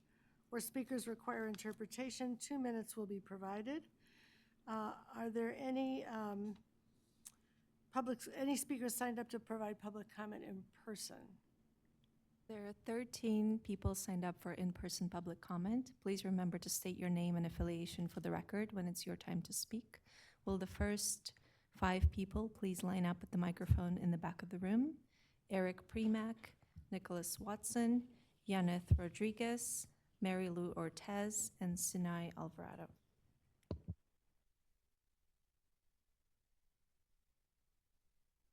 I don't know if it's on. Is it on? There we go. Eric Premack with the Charter School Center. We think there's adequate or more than adequate evidence of abuse of discretion here. Try to say that 3 times fast. Both procedurally and substantively. Multiple well-documented procedural screw-ups along with absence of evidence that's required to be cited in the record by the district and the county, or evidence that's so entirely warped, like saying that kids will be better off at a school that's 160 to 200 and some % oversubscribed already, is, in our view, of an abuse of discretion and the sine qua non example of that. We do hope that you will weigh this carefully. A lot of kids' interest at stake here, and an important message being sent statewide. Thank you. Good afternoon, Nicholas Watson from CCSA. This hearing today is about more than one school. It is about the message this board sends to every charter school authorizer in California. When the legislature passed AB 1505, it strengthened local authorizing, but it also deliberately preserved the SBE's role as the final level of review. That was not an accident. The legislature recognized that there would still be times when statewide oversight would be necessary to ensure that renewal decisions are fair, consistent, and truly centered on students. The question today is new to this board, and one for which there is no precedent. When is closing a middle track charter school in the best interest of students? Your decision will help define what that standard means for every future renewal. It will also signal to authorizers that the procedural safeguards established by AB 1505, including meaningful consideration of the evidence, are not merely boxes to check, but essential protections for students and families. We respectfully ask you to overturn the local decisions, confirming that closure is an extraordinary remedy and that determining the best interest of pupils must remain a meaningful and rigorous standard. Thank you.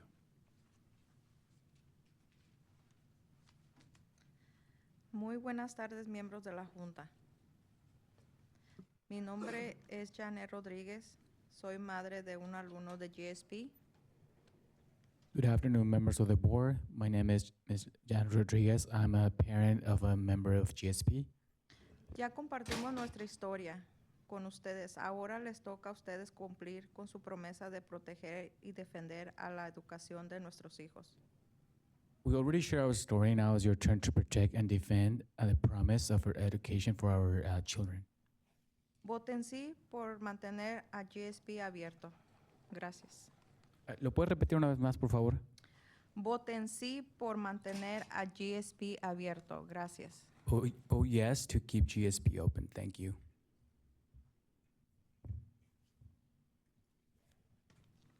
Buenas tardes de nuevo. Mi nombre es Marilú.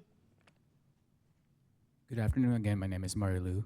Y estoy aquí pidiéndoles que por favor reconsideren nuestra apelación.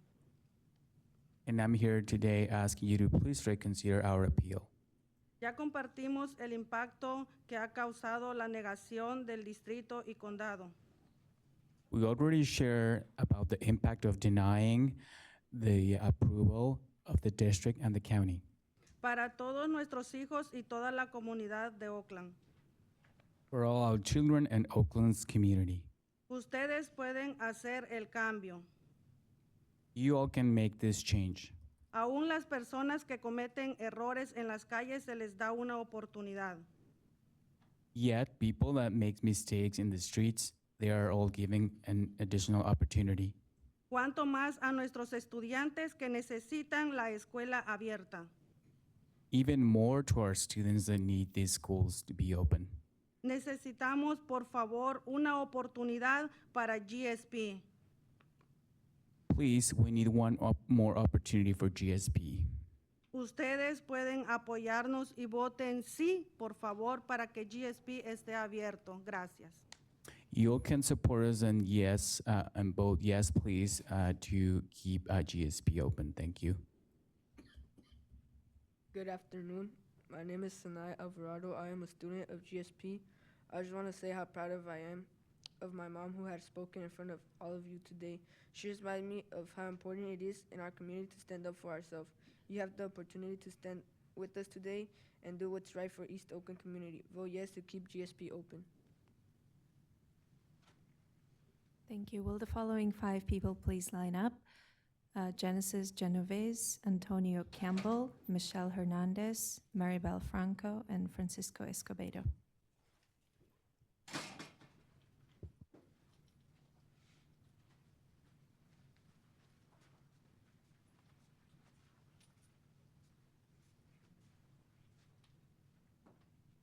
You may begin. My name is Genesis Genoves Aldana, graduate of Aspire Golden State Preparatory Academy. Thank you for hearing our appeal and for giving GSP another chance. You have the opportunity to allow our school to remain open, to give future students access to the same experiences I have had. East Oakland deserves high-quality schools like GSP. Please, vote yes to keep our doors open. Hello again, board members. My name is Michelle Hernandez, and I'm a recent graduate. I first want to say thank you for giving GSP another opportunity to be heard. As a graduate, I want to see this school succeed, and voting yes to our appeal is the first step. Please do the right thing in voting yes to our appeal. Thank you. Good afternoon. My name is Antonio Campbell, and I'll be presenting a comment from a former classmate and after-school program leader. My name is Tejan Bailey, and I'm a freshman at Aspire Golden State College Preparatory Academy.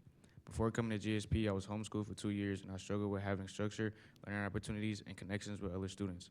But when I came to GSP, everything changed. GSP has given me a place to grow, lead, discover what I'm capable of. But closing this school would take away the opportunities that are helping me and other students become the leaders our communities need. There are students at GSP who are just beginning to find their voice, build confidence, and step into leadership. This closure will interrupt that growth and limit the potential of students who are ready to contribute and make a difference. Please allow GSP to remain open so students like me continue learning, leading, and reaching our full potential. Thank you. Good afternoon. My name is Francisco Escobedo, and I'm a junior at GSP. I hope you give my school a second chance because I want to finish my final year with my teachers and classmates. Thank you. Buenas tardes, mi nombre es Maribel Franco Pérez y yo estoy aquí hablando acerca de Francisco y que le den una segunda oportunidad a GSP. Tengo 12 horas. Señora, un momento nada más Okay. para Okay. traducir. Si puede comenzar y parar en 2 oraciones, por favor. Okay. Gracias. Hola, mi nombre es Maribel Franco Pérez. Hi, my name is Maribel Franco Perez. Después de trabajar 12 horas, After working 12 hours, 2 horas de camino para venir hasta acá. 4 hours on the road to get here. Espero que le den una segunda oportunidad a la escuela GSP. I hope you can give GSP school a second opportunity. Que piensen en los alumnos, los maestros y el personal de la escuela. For you to think about students, teachers, and staff of this school. Y les den una segunda oportunidad de mantenerse abiertos para que las familias puedan dejar a sus hijos en una escuela segura. Gracias. So you all can give them a second chance to remain open and for families to be able to leave their children in a safe school. Thank you. Thank you. Will the following 3 people please line up? Christopher Castoreta, R. Perez, and Stacy Thomas.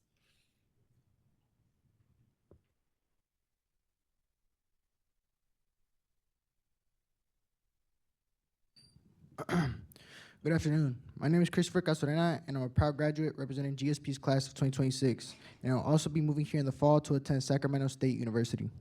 GSP is my family's second home, and it completely prepared us for higher education.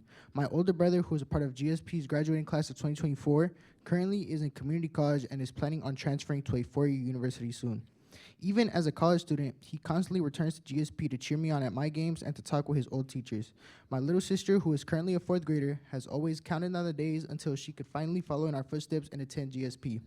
When I brought her to campus recently, she fell in love with the school. She felt like she finally belonged to the community, which is something she's been waiting for her entire life. Instead of letting her have the same safe space and college preparation my brother and I had, this closure prohibits her from it. Breaking up a family support system like this is never in the best interest of students. You have the power to fix this. Please stand with East Oakland families, overturn this unfair decision, and keep GSP open. Thank you. Good afternoon. My name is Stacy Thomas, and I led Golden State Prep Academy in Oakland. As you heard, Aspire was proactive and intentional in making decisions to leadership, instruction, and professional development at GSP to improve math outcomes for students. One thing we're not able to discuss throughout the renewal was the mid-year progress. I joined GSP in the fall of 2025. By December, our mid-year data was showing nearly a year's growth in math for all students through iReady measurements. In fact, our mid-year growth data was the highest throughout California at any Aspire school.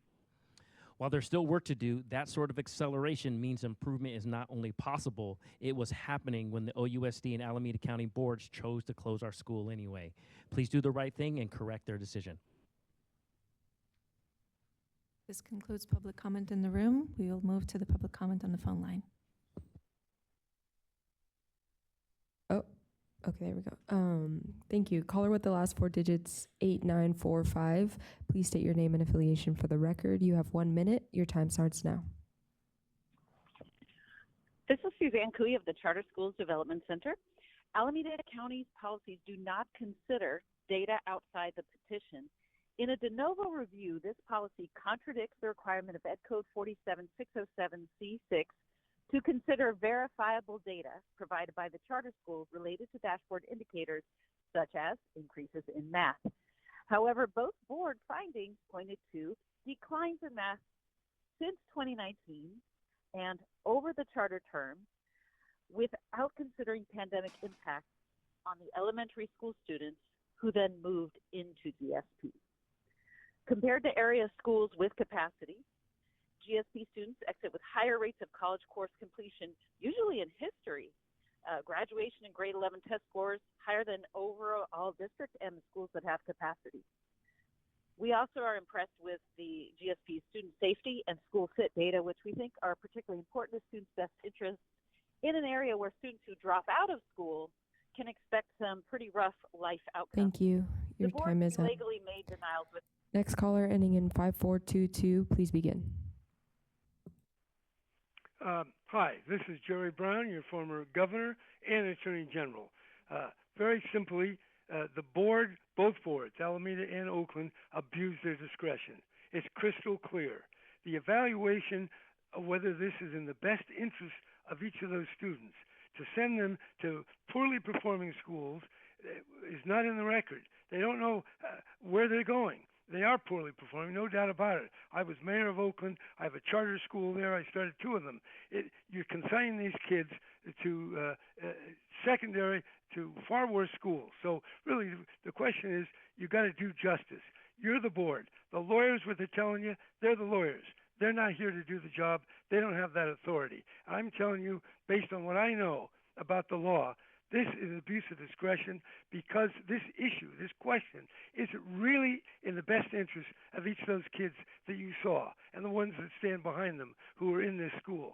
I say I don't believe it is, but whether I do or not, they didn't demonstrate on the record with real factual findings that they're really in the best interest. That's not a trivial point. It requires an extensive investigation. They didn't do that. And this was put in the law. It's very clear. You have to prove that it's in the best interest of the students. And who's the judge of that? You, the members of the board, not the lawyers. I'm telling you, what they're saying is not correct. I know what I'm talking about. Please take into account the real facts, and the real facts are this is a wonderful school, 17 years, yeah, imperfect as hell, but really of great value to the people that are there, and so many kids are benefiting. Don't kill it. Don't exercise capital punishment on this school by killing it. Thank you, Governor Brown. Next caller ending in 0877, please start your public comment. Hi, good afternoon. My name is Monica Anderson, and I'm a proud parent of 4 children, 2 of which attend GSP. Education has the power to transform lives, open doors and opportunity, and strengthen our entire communities in East Oakland. That's why I chose Aspire Golden State Prep for my children. I want them to learn in a safe environment surrounded by educators who actually believe in them and who help them build a brighter future. This school has done exactly that. As a parent in Oakland, East Oakland to be exact, I also know that our community has experienced neglect and disregard for generations. Our families here are asked to accept fewer resources, fewer opportunities, and fewer choices. We are constantly reminded that we have to settle for less, and it's not fair. When a high quality school in East Oakland is forced to close, it sends a painful message to families that the needs and futures of my children, their children, our children do not matter. I'm asking you to stand with our families and fight for the educational opportunities our children actually deserve. East Oakland students deserve investment and not displacement. Their futures and the future of my children are worth protecting and fighting for, and it's not the best interest of any of these children to close the school. Thank you. Thank you. Next caller ending in 2665, please begin. My name is Cheryl Calio. I am the immediate past president and current trustee for the Alameda County Board of Education. We take our oversight responsibility seriously. Our staff is meticulous in providing the information. Hours are spent in reading the reports from both parties and site visits. We based our decision on evidence over time, and in this case, the data spoke loud and clear. The inconsistent progress in EL and the significant decline in math, and no evidence students were matriculating to higher education in significant numbers led us to our conclusion. In addition, research of the data at surrounding schools indicated they were performing below all other OUSD schools but one in the relevant zip codes. When we don't hold schools accountable, then we are complicit in the problem. Our job is to make sure students are well served. Thank you. Thank you. Next caller ending in 0094, you may begin. Hi, my name is Valerie Batchelor, and I serve as the Vice President of the Oakland Unified School Board representing East Oakland. I'm here to urge you to uphold our collective decision to deny the charter renewal of Golden State College Preparatory Academy. Oakland Unified carefully followed the required established rules under AB 1505. We reviewed the evidence, applied the standards set forth in the state law, and made our decision based on the record before us. AB 1505 was intentionally designed to strengthen local accountability and ensure that charter renewal decisions are made by the communities that are most directly impacted. Respecting local decision-making means respecting the framework that AB 1505 created. There was no abuse of discretion. There was no legal basis for overturning our decision. So I respectfully ask that you deny the renewal of Golden State College Preparatory Academy today. Thank you. Thank you. Next caller ending in 2454, please begin. Good afternoon. I am Dr. David Patterson, and I serve as a trustee on the Placer County Board of Education. And I've been deeply involved in the development of the charter school sector in California, including high-quality oversight of charter schools since the inception of the charter school law in 1993. An important but often unstated issue here is the fundamental conflict of interest inherent when a district has the power to deny an approval or renewal of a school in their jurisdiction. The oversight function of charter schools is a regulatory function. The integrity of a regulatory process requires the agency providing the oversight to be independent, impartial, and have fidelity to the public interest. An impartial referee, not a player with clear and frankly unavoidable self-interest. The criteria used cannot be vague, it cannot be subjective, and it can't be some evolving criteria. And the charter school needs to have a fair notice of the criteria on which they are to be judged. I ask, have these fundamental requirements been met? Thank you. Next caller ending in 3463, please begin. My name is Angela Stiegel, and I'm a classroom teacher representing the California Teachers Association. CTA urges the state board to affirm the local decision to deny GSP's renewal petition. The school district and the county office both made the decision at the local level to deny the GSP charter petition renewal based on factual findings and compliance with Ed Code. Neither the district nor the county abused its discretion. While GSP has been repeatedly referred to as a middle performing school, middle performing is not a term in Ed Code. They simply did not meet the very stringent criteria to be considered low performing. However, their academic performance, as documented by both the district and county in their decision, provide the reasonable factual basis for findings to deny the renewal. There are no procedural issues that resulted in an abuse of discretion. The law is clear that it is not within the state board's purview to reweigh the evidence that was considered by the district and county. Therefore, the SBE must affirm the denial. Thank you. Thank you. Next caller ending in 7421, please begin. Good afternoon, Cassie Mancini here calling on behalf of the California School Employees Association. The SEA urges the SBE to affirm the local decisions to deny the GSP renewal. The decision before you today is only about whether both OUSD and ACBOE abused their discretion by reaching conclusions that no reasonable person could have reached based on the available evidence. We just saw OUSD and ACBOE present ample academic evidence that supports denial.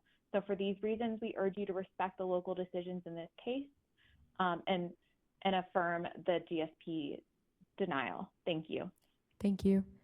Next caller ending in 8336, you may begin. Good afternoon, Board. I'm Curtis Watley with the KIPP SoCal Public Schools. I'd like to once again urge the Board to reverse the decisions of Oakland Unified and Alameda County. Again, closure of any public school should be based on rigorous analysis of students' interests, not cherry-picked and conclusory determinations.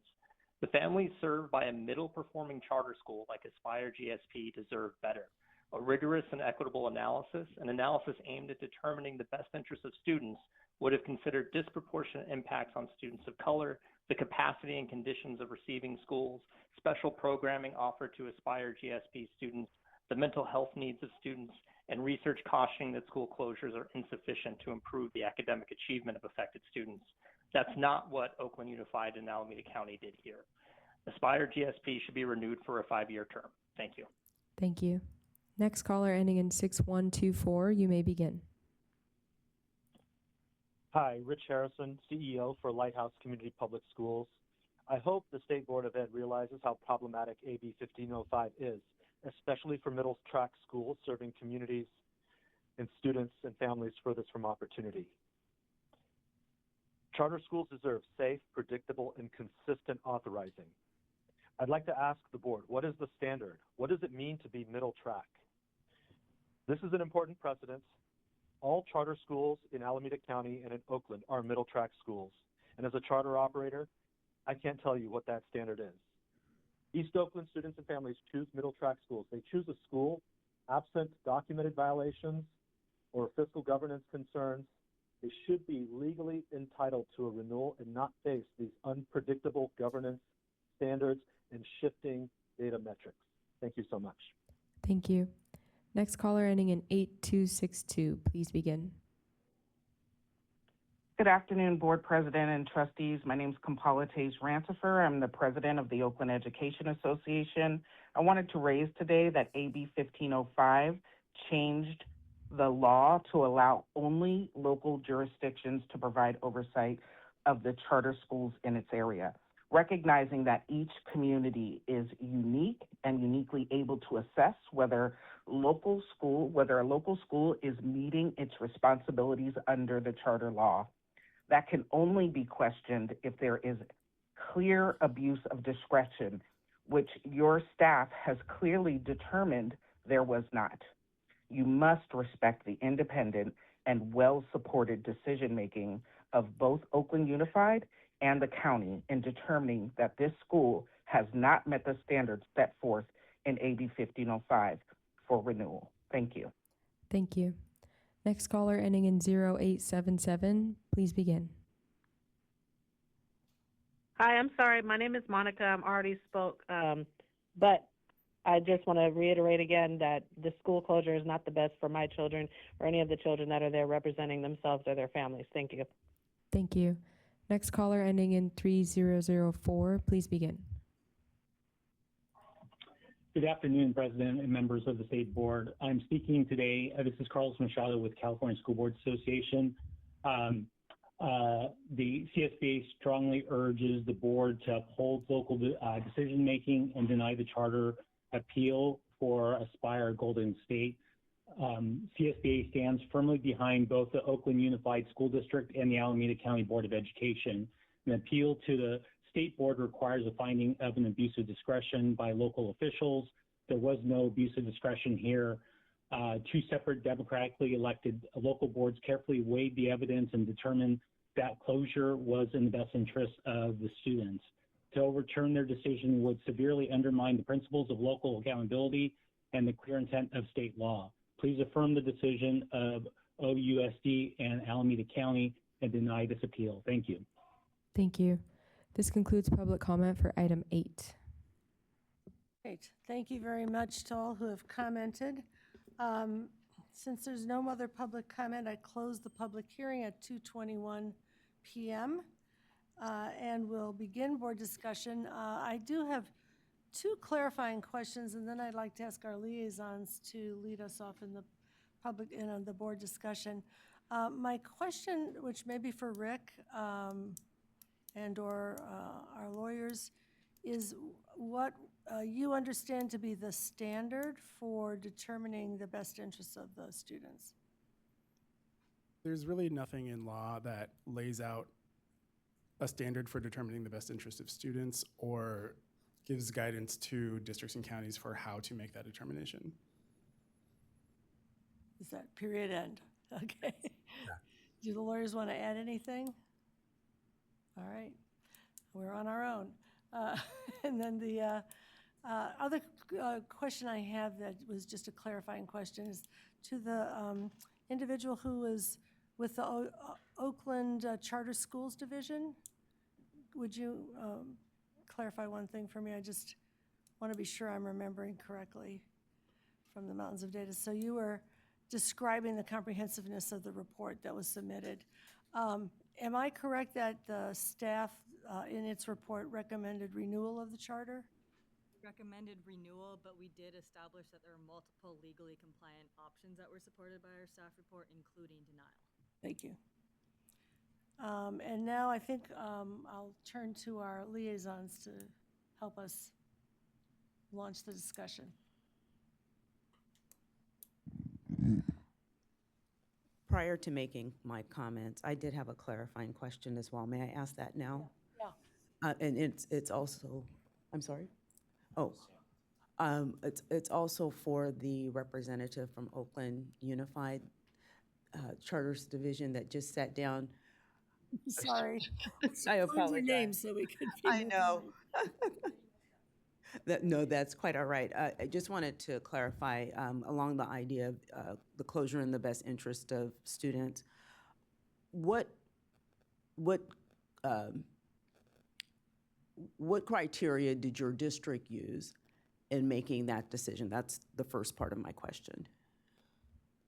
So the criteria that we used was looking at all of the schools, all of the attendance areas that students of GSP resided in, and any attendance area where at least 5% of the students resided in, that area would be, and then we looked at the schools within that area, both district and charter schools, and showed their ELA scores as well as their math scores, and whether or not they were higher or lower than GSPs to help guide the decision making. My other question is, for those schools that were higher than GSP, are the GSP students guaranteed admission to those higher performing schools? Does the district have a process in place that automatically places those students in those higher performing schools? Admission at any Oakland public school is not guaranteed as far as I know.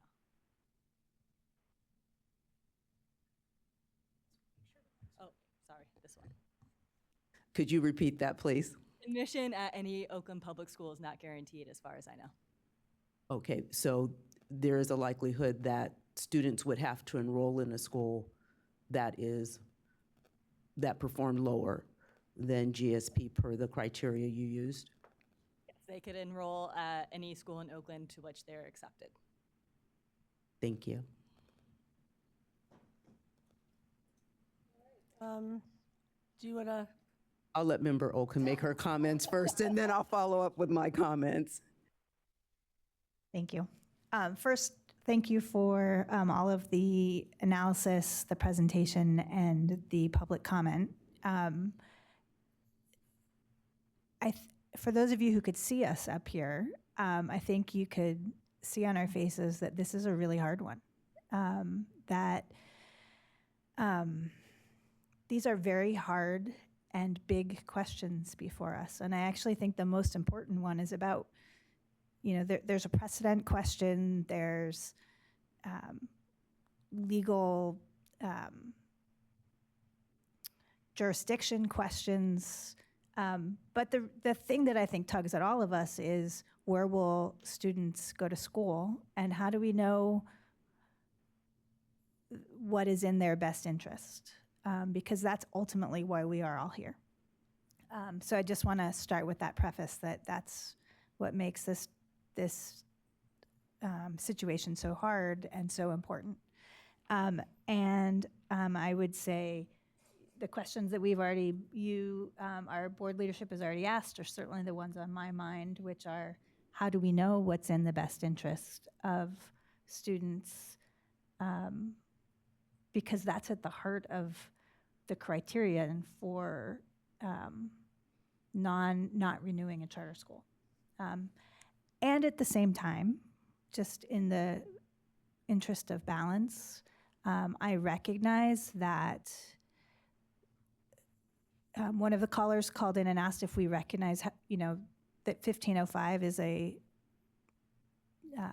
problematic law, I think might be exactly the words of the caller. And yes, we understand that. And I recognize within that context, we have a narrow lane of jurisdiction, and one that maybe doesn't sit well with me. And so as we deliberate, I'm going to be interested in hearing from the rest of you how you're navigating the best interest of kids. And to add for my liaison comments, I just bring back to the board what we are asked to look at today as it relates to abuse of discretion, and the understanding that to come to a finding of that sort would require for us to identify abuse of discretion at both the district and the county office level. I, along with Member Olken, will emphasize, I think many of us could see there are some problems in many places. But again, I want to align our board with what it is that we are required to look at, and what things may not come into play because of what we are required to look at and the determination we are required to come to in this particular action. I'd like to just build on those comments to get us going a little bit on the uniqueness of this particular case. This is, I think, the first case coming to us following 1505 of an existing charter middle performing, which carries in 1505 a presumption of approval. The district can only lawfully deny if it does find that the closure is in the best interest of students. And while there was a statement by the district that they believed this to be in the best interest of students, there was not a way to ascertain that students would be admissible to better performing schools, would find locations in those schools that those schools would, be able to serve their needs and so on. So it is a unique context for us to be hearing a question about abuse of discretion. In the lists of schools, the two neighborhood schools that would have to accept them, Castlemont and Fremont, both scored lower on reading and math than this school, and did not score in the blue on graduation rates and college and career readiness and English learner progress as this school did. So you've got no findings about that in the record, which is one of the requirements, presumed requirements of the law. Apparently we don't have a set standard for how to evaluate the best interests of the students. It's TBD, as they say, to be defined. And we need to negotiate that while staying in the lane that is set for us to give only those, to evaluate only those things that are in our lane to evaluate. But I do think that there is a burden of proof question there about that may, at some point, perhaps the courts will need to decide about what does one need to be able to find, what kind of evidence does one need to seek, and then what does one need to find to make that determination on the part of the district. There were questions about whether, for example, presenting data from non-comparable schools by grade level, et cetera, is that arbitrary or capricious? In respect to finding the relative options for students, is the fact that even up to the day of the decision that the school was recommended for renewal by the staff, and that the motion that the public thought was going to be deliberated on was that motion, and it was changed on the day of the meeting, during the meeting, without an open discussion after public comment. Is that arbitrary and capricious or unfair procedures? There are these kinds of questions that are on the books. So I think, we need to raise the questions for those who will be thinking about this down the road, about the need for clarification of what really does constitute a fair, open, transparent, evidence-based process. 1505 kind of demands that, and we are left trying to figure out how to adjudicate these cases that come to us. That said, given that there is a lot of questions about the way in which the Oakland board did its denial process, we would have to find abuse at both levels. And the major contention at the county level had to do with the behavior of a board member, which we've heard something about. But that is not part of the documentary record, so it's not something that we can base a decision on. So I believe that we will be unable to find abuse at both levels. But I think that's something we should hear from others about as well.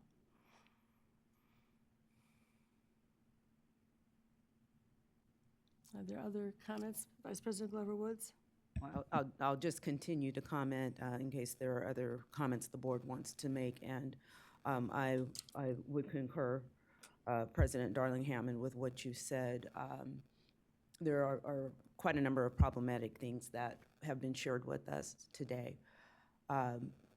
However, if we were to have to determine abuse of discretion at both levels, and we look at the county part, because some of what was part of the allegation is not part of the documentary record, it's not something that we can consider, from my understanding. So I too feel that it would be difficult to be able to come to a decision that there was abuse of discretion at both the district and the county level, which would be required to overturn the denial.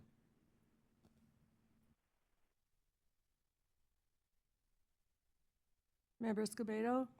You know, one of the things that I question is the definition of abuse of discretion, that unless no unreasonable person could have reached the same conclusion. Well, how you laid out the evidence, most reasonable people will look at the breadth of evidence. So I guess maybe, Karen, can you help me understand that phrase of unless no reasonable person could have reached the same conclusion? Because most rational people will look at all the evidence on the whole. So I just don't understand that definition on abuse of discretion.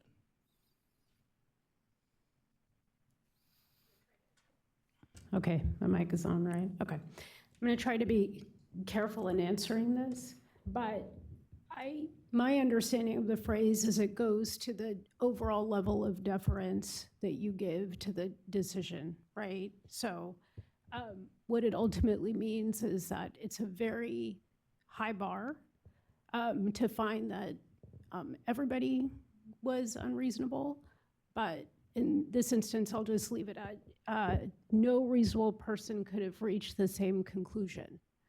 So that's a very high bar, because how could we assume that, right? Yes. Okay, thank you. Any other comments, questions? Member GK? Firstly, I just want to thank all the students who came out and everyone who came out, the presenters and everyone who came to advocate for their community. And you know, your determination and your love for your school community truly doesn't go unnoticed. Having said that, I don't think that there was a legal error in both of the agencies. And I think just looking at it even from a precedent point, if we were to or deny whatever the decision was, how bad that could look. So yeah. Member Olken, and then Member Glover Woods. If anyone else wants to speak, just flag me. I just wanted to follow up on your comments around the differences between the district and the county proceedings. For me, the central point, which is how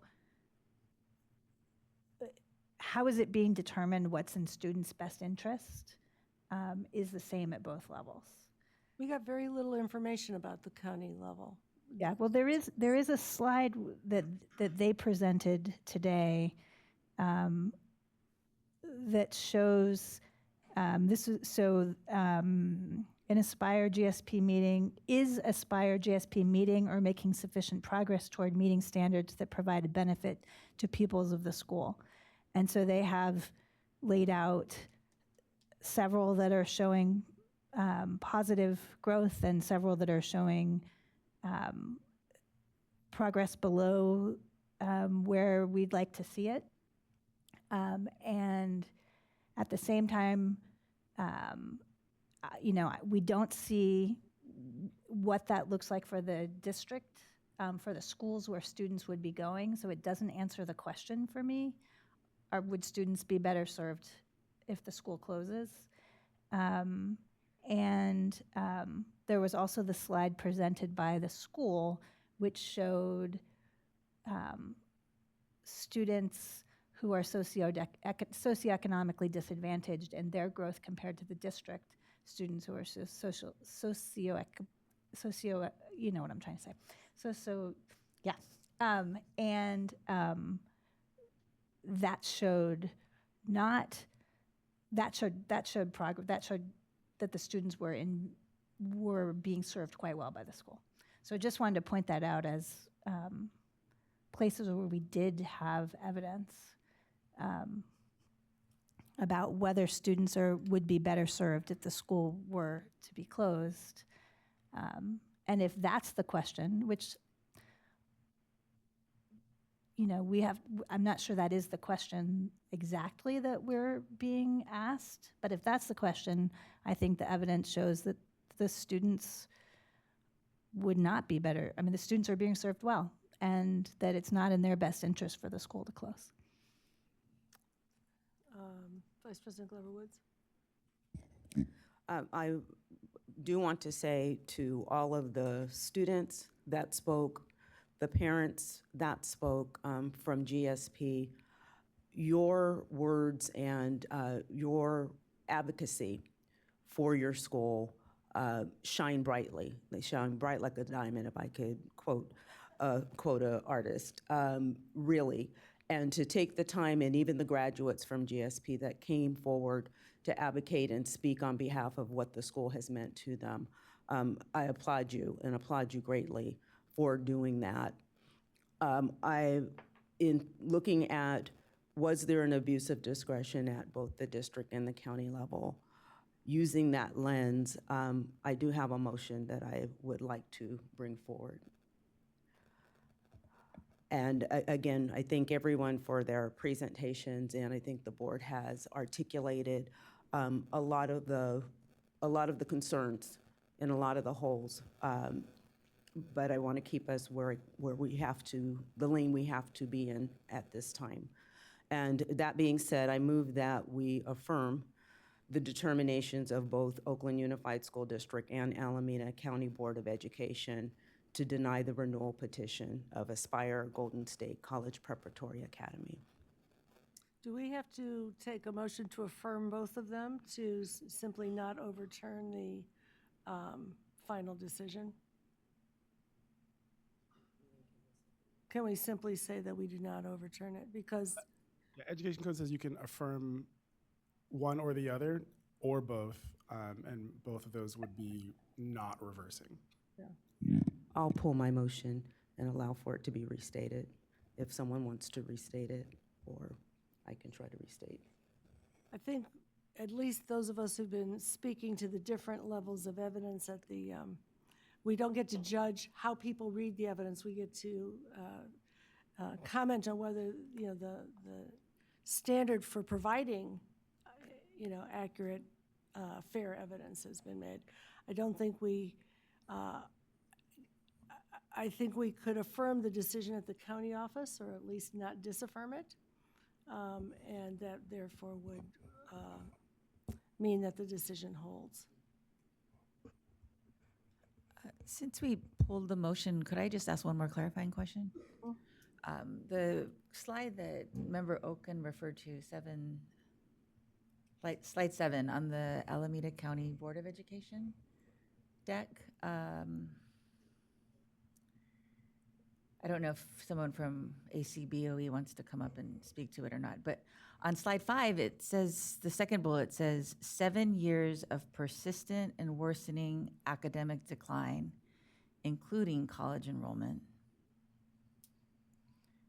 And then slide 7 shows 4 academic measures increasing, 2 by double digits, and 4. You're trying to match up the statement on the one that doesn't quite match the. So I don't know that the statement, persistent worsening academic decline, matches the data I see on slide 7. And maybe it's just another area where we need a better definition of what does that, how do we define persistent and worsening academic decline, or if that's subject to local interpretation. I don't know that we get to evaluate that ourselves. I don't think we do get to evaluate it ourselves, but I think that we're Disagree with someone else's evaluation. I think that we're raising, I thought we were also raising areas that might need to be clarified in the future outside of this boardroom for those that are that actually are implementing the law. So maybe it doesn't need a clarification today, but I would have interpreted differently based on what I see. Now, there are a lot of statements that seem at odds with each other, and that's been part of the challenge of this record. So I think you've pointed out another one. So we need a motion, and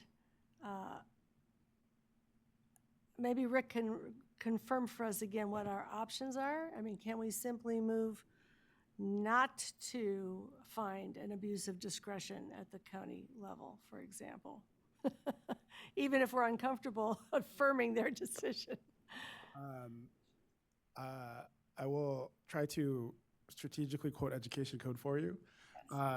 It says the board may affirm the denial of the district, may affirm the denial of the county, may affirm both, or reverse only upon. And so I'll just point out those mays, whereas for the first item, it was a shall, hear, or deny. And so without giving a legal interpretation that I'm not qualified to give, maybe it does not say that you shall affirm one of the decisions or reverse, whereas it did specify that for the decision to hear or summarily deny. I lost you. I'm sorry. I was trying to keep up with what you were communicating.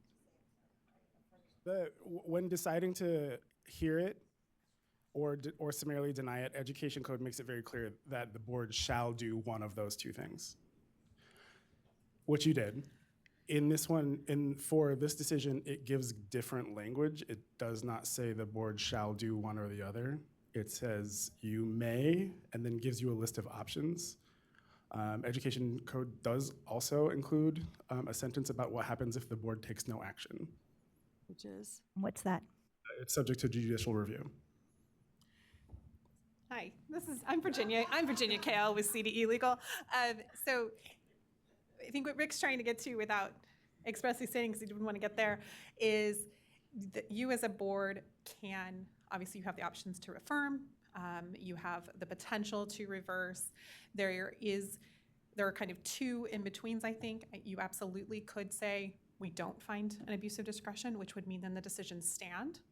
I think you could also not reach a decision, and then that would also mean the decisions to reverse or the decisions to deny stand. So hopefully that's more clarity. Do we need a motion to not make a decision? No, I don't think. Would we need a motion for that? No action. I'm going to rely on Kieran for that one. But certainly you could also do a motion that was, we find no abuse of discretion, and that affirmatively no abuse of discretion. And We're having a hard time getting to we affirmatively find no. and the previously suggested judicial review, that's Judicial review is provided for in statute. It actually applies just after a passage of time, that there's the right to seek judicial review. The judicial review is of the decisions made below. So they can seek judicial review in any event of against the district, against the county, based on their decisions. I think actually maybe just the district. I'm not looking at it right now. Thank you.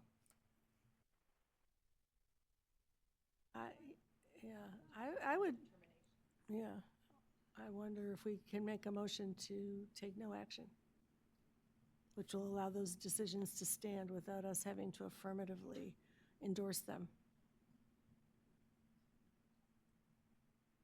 I will to pose that motion. All right, do we have Action either way. we have a second? I second. I think we will. Just for the record. Francisco, I do you would want to like to, restate? would like to make a motion neither to affirm or deny. No, take no action. I would like to make a motion to take no, take no action. Yeah. I second. You don't have to vote for it. Who seconded? Yeah, we have a second. Member Yoshimoto Tauri, I think, seconded it. All right, so we have the motion on the table. Further discussion of the motion? So discussion of the motion is that it would, It would allow the decisions of the county and the district to stand. But it but it would not put, would affirm them. would not affirm them either.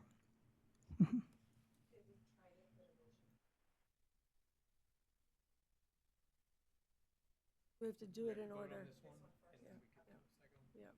At this point, this motion on the table. All right, did you want to? I did have again, a clarifying question. I just want to understand. So the motion allows for the decision to stand. However, the board is not affirming the decision that was made. Am I understanding that correctly? Okay, thank you for the clarification. I also heard that the motion allows for judicial review after some time, and I don't know if I think that's true in any event. Whatever we do, there's an opportunity for Regardless. judicial review. regardless. I believe that is true. Yeah. I just have a point of process question. So if we made a motion and nobody seconded it, would that be an inaction as opposed to voting to leave things as they are? Right, like it just dies on the floor and because it's not seconded? I don't know. I prefer we take the hypotheticals up after we Okay. take up the actual. Okay. motion Let's take up the motion if we and can. do the vote. And just to the question about judicial review that you asked, I can ask our lawyer again to clarify. Were you saying that judicial review is an option for the parties at any point in time, irrespective of the state board decision? Again, Virginia Kale. So Thank you. You do have a name, not just the lawyer. Thank you, Virginia. There, within the statute, if the board just doesn't act, there is a 180-day period after which judicial review can be sought.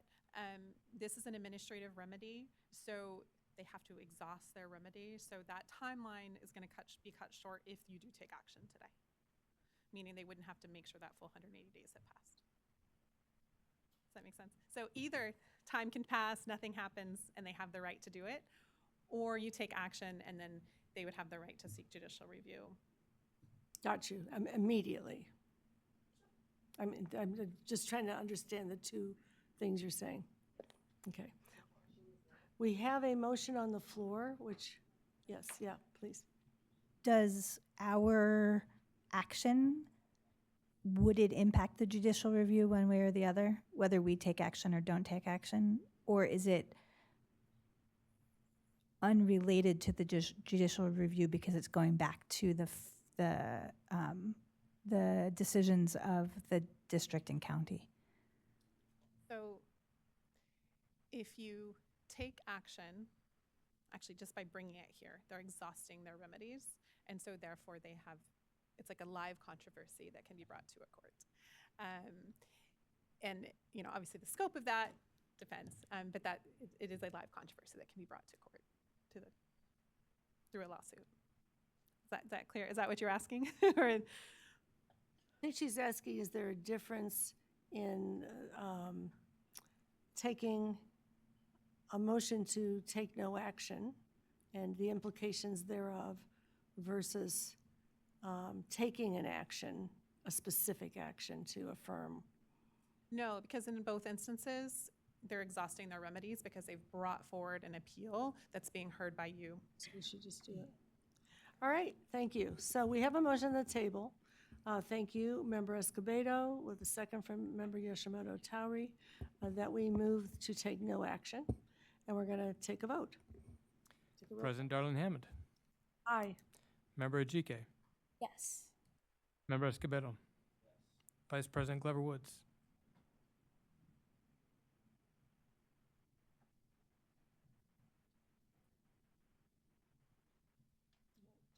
Stay. I'll abstain. Member Lewis, Member McQuillan, Aye. Member Olkin, Yes. Member Roscoe Gonzalez, No. Member Patillo Brownson, Oh, she's recused. Member Rodriguez, No. Member Yoshimoto Toweri. Yes. Motion carries. We have taken no action. We will take a very short 10-minute break and resume expeditiously to complete our agenda.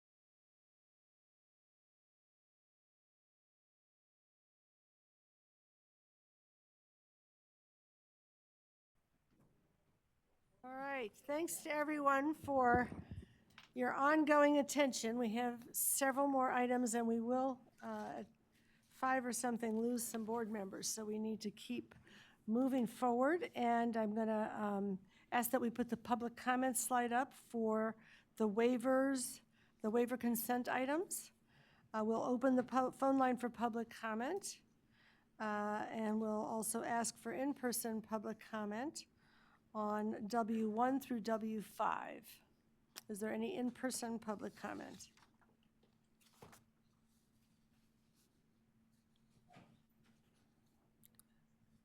Is that a no? No, we're checking. It's not an issue. Okay.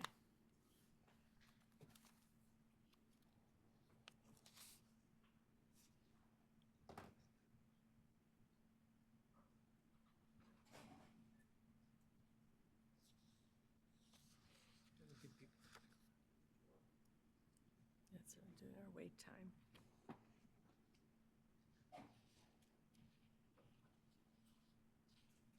Is there any in-person public comment? There is no in-person public comment. Any public comment on the phone? There are no callers in the queue.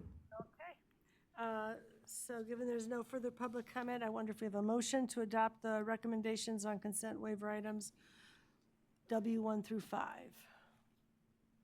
Member Olken, thank you. I move that we adopt the consent items 1 through 5. In a second. Member Lewis, thank you. Sorry, I should turn my head to be able to. And we missed you while you were gone, so. Brooks, can you call the roll? President Darlene Hammond. Member Enrique. Member Escobedo. Yes. Vice President Clifford Woods. Yes. Member Lewis. Member McQuillan. Member Olken. Yes. Member Roscoe Gonzalez. Yes. Member Patillo Brownson. Yes. Member Rodriguez. Yes. Member Yoshimo Tari. Yes. Motion carries. All right.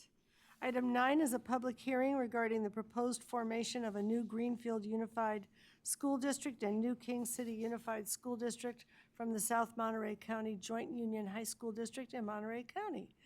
And I am going to pass the ball to Juan Morales and Joshua Speaks of the CDE. Welcome. Is the mic on? Good afternoon, President Darlene Hammond, members of the board.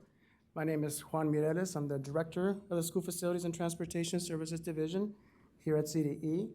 And like the President just said, with me also today is Mr. Josh Speaks, who's been leading our efforts to analyze this updated proposal, along with the support from Ms. Mary Levine and the newest member of our team, Ms. Angelina Kier, who have all supported with this item today.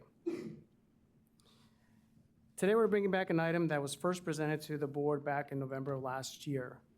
As you may recall, this started with the voter petition in 2015, seeking to unify the Greenfield Union Elementary School District with the Greenfield High School, which is currently part of the South Monterey County Joint Union High School District.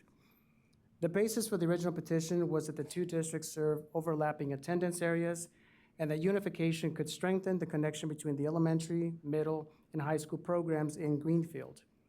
Petitioners also identified potential benefits related to the governance, educational alignment, and operational efficiencies. The petition was considered by the Monterey County Committee School District Organization and was denied in 2018. In reviewing the petition, the county committee evaluated the proposal against the statutory criteria governing school district reorganizations. The committee found that most criteria were satisfied, but determined that 2 criteria were not met, which were the equitable division of property and facilities and the ability of the resulting district to maintain sound fiscal management. That decision was appealed, and in March 2020, the county committee forwarded that matter to the state board with its recommendation that the petition be denied. One of the significant factors underlying the county committee's concerns was the outstanding state emergency load issued to South Monterey County. The district experienced significant fiscal challenges beginning in the mid-2000s. After initially receiving financial assistance from the Monterey County Office of Ed, the district ultimately received a state emergency loan that was later increased and refinanced to approximately $14 million, as you can see in the timeline. An important consideration for this board is that the Greenfield High School serves as collateral for that loan. and there is a non-impairment provision that prohibits reorganization while the obligation remains outstanding. The district has also been subject to fiscal oversight and assistance, including work by the Fiscal Crisis and Management Assistance Team, otherwise known as FICMAT, which has provided assessments and support related to the district's financial recovery efforts. Most recently, the Monterey County contracted with FICMAT to provide a follow-up evaluation on the district's financial health in 2024. When this item came before the board last November, CDE staff generally shared the fiscal concerns identified by the county committee. At that time, the state emergency loan remained outstanding, and the loan terms created significant barriers to reorganization. Staff also considered that the Greenfield High School represented approximately half of the district's enrollment, and separating that portion of the district while the remaining district was still completing its financial recovery process raised concerns regarding the long-term fiscal sustainability of the remaining district. Based on those considerations, staff recommended denial of the petition. The state board elected to continue the hearing until July of this year in order to get an updated financial picture. In the meantime, the board directed Monterey County to work with all parties involved to come up with a workable plan. Since that meeting, Monterey County has conducted an extensive process in response to the board's direction.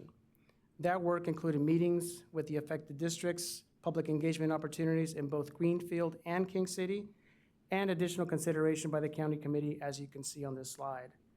The result was a revised proposal submitted to the state board earlier this year that expands the original concept to include both communities served by the existing high school district. Under this revised proposal, approved by the county committee on April 28th, South Monterey County has committed to defeasing the state emergency loan prior to the implementation of the reorganization. Since the publication of the board item, the district has made significant progress towards that goal. An update will be on the status of that progress will be shared later today. The major difference between the original petition and the revised petition is that the revised plan addresses both major population centers served by the existing high school district. So rather than creating just a single unified district in Greenfield, the proposal would dissolve the 3 existing districts and create 2 new unified school districts, the Greenfield Unified School District and the King City Unified School District. At this point, I'm going to go ahead and turn it over to Josh, who's been working directly with the local interest holders on this updated proposal. Josh. Thank you. This slide gives us a high-level overview of the changes that have been proposed by the county office in response to the state board's direction. As Juan noted, and as you can see from the slide, the first step of the proposed plan is to eliminate the obstacle that was proposed by the emergency loan.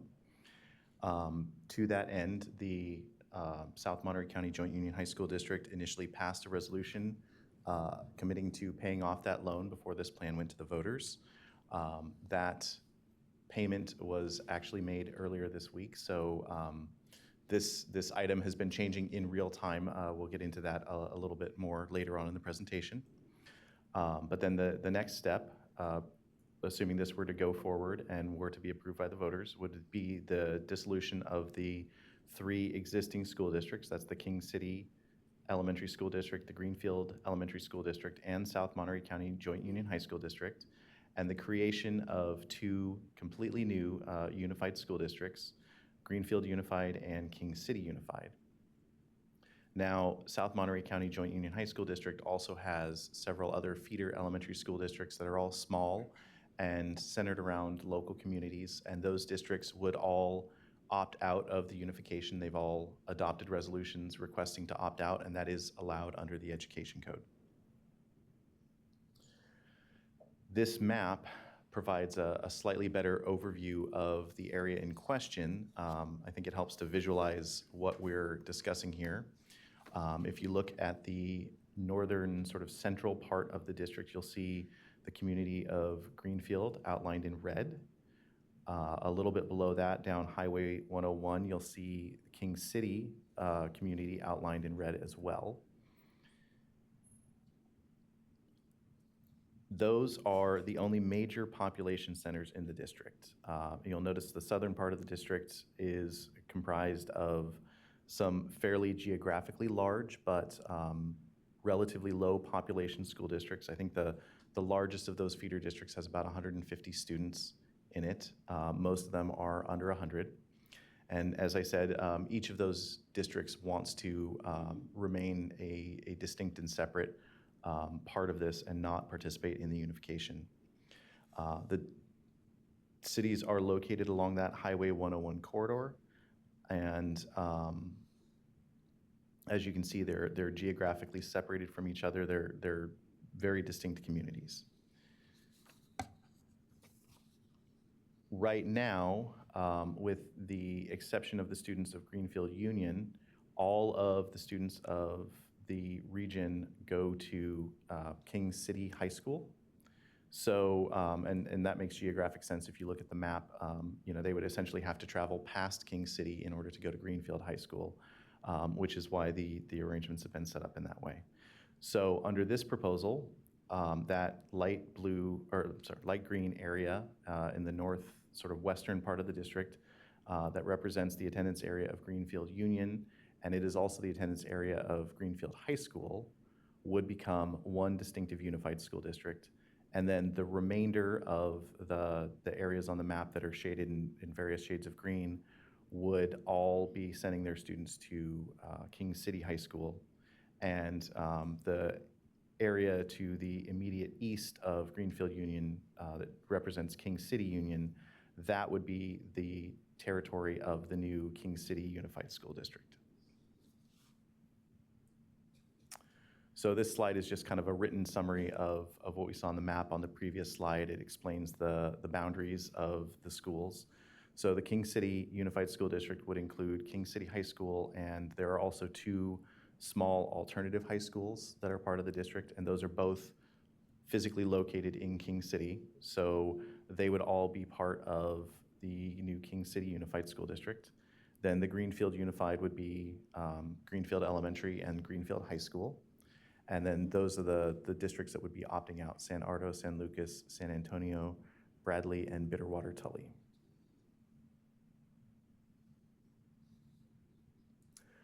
This slide is just a comparison between the original petition, what came before you last November, and the alternative proposal that is before you now.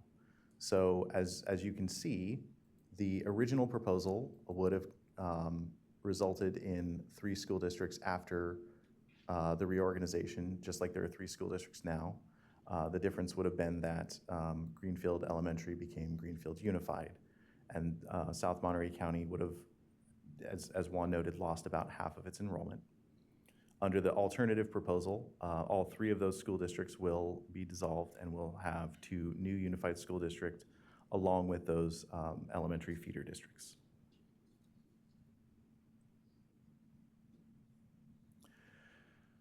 So at its April 28th, 2006 hearing, the county held their hearing on that proposal.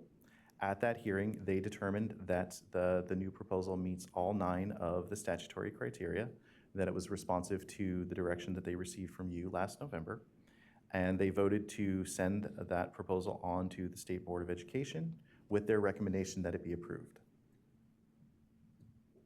CDE staff reviewed the county's work along with the independent study that they commissioned to analyze the proposal. We did not agree at the time of the publication of this item that all 9 criteria were met. I hate to keep sort of leaning forward, but we'll explain in a little more detail what's changed since then. But when this item was publicized, we only agreed that 8 out of the 9 criteria were met, with condition 3 still unmet. However, even in that item, we acknowledge that substantial progress has been made on condition 3, and that progress is ongoing. So with that, I'm going to briefly touch on all 9 of the criteria, but I am only going to speak in depth to the 2 criteria that we found unmet last November. However, obviously, please feel free to ask any questions about any of the criteria. Our staff have examined them all in depth, and so we can answer any questions that you may have about any of them. So criteria 1 is the requirement that the organized districts be adequate in terms of enrollment. The state board has adopted regulations on this, and according to the state board regulation, adequate enrollment for a unified school district is defined as 1,500 students. As you can see from the slide, both new unified school districts will more than double that minimum requirement, so we found that criteria to be met. Criterion 2 examines whether each school district is based on substantial community identity. Again, both communities are geographically distinct. They share, similar demographics and employment patterns. They have strong local community ties. They have their own distinct local community hubs and services, things such as churches, their own police departments, all the sort of indicators of community identity. So we believe that that criteria is met.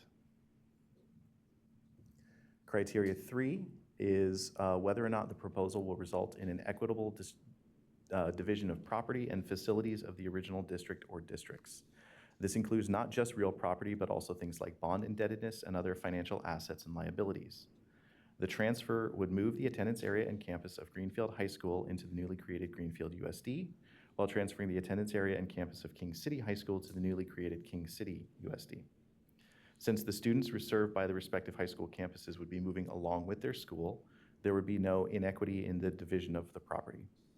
If the transfer were to occur, the new district's residents would have to assume a portion of the outstanding bonded indebtedness of South Monterey County Joint Union High School District and the bonded indebtedness of their respective elementary district. Statute outlines 2 methods for calculating that proportion, either assessed value or average daily attendance. However, the county committee also has statutory authority to work with the districts to include other factors as they deem pertinent. Residents would not see any net change in their payments on general obligation bonds because the residents of each area are already residents of both the high school district and the respective elementary school district. And so therefore they'd be paying the same bond payments post-unification. However, as we've said, the existence of the state emergency loan does create a significant risk of financial inequity. If the loan is not properly defeased, the remaining balance would put South Monterey County High School District and its successor in violation of the terms of the loan. Remember, the loan specifically contains a non-impairment provision which bars reorganization of the district while the loan is in place. Unifying without first defeasing the loan could potentially result in liability for the recipient of the collateral, which in this case is Greenfield High School. And so that risk would transfer onto the newly organized Greenfield Unified School District. So essentially, half of the existing loan recipient would be assuming all of the legal risk and liability from reorganization, resulting in an inequitable division of property and facilities. However, again, at this point, we want to acknowledge that even at the time of posting, the high school district had taken concrete steps towards defeasing the loan by adopting that resolution. And just this week, there have been further developments towards paying off that loan. I won't get into all of the detail myself because we have folks here who are more directly involved in that process. But I will just say that it has gone a significant way towards allaying staff concerns about this particular condition.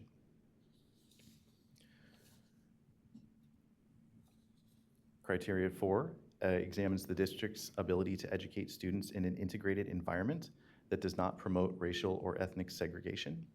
Now, it's important to note for this criteria that we're dealing with the populations that we're dealing with, right? We may have a certain vision in mind of what an integrated environment might look like, but the districts can't be more integrated than their local populations. So in this case, all of the districts involved have pretty similar demographics. They are somewhere in the neighborhood of 95 to 98% Hispanic, 1 to 3% white, with very small minority populations of other ethnic groups. So while that may not be an ideally integrated environment, we don't see this reorganization as jeopardizing the existing level of integration within the district. So we find that, recommend that that criteria be found met. Criteria 5 looks at any increase in costs to the state that would result from the proposed reorganization. Because no students will be changing their attendance patterns, no new schools need to be built, and each successor district will see its state funding via the LCFF remain largely unchanged, there won't be any net changes in state outlays. So we see this criterion as being met as well. Criteria 6 is the effect on educational programs within the district. All of the elementary and high school offerings cited at the individual schools will be retained by their successor districts. District level administration will have reduced overhead, going from 3 district administrations down to 2, which should offer the successor districts greater flexibility to direct resources towards direct educational and support programs. So we find this criteria met as well. Criteria 7 looks at increases in school facilities costs that may result from the reorganization. And again, students' attendance patterns are going to remain unchanged. No students are going to be changing schools based on this. And so each successor district should have adequate facilities for their needs. Criteria 8 looks at property values and asks whether the proposed reorganization is primarily designed for purposes other than to significantly increase property values. So CDE looked at property values in both communities and found them to be roughly equivalent, which makes it unlikely that any reorganization would result in a change in property values. And furthermore, neither the proponents nor the opponents of this item have claimed that this proposal was primarily intended to raise property values. So we find that that criteria should also be seen as met. So criteria 9 asks whether the proposal will continue to promote sound fiscal management and will not cause any substantial negative effect for any of the districts. This was the other criteria that we had some concerns about last fall.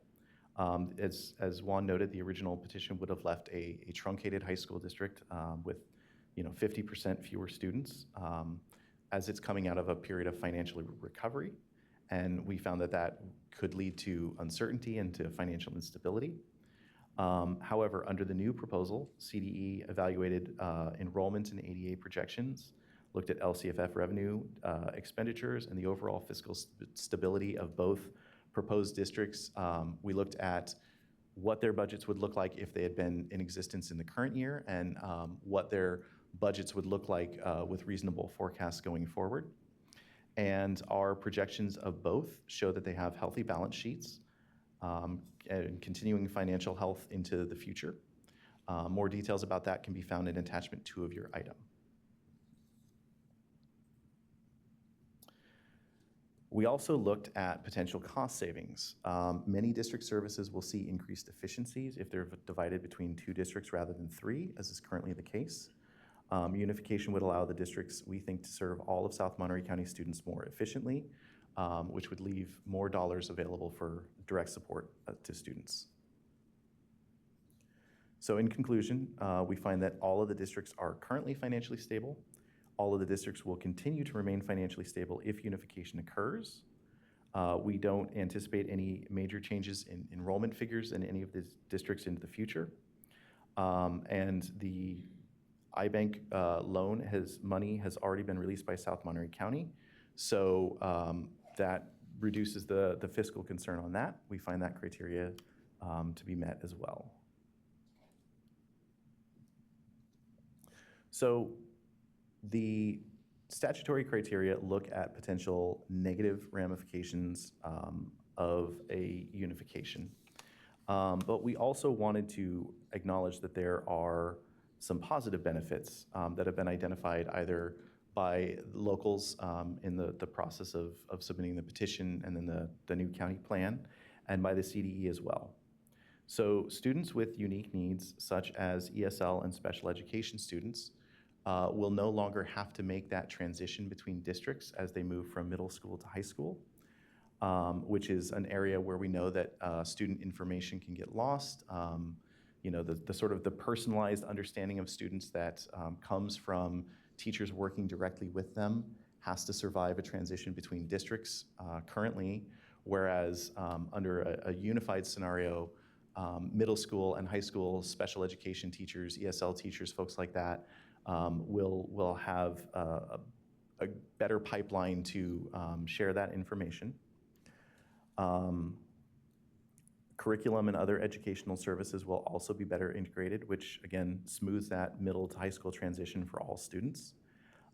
Each of these communities will have greater control over their local schools, since their boards will be elected entirely from their community, as opposed to right now the high school board.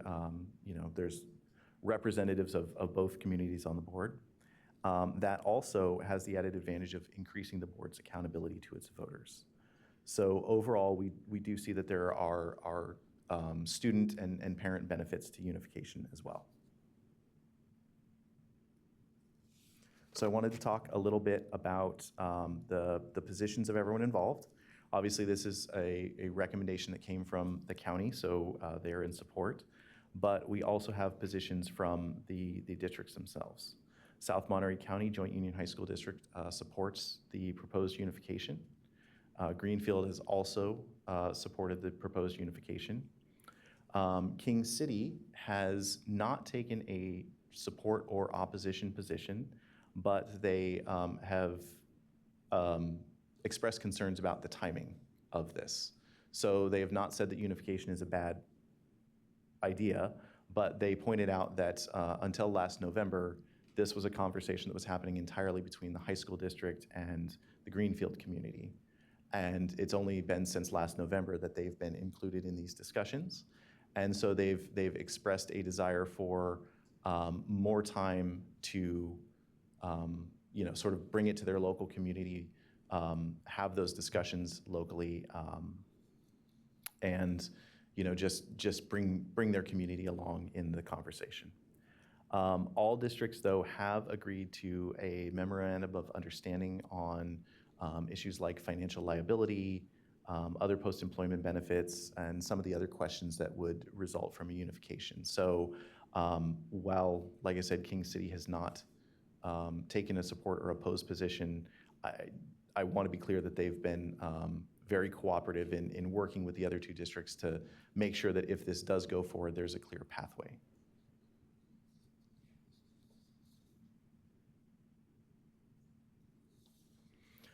So, as previously noted, CDE staff recommends finding that 8 of the 9 conditions have been met. The condition that we could not say was met in our analysis was condition 3, and that was due to the fact that the state emergency loan has not yet been defeased. But again, significant progress has been made towards that happening just even over the past 2 weeks since we, published this analysis. Again, we'll talk about that a little bit more as we go along. And so defeasement is really the only remaining problem that would keep us from sort of wholeheartedly recommending that all 9 conditions have been met.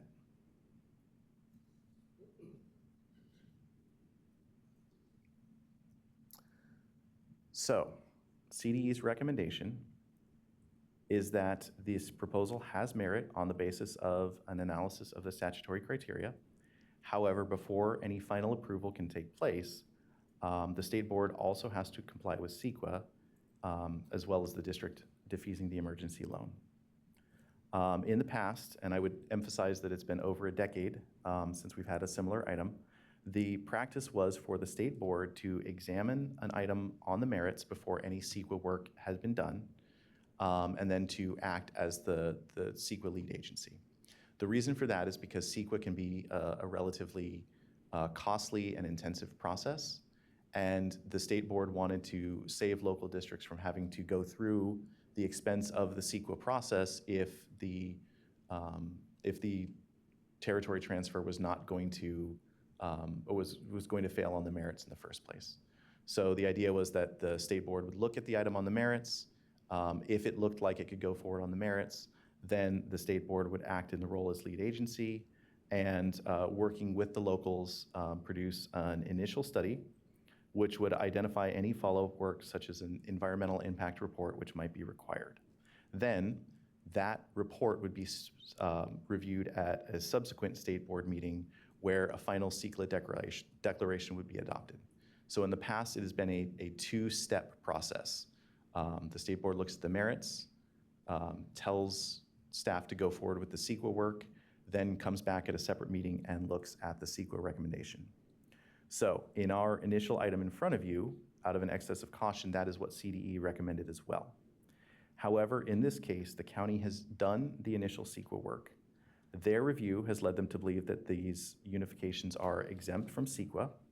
They filed a notice to that effect, and they are recommending that the state board find the project to be exempt from CEQA without further review needed at a subsequent state board meeting. So I will let them speak a little bit more to their findings.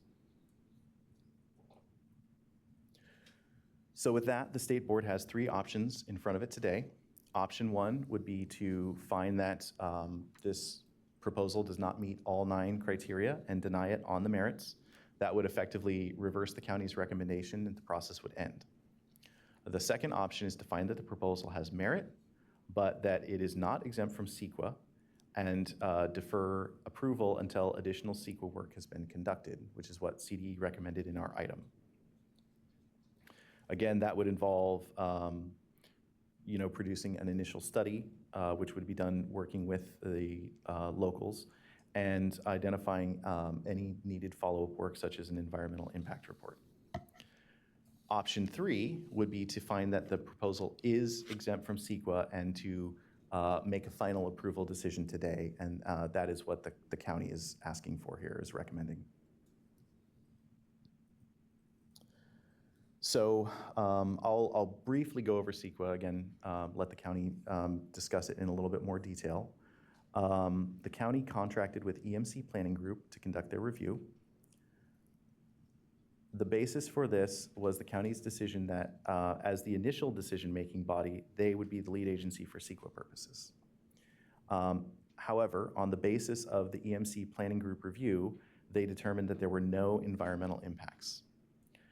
If there are no environmental impacts, then the unifications do not actually constitute a project under CEQA, and thus the county filed what is known as a common sense exemption, stating that because no dirt's being moved, no students are being transferred, that there was no environmental impact. That notice was filed with the Governor's Office of Planning and Research on February 13th, 2026. There were no objections during the period to object after a CEQA notice has been filed. And CDE staff has just recently received the full record from the county, which we reviewed, and it's included in attachment 10 of your item. And we have not identified any objections to their findings. The last thing that we need to discuss is that before the state board makes a final decision, if they were to choose to do that, they would need to determine an area for the voter election. Remember, once you've approved a territory transfer or unification, then it goes back to the voters of the affected local voters to be approved in an election. The Education Code states that following the final approval of the proposal by the SBE is required to specify the territory in which the election to reorganize the school districts will be held. If the SBE does not specify a territory, then the election shall be held only in the territory proposed for reorganization. In this case, it is up for debate whether that minimum area would be only the territories of the newly organized Greenfield and King City Unified School Districts, or the entire territory of the South Monterey County Joint Union High School District. The county committee has asked that the election encompass the entirety of the high school district, and CDE staff concur.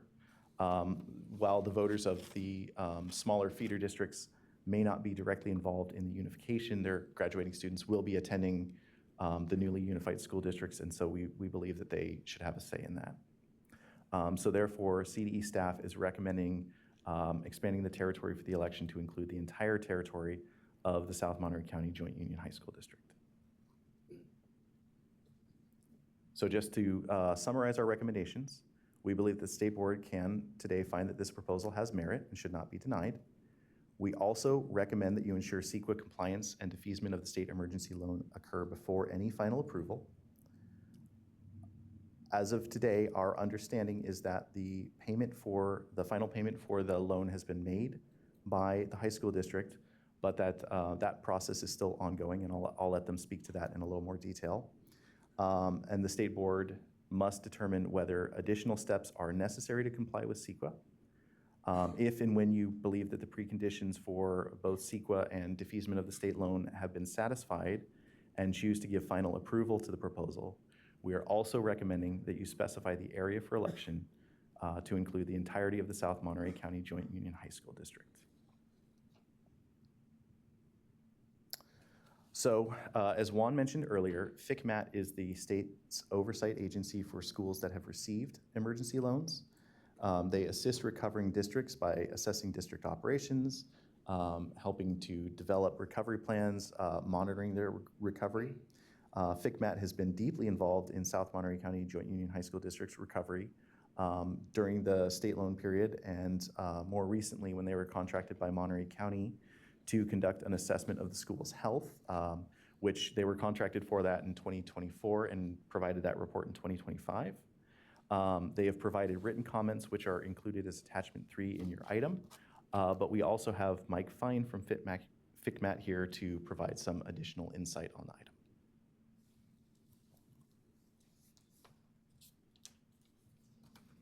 Good afternoon, President Darling Hammond, members of the board, Mr. Allen, Mike Fine, Chief Executive Officer for the Fiscal Crisis and Management Assistance Team.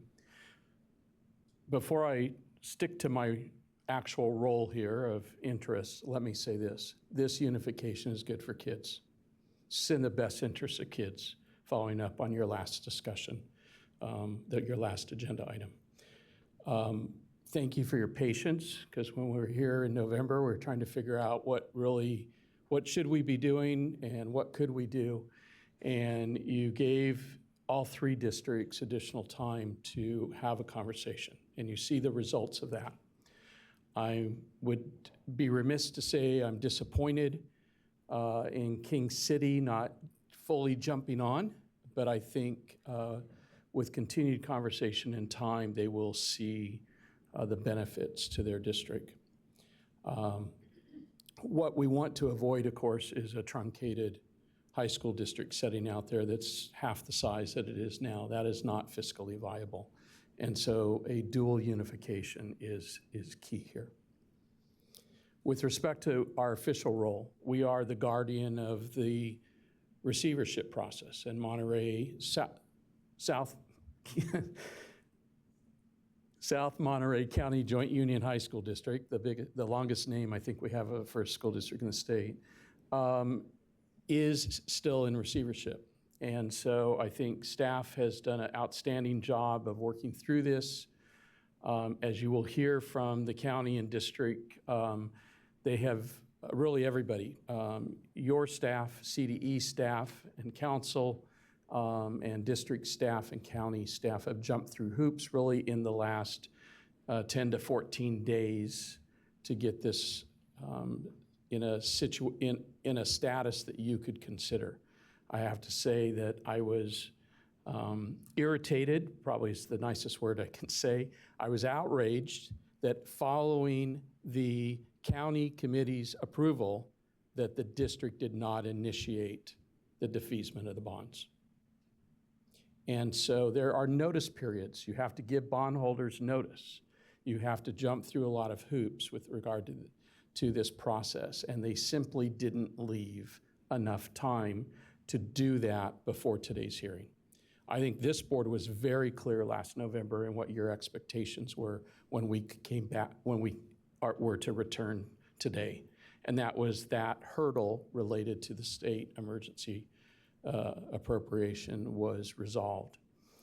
I'll let them speak to the details, but I think we are comfortable at this point that they've done everything they can up to today to make that happen. They have transferred funds. They're setting in an escrow account to the benefit of the iBank. And now we're just working through the mechanics and kind of the ministerial tasks of notifications and of resolving this. And we expect that to be done by August 14th. We have some date conflicts, as I think their councils will share with you, in that they need to call for an election this fall, and that would be before August 14th. So we have a little bit of sequence problems. I would like this to be a little smoother, a little bit more thoughtful.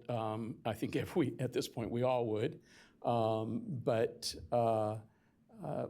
I see this as doable, and I see our concerns as being resolved. When I walked in here today, I was going to recommend to you a conditional approval that certain other events happen first. The process itself.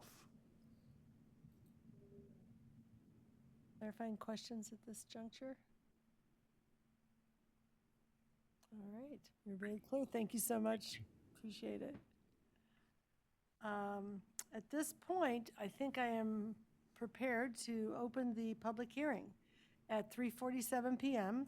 We will hear first from representatives from the Monterey County Office of Education. They will have 10 minutes to make their presentation.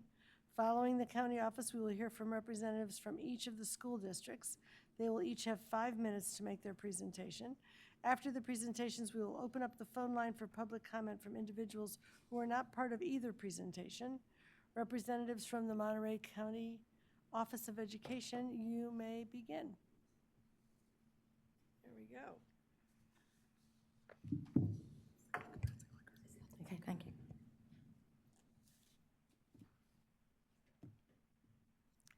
Good afternoon, President Darling Hammond and honorable members of the State Board of Education. I am Annette Yeastek, Chair of the Monterey County Committee on School District Organization. I urge you to approve today the County Committee's plans and recommendations for the reorganization of the school districts in southern Monterey County. What originally started 11 years ago as a Greenfield Elementary request to unify has evolved into the plans we have presented that result in a recommended reconfiguration from the community's 2 elementary school districts and a high school district into 2 unified school districts. Through the process of examining this matter as a county committee, we have found that the adopted plans and recommendations before you meet all of the criteria required for the reorganization. As you will hear in the following presentations, the concerns of CDE staff about the iBank loan have been addressed. The CEQA process should be completed today. This matter has been pending since 2015. After you remanded it back to the county committee in November 2025, the county committee conducted a process involving 12 planning meetings with the affected school districts, 2 public hearings in both elementary school districts, and 6 meetings of the county committee.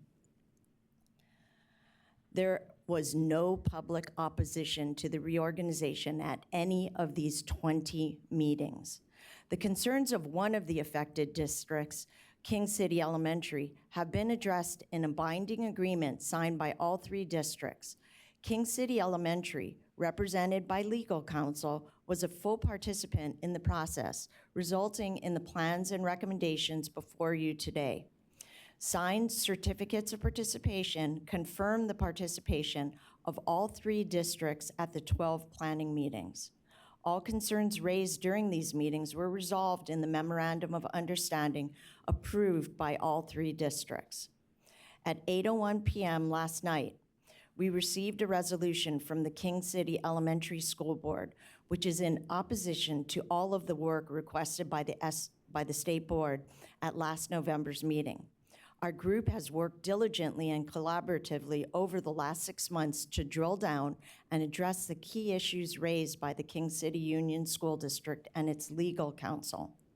Regarding the time King City has had to consider the matter, the district has had ample time to address concerns.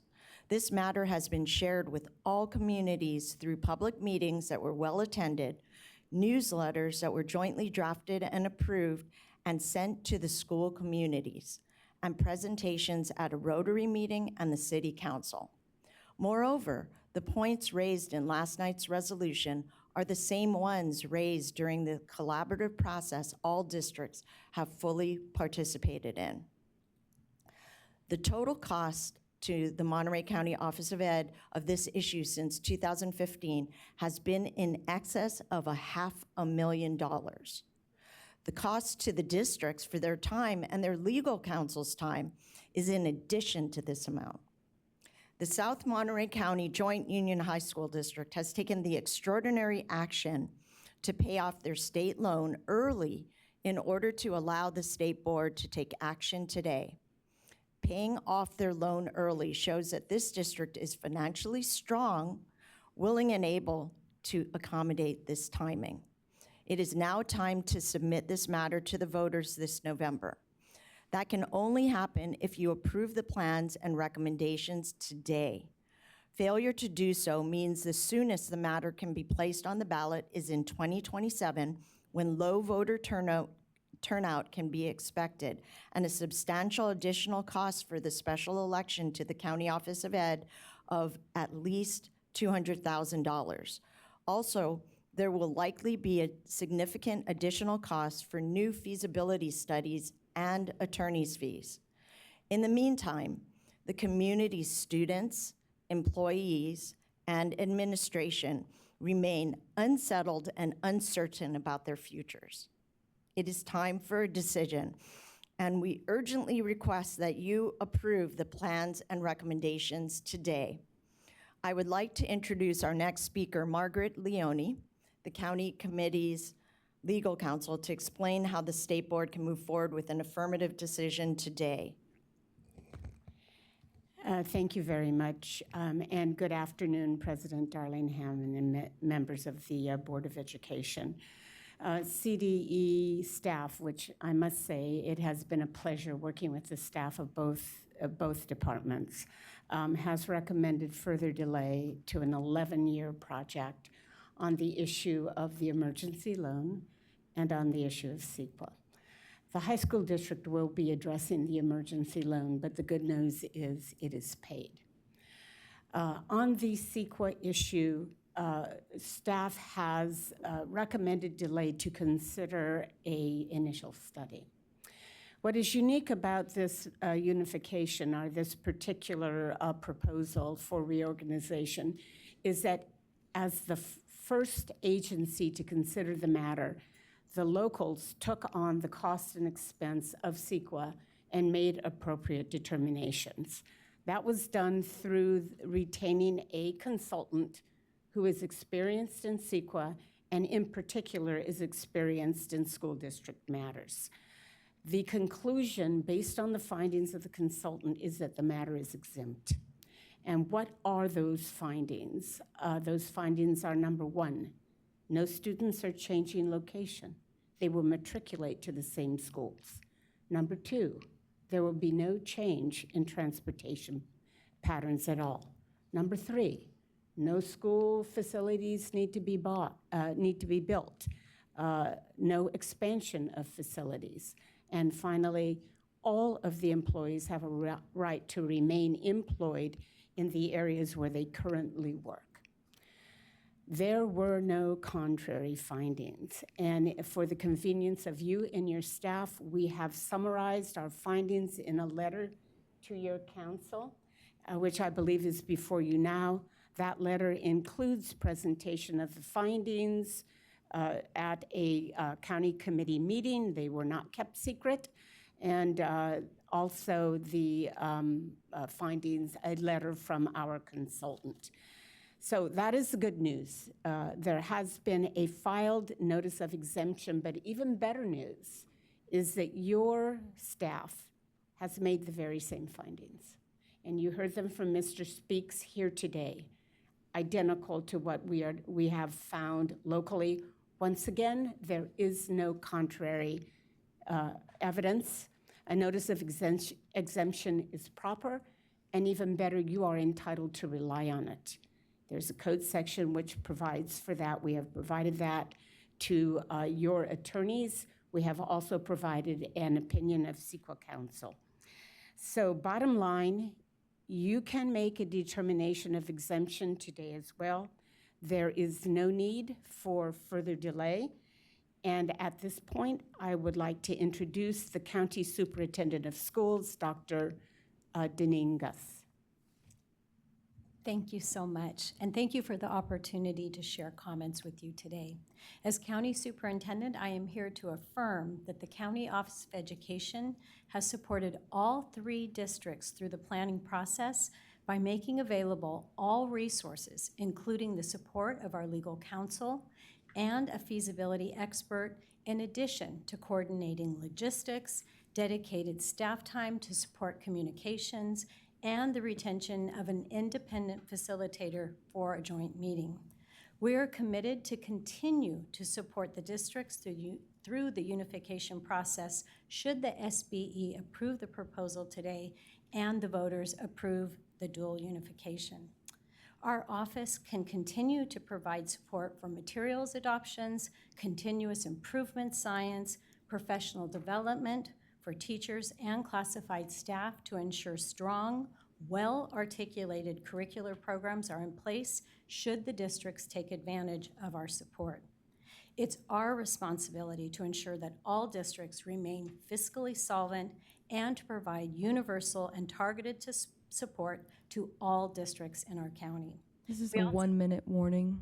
We also offer our support for any other items that may arise during the unification implementation process should the voters choose this direction.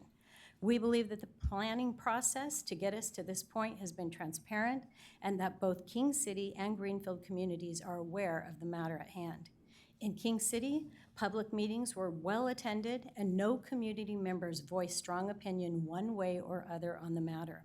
We believe that the only way to know how the entire community feels is to take it to the voters. We urge the SBE to make a decision today on this matter so that both communities can benefit from a strong voter turnout at this November's election.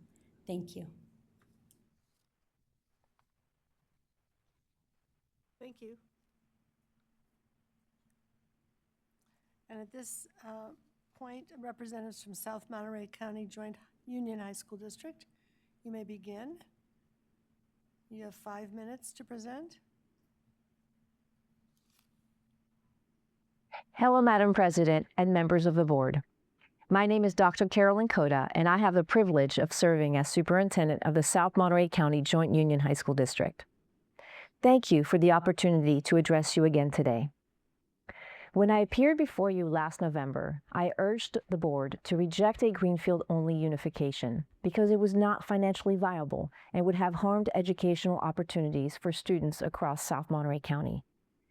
At the same time, I expressed our belief that concurrent unifications of both Greenfield and King City schools offered a path forward that could meet the needs of both communities. Today, I am pleased to report that the local process produced exactly that. Following your direction, the Monterey County Committee on School District Organization facilitated an extensive and collaborative process involving all 3 districts, county staff, legal counsel, financial experts, and community members. As with any significant public decision, not every participant views every detail in the same way. But throughout this process, every concern raised by each district was discussed, analyzed, and addressed. Difficult questions were asked, alternatives were considered, and solutions were developed. That work produced a comprehensive plan that creates a Greenfield Unified School District and a King City Unified School District. It reflects months of negotiation, compromise, and problem solving, and ultimately earned the support of every member of the Planning Committee. Last November, concerns were also raised regarding our district's financial obligations and continued state receivership. Since then, our board has worked diligently to remove every barrier to unification that was within our control. We adopted a resolution committing to pay off the remaining iBank loan prior to any unification election. More recently, our state trustee formally recommended that South Monterey County Joint Union High School District begin the process of exiting receivership. That recommendation reflects 16 years of hard work for our board, staff, and community to strengthen our finances, improve governance, and expand opportunities for students, and rebuild trust. We are proud of that progress, and today we are prepared to work alongside our partners in Greenfield and King City to help ensure that future unified districts begin on strong footing. The decision before you today is not whether unification should occur. The decision before you is whether the voters should have the opportunity to decide and how soon. Our students, families, and employees have lived with uncertainty for a long time. The Greenfield community has waited more than a decade for the opportunity to vote on this question. Meanwhile, district leaders continue to make long-term decisions about programs, staffing, facilities, and investments without knowing what the future structure of our schools will be. Our staff members deserve clarity about their future. And most importantly, students deserve school systems that can plan confidently and strategically on their behalf. There is little to be gained by further delay. If voters decline unification, our districts will finally have clarity about the path ahead. If voters approve unification, significant work will remain. New districts will need to be thoughtfully designed and implemented with broad community engagement, and that work will require time and attention. The sooner the community has the opportunity to decide, the sooner we can focus our energy on what comes next. Either way, our students, staff, and communities benefit from resolution. The County Committee followed the process as directed. The districts engaged in good faith collaboration and developed the comprehensive plan before you. Now we respectfully ask that you approve the County Committee's recommendation and allow the voters of Greenfield and King City to decide this question in November 2026. Thank you for your time and consideration. Good afternoon. I'm Ashley Immersion, Legal Counsel for the High School District. My comments here are limited to the issue of the iBank debt. I'm happy to report that all funds to repay the iBank debt have now been irrevocably transferred to the trustee under an escrow agreement signed by the district, the trustee, and iBank. Yesterday, bond counsel for iBank confirmed via written opinion that the underlying lease with iBank is now terminated. This opinion confirms without qualification that the non-impairment provision of the lease is no longer in effect and thus no longer a bar to reorganization. Supporting documentation, including proof of the transfer of funds, have been provided to CDE staff and counsel. Copies of the bond counsel opinion that the lease is terminated and the signed escrow agreement are available here today in paper copy for your review.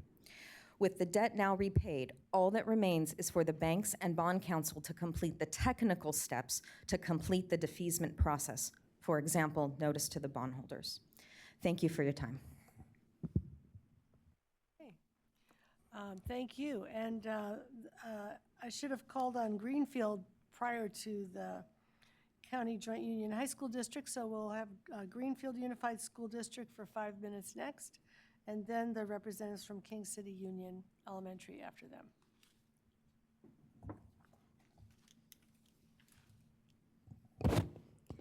Good afternoon, President Darling Hammond and members of the board.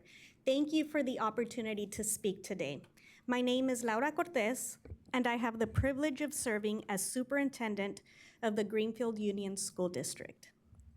For generations, the people of Greenfield have envisioned a unified school district, one that educates our children from their first day of school through high school graduation. That vision did not emerge overnight. It was formally launched in 2015 through a community petition. When this matter last came before you, significant questions remained. The state loan held by the South Monterey County Joint Union High School District presented uncertainty. There were also questions about the appropriate organizational structure for the remaining territory of the high school district. At your direction, the Monterey County Committee on School District Organization undertook a careful work of creating a dual unification plan for both communities. They studied the issue, they listened to the affected communities, and they developed a thoughtful solution. The result is the dual unification plan before you today. Under this proposal, Greenfield would finally achieve what its community has long sought, a unified TK-12 school district. At the same time, the King City community would have the opportunity to create its own unified district in its community. This is not a plan that leaves one community behind in order to benefit another. It is a plan that strengthens both communities by giving each the opportunity to govern, support, and educate its own students within a cohesive, unified educational system.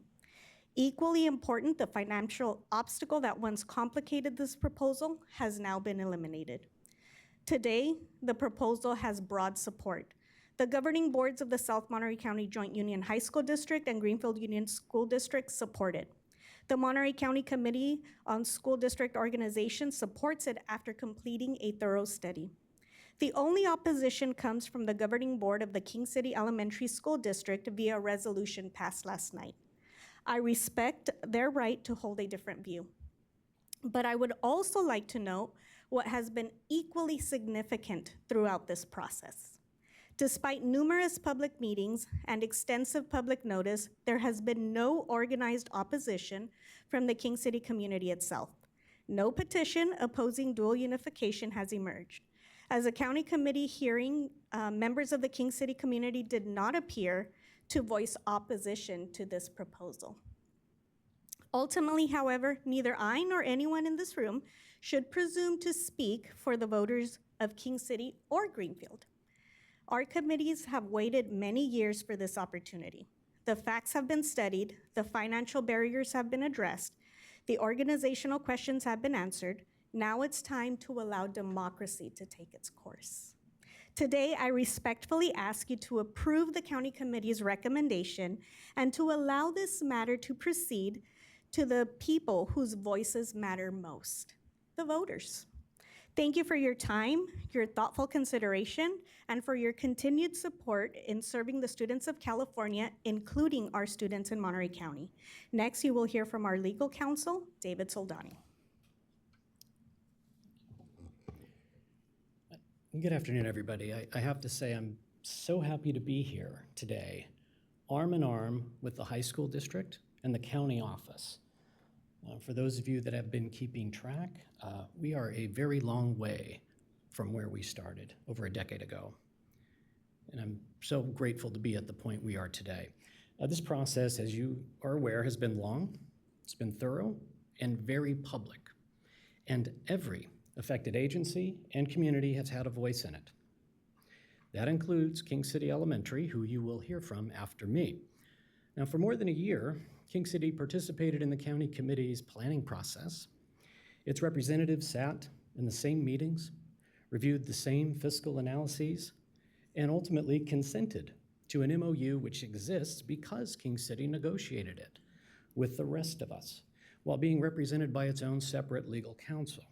Now, I only mention this because last night, on the eve of this meeting and without prior notice to the county, the high school district, or Greenfield, King City adopted a resolution asking the board essentially to disapprove the county committee's plans and or to carve out a separate veto election area just for its own voters.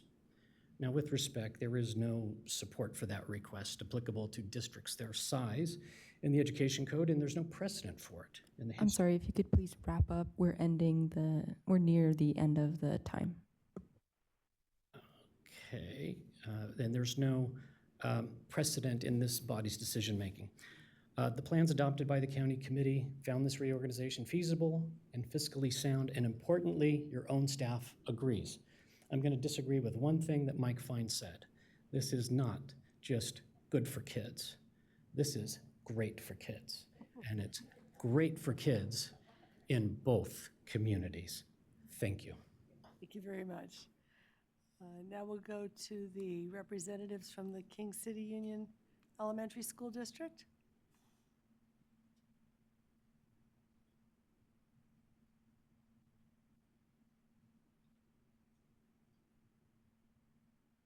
You have 5 minutes. Please begin. Thank you. Good afternoon. I'm William Tunick. I'm legal counsel for the King City Union School District. The district appreciates the invitation to address the board on this topic for the first time. Since Greenfield's community first sought unification in 2015, King City has been supportive of the local efforts to unify. In this past year, these efforts for the first time have led to substantive discussions combining Greenfield's unification with the unification of a separate community, King City. So I want to be clear, while this process has been going on for 15 years for Greenfield, this is a relatively new process, especially when you talk about the timescale of a unification for Green City.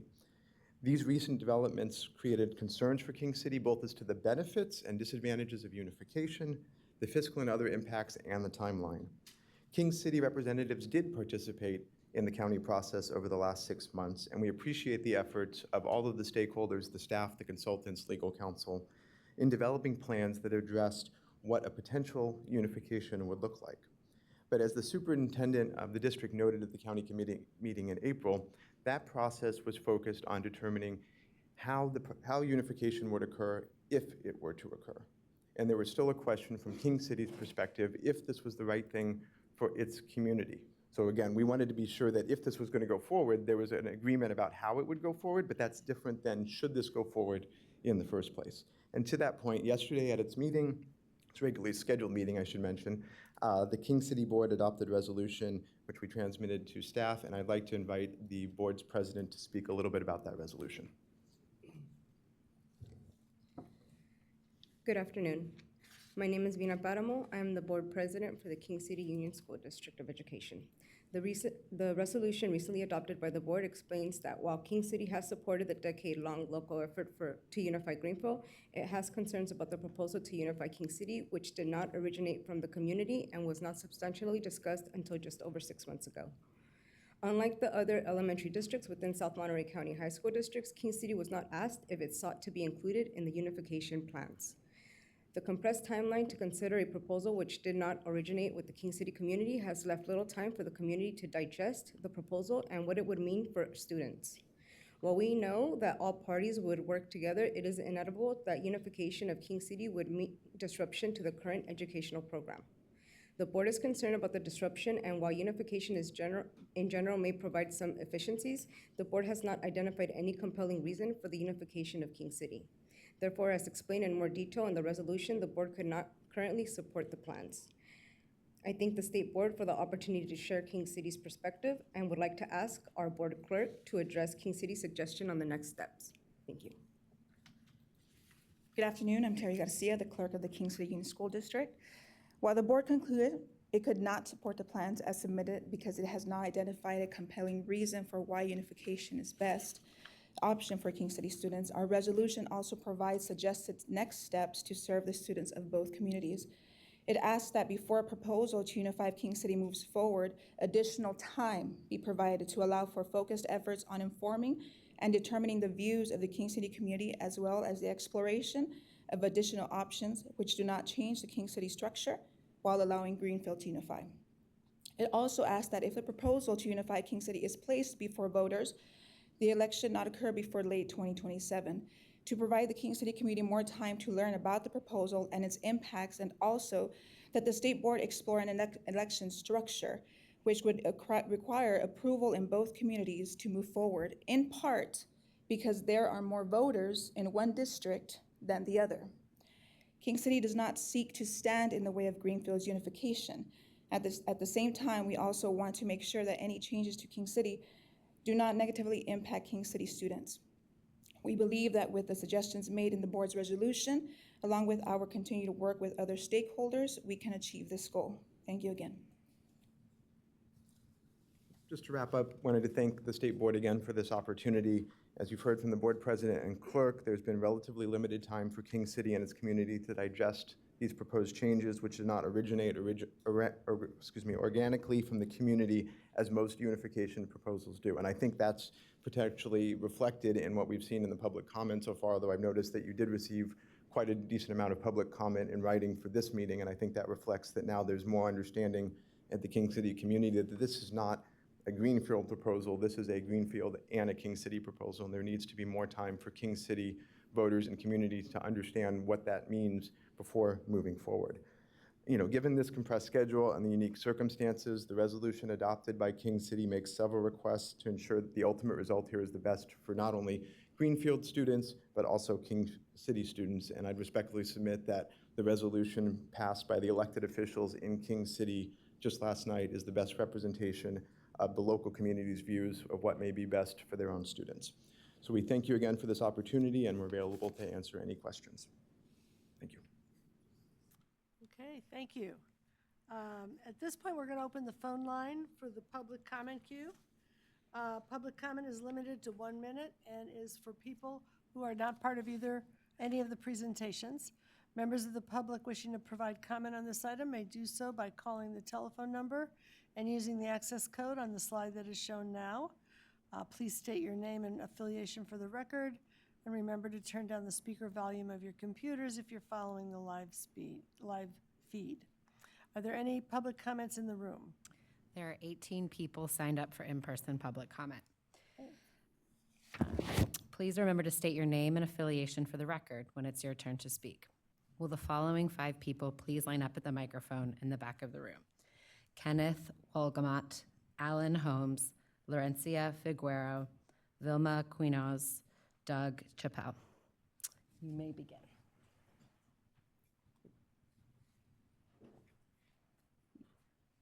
All right, you may begin. Thank you. I appreciate your time today.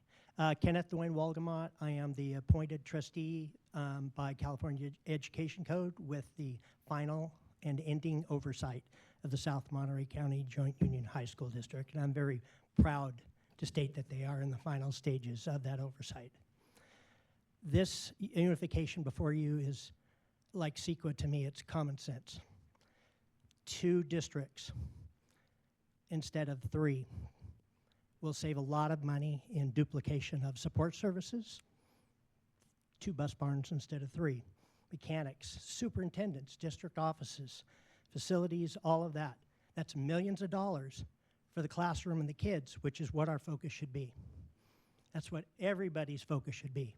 School boards, teachers, parents. It also, this process taking this long and potentially being delayed as a request damages the districts. It's hard enough right now to retain and recruit qualified people for positions at the district that I Thank you, oversee. Speaker. Your time is up. Good afternoon, everyone. My name is Alan Holmes. I'm a teacher at Vista Verde Middle School in Greenfield for the last 23 years. I respectfully ask that you allow the voters to decide whether Greenfield High School should become part of the Greenfield Elementary School District. This issue will have a lasting impact on our students, families, and community, and the people who will live with that decision deserve the opportunity to make their voices heard. This is not about asking the board to choose one outcome over another. It is about trusting the democratic process. Our community is capable of weighing the facts, considering the benefits and challenges, and making an informed decision at the ballot box. When local residents are given the chance to vote on issues that directly affect their schools, it strengthens public trust and ensures that the final decision reflects the will of the community. I urge you to let the people decide. Please give Greenfield's voters and King City's voters the opportunity to shape the future of their schools. Thank you for your time and consideration.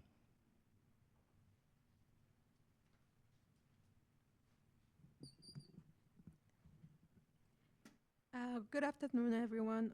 My name is Vilma Quiros. I'm a mother of 4 high schoolers in Greenfield High School. This is not about paperwork or politics. This is about our children's future, the opportunities that they will have and who will be making them. It's going to affect them directly. So I rather have my own district take care of it, which is Greenfield. And I talk about with my kids, and they always come home and they said, "Mom, I wish we can have our own district." It's sad that we can, we don't know who's making decisions for us.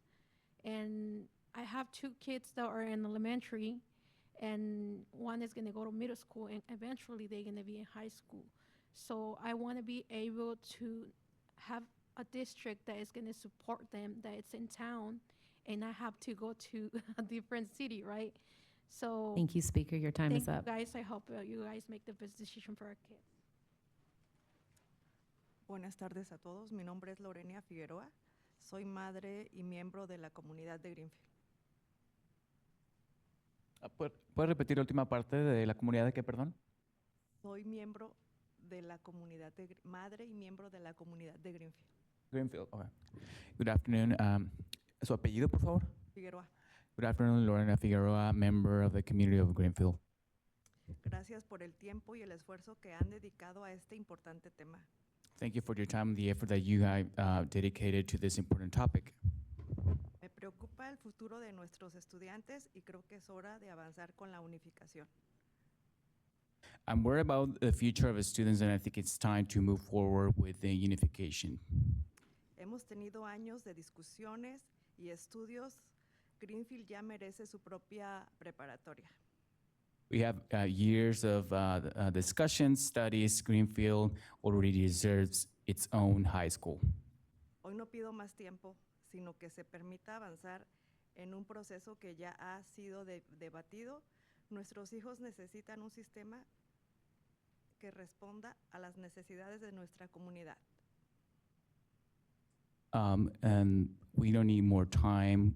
We already gone so much forward with this process. We already debated. Our kids need a system that responds to the needs of the community. Apoyo la unificación y es momento de dar el paso. Y si no es así, pues dejémoslo a la comunidad que ellos decidan. Muchas gracias. I support the unification, going a step forward, or otherwise we'll just leave this to the community. And thank you. Good afternoon. My name is Doug Chappell. I'm the Director of Facilities at Greenfield School District. Today, I just wanted to quickly highlight one area of dysfunction in the current structure, with the Greenfield High School being in Greenfield, but the district office being in King City. It highlights our Family Resource Center, where we have a large variety of services that we offer with distribution of school supplies, food, toiletries. We have laundry facilities there. We offer translation assistance and a mobile medical clinic that regularly comes by. Greenfield is largely a walking community. People walk to and from. They come to the district office. We don't have public transit. Can't get a taxi, can't get an Uber like you can here. When the kids leave the middle school, the parents of families will have to go all the way to King City to get those kind of services. So just asking today that you let this move forward to a vote of the community. Thank you. Will the following 5 people please line up at the microphone? Dr. Maria Alvarez, Maria Elena Zavala, Matthew Castanon, Juergen Smith, and Laura Cabarello. Good afternoon, President Dr. Linda Darling Hammond and members of the State Board. My name is Dr. Maria Alvarez, the Associate Superintendent of Educational Services of Greenfield Union. Every child deserves one educational journey, not one divided by governance. Research consistently shows that students achieve more when their educational experience is continuous, aligned, and connected. The proposed dual unification of both districts, Greenfield and King City schools, would have the opportunity to create a seamless pathway from preschool through high school graduation, strengthening student belonging, academic consistency, and coordinated support.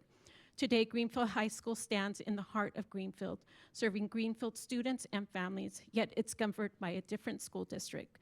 Unification represents an opportunity to align one community under a single educational vision, where curriculum, instruction, student supports, and long-term planning work together to maximize student success. Most importantly, unification would strengthen student Thank you, Speaker. Your time is up. Hola, buenas tardes. Mi nombre es María Elena Zavala. Hi, good afternoon. My name is Maria Elena Zavala. Trabajo como empleada clasificada en el Departamento de Servicios de Alimentos. I work as a classified employee in the Department of Nutrition Services. Mi trabajo consiste en asegurar que nuestros estudiantes reciban comidas nutritivas cada día. My work, it's about to make sure students receive nutritious foods every single day. Porque sabemos que cuando un estudiante está bien alimentado, está mejor preparado para aprender. Because we know when a student is well fed, we know it's better equipped to learn. Como empleada les pido que permitan que este proceso continúe la propuesta de unificación. As an employee, I would just ask you to allow this process to continue, the process of unification. Ha requerido años de análisis, reuniones, participación de la comunidad y el compromiso de muchas personas.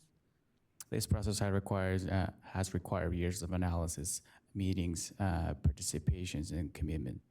Después de más de 10 años de trabajo, creemos que nuestra comunidad merece la oportunidad de decidir su futuro en las aulas.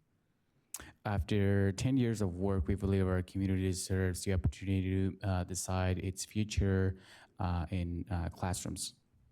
No les estamos pidiendo que tomen la decisión por nosotros, les estamos pidiendo que permitan que los ciudadanos de nuestras comunidades tengan la oportunidad de votar.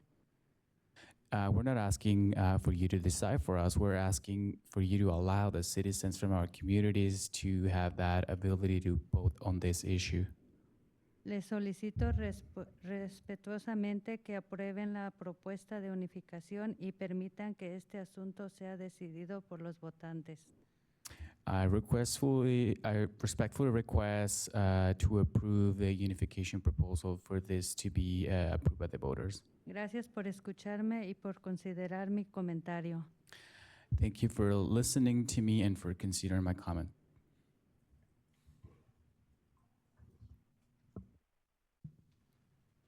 Good afternoon. My name is Matthew Caston, and I recently joined Greenfield Union School District as its chief business official. As the district's financial officer, it is my responsibility to evaluate decisions through the lens of a long-term financial sustainability, operational effectiveness, and responsible stewardship of public resources. It is my opinion that unification creates a governance structure that better aligns educational decisions making with financial planning. 2 unified districts reduce administrative fragmentation, improve coordination of resources, strengthens long-range budgeting, and allows strategic investments to be made with one vision as opposed to separate systems. From both a fiscal and operational standpoint, I believe unification provides a better long-term foundation for Greenfield students, and I respectfully ask your approval of the unification process. Thank you.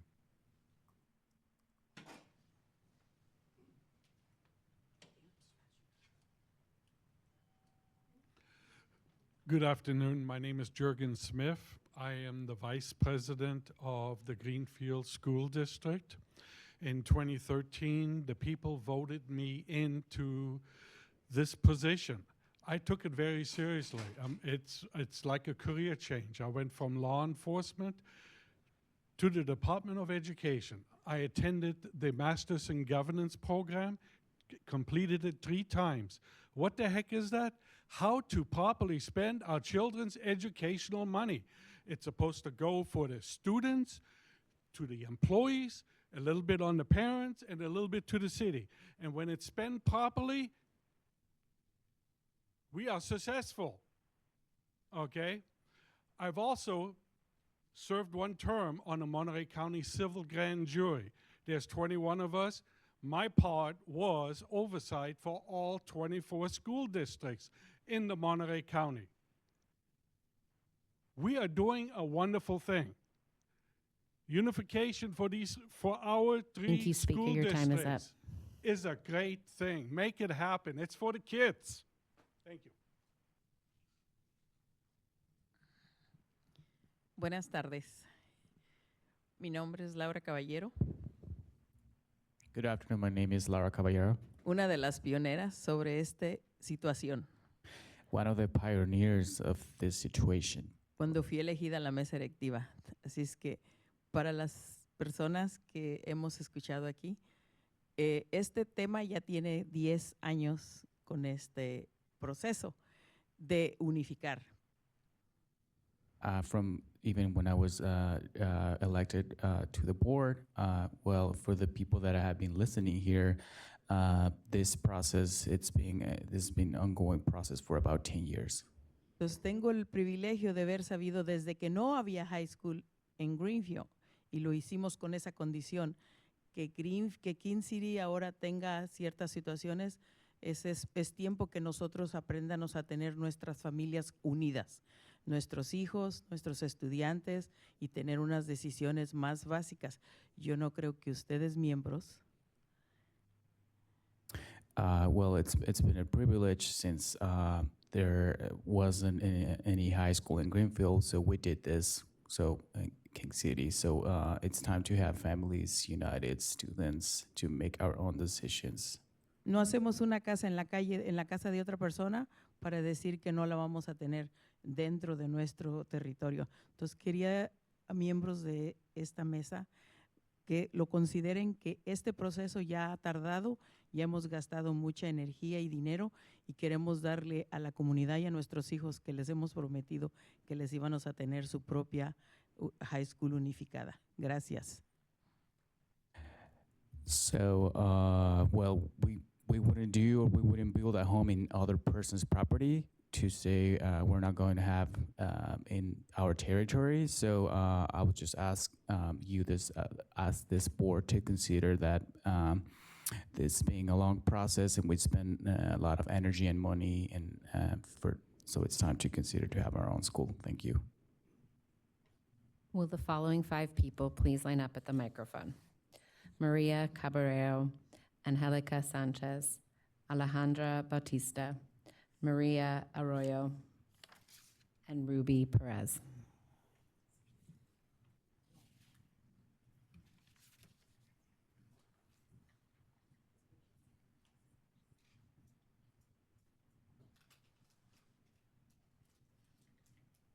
Hola, buenas tardes. Mi nombre es María Caballero. Hello, good afternoon. My name is Maria Caballero. Pues yo lo único que puedo pedir es la unificación de la escuela para los alumnos de Greenfield que ya tengan su propia escuela. Y aún así le damos las gracias a King City. ¿Por qué? Porque aún apoyó. Gracias. So the only thing to ask is for the unification for Greenfield students to have their own school, and even want to thank King City and thank you.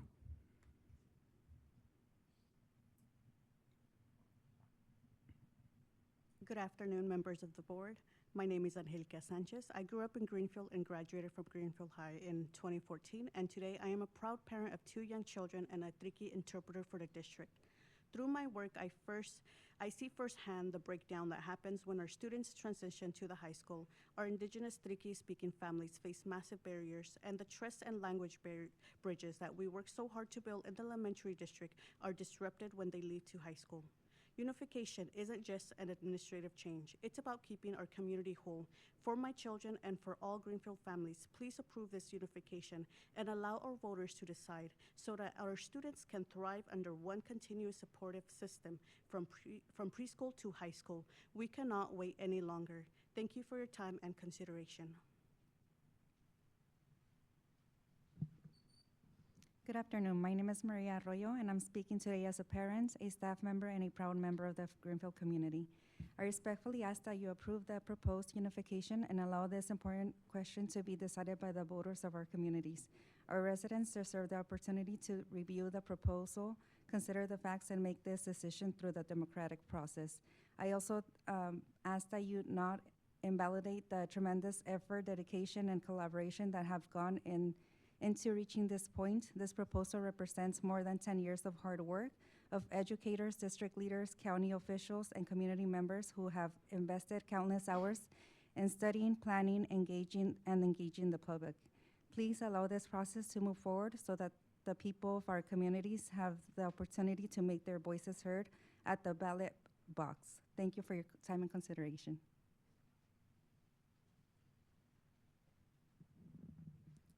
Good afternoon, board members and families. I'm a lifelong Greenfield resident, a King City High School graduate, and a daughter that graduated from Greenfield High School and a current senior in Greenfield High School. I'm proud to represent our community. So we're asking the board to approve that Greenfield residents take the vote to have our district combined with Greenfield High School. I and parents like me are also wanting representation and accountability. We have great district leaders in our community, and King City Elementary, if we want, we could take you guys into. If you guys don't want unification, you can come with our community as well. Do you mind saying your name and affiliation for the record? My name is Ruby Perez, Greenfield resident.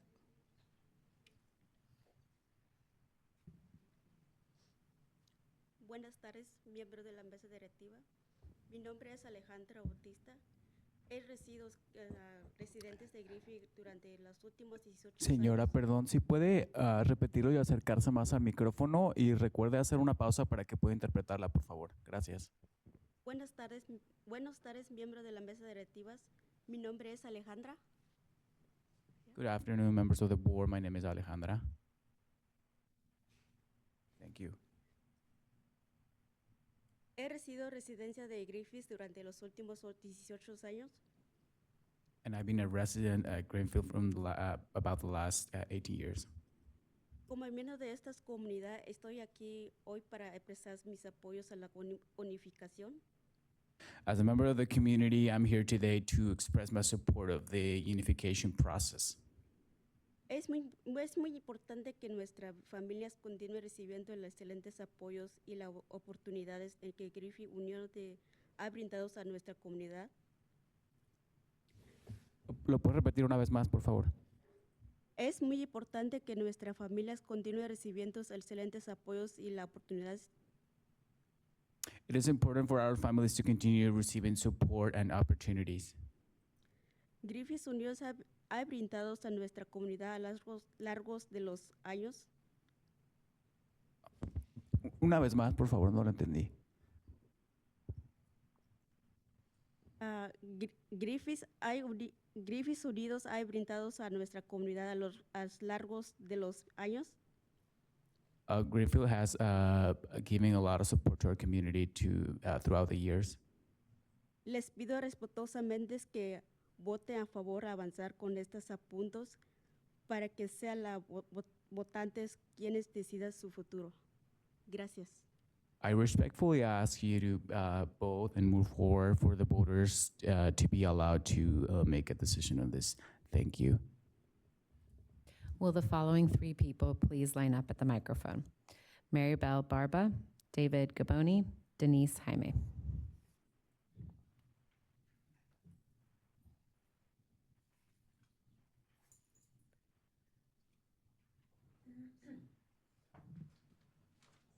Hello, my name is Maribel Barba. I'm a lifelong resident of Greenfield. I attended schools in Greenfield K-12.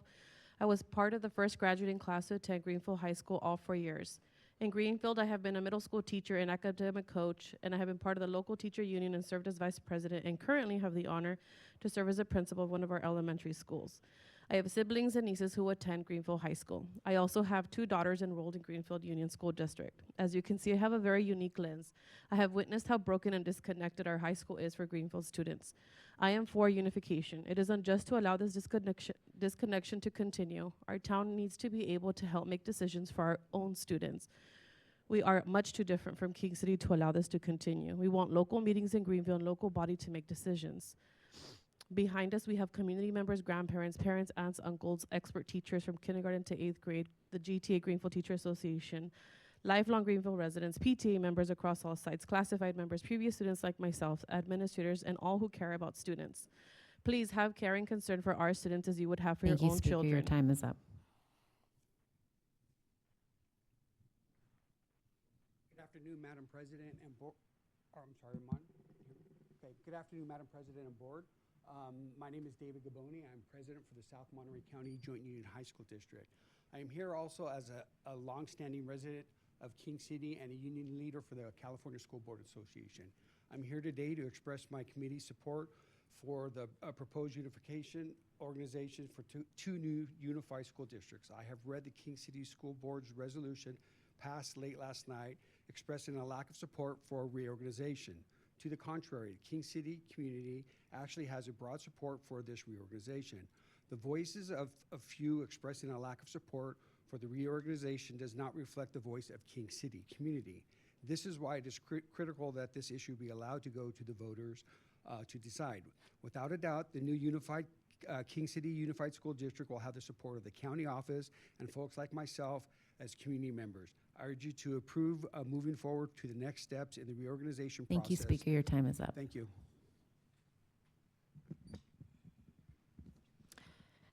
My name is Denise Jaime, and I am the proud board president of the Greenfield Union School District, a mother of a student in King City High School District, and a mother of Greenfield Union High School District.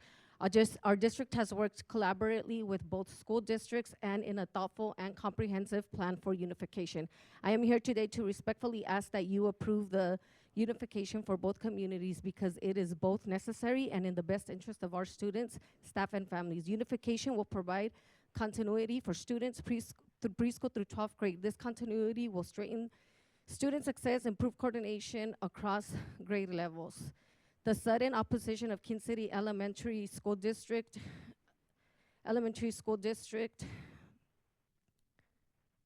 is not equivalent to the opposition from the community itself, which it has been largely silent.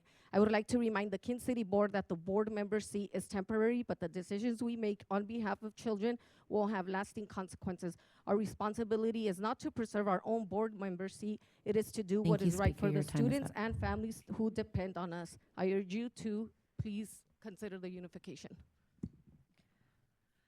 We will now move to public comment on the phone line. Thank you. Caller with the last four digits, 4946. Please state your name and affiliation for the record. You have 1 minute. Your time starts now. My name is Audra Carr, and I'm the interim superintendent for King City Union School District. And I would like to speak on behalf of our district board and leadership team. I regret that I'm not there in person, but I had a family obligation. In this critical nature of the issue that is compelling me to share our district's perspective for the record, King City Union School District trustee and leadership hold deep concerns regarding the potential negative impacts of proposed unification on student achievement and instructional continuity. Currently, our district is deep in the systematic implementation of high-impact academic programs, including our dual language immersion program and district-wide shift to standards-based learning. A structural disruption of magnitude risks dismantling the rigorous, localized MTSS system structures we have built in our diverse TK-8 student population. Furthermore, this pending decision has created severe operational and administrative instability. Following the retirement of our former superintendent, the ambiguity surrounding our district's future has significantly compromised our ability to recruit a permanent, highly qualified executive leader. As you know, attracting top-tier educational leaders is exceptionally difficult when the position itself carries an expiration date. For our district to maintain its trajectory of academic growth, we require leadership stability and systemic. Your time is up. Thank you. Next caller, ending in 8618. Please begin. Hi, my name is Cecilia Moreno. I'm a parent of two young ladies who attend Greenfield Union School District, resident of Greenfield, and as a principal here at Greenfield Union School District. I'm here to speak in support of the recommendation to unify the high schools into the local city school districts to become a TK 12th grade districts soon rather than later. We have to remember that this is a matter of equity, consistency, and community. Right now, our students spend their entire educational journey from TK through middle school in our schools, city schools, building relationships with teachers, counselors, and administrators who know them by name. Then at one of the most critical transitions of their academic lives, they're handed off to the district headquarters in a different city entirely. That disconnect is not just an inconvenience, it's a disruptive to the continuity of our care of our students that they deserve. For families, the impact is just as significant. Parental involvement is one of the strongest predictors of student success, and yet our parents are effectively being asked to opt out of the involvement. School board meetings, budget hearings, curriculum reviews, all these take place in another city, on another city's schedules. Working family parents without reliable transportation and caregivers with young children at home simply cannot participate the way that they should be. Their voices are being silenced, not by choice. Our community has built a unified, coherent... Next caller, ending in 3223. Please begin. My name is Eric Perez. I am a current Greenfield High School student. I am for unification and wish our town and parents can make decisions for my education. Thank you. Next caller, ending in 8280. Please begin.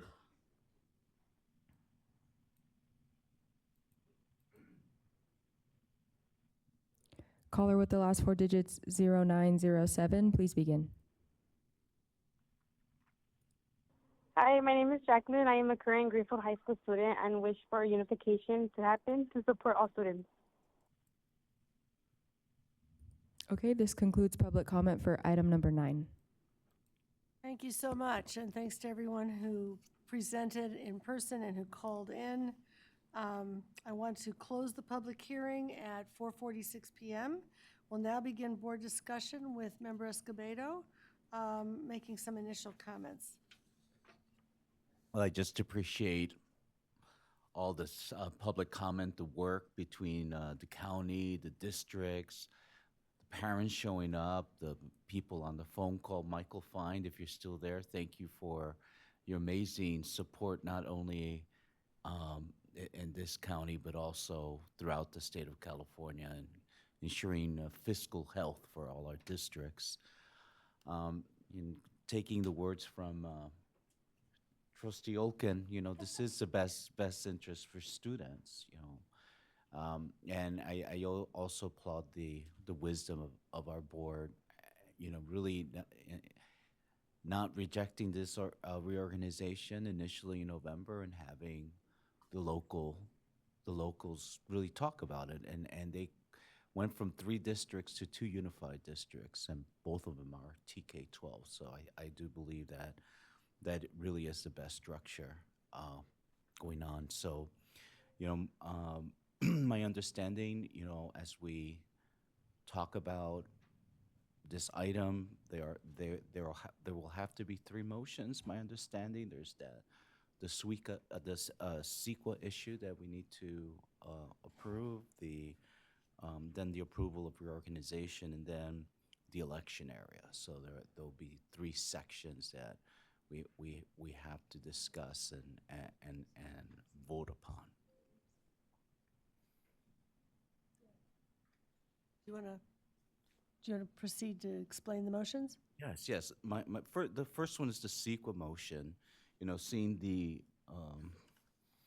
documentation with Atkinson, Andelson, Loya, after due consideration of the record before me and including what was presented today, I do agree with the Monterey County Committee on School District Organization determination that there is no possibility the proposed reorganization in the item 9 would have any significant effect on the environment.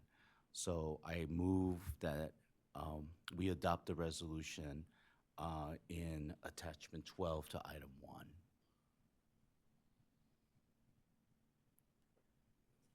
Which means they're... Two that are coming? The other 2 is the approval of the reorganization.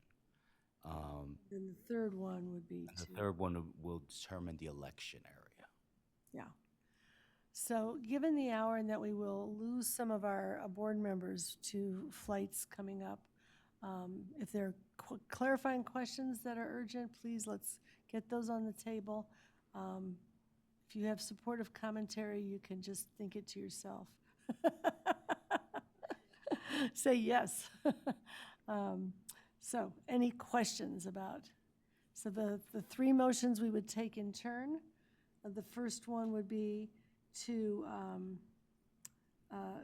move to confirm that the proposed reorganization would not have a significant effect on the environment, and that we adopt the resolution in attachment 12 to item 9.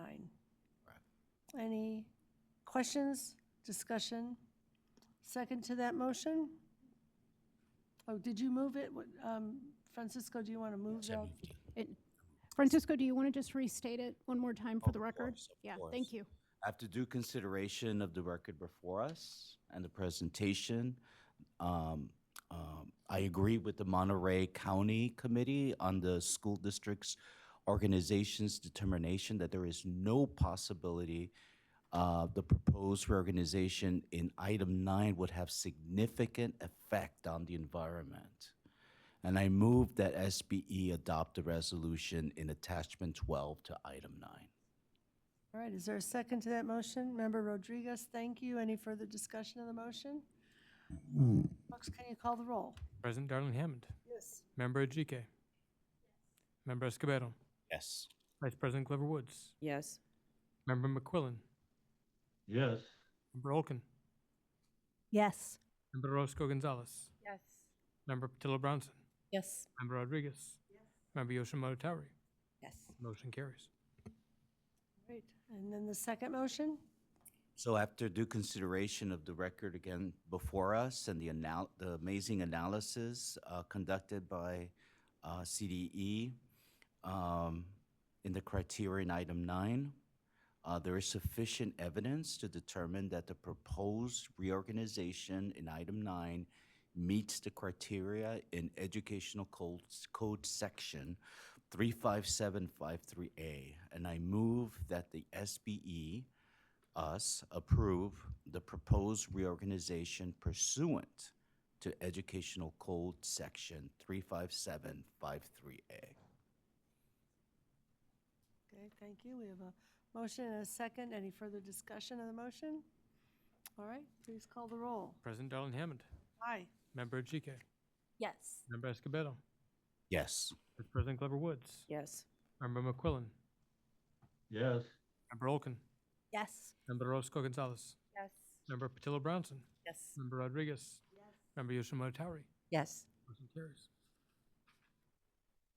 And with the election area, I move to adopt CDE's recommendation to establish the election area as the entire South Monterey County, JUHSD. Right. Yes, you have a question? Sorry, I just want to confirm, so that is the entire high school district, not inclusive of elementary or K-8. Is that correct? Or no, did I miss? I think that the Joint Union High School District includes the territories of the elementary districts. Does include the elementaries. Okay, great, thank you. Same. It's not just the high school.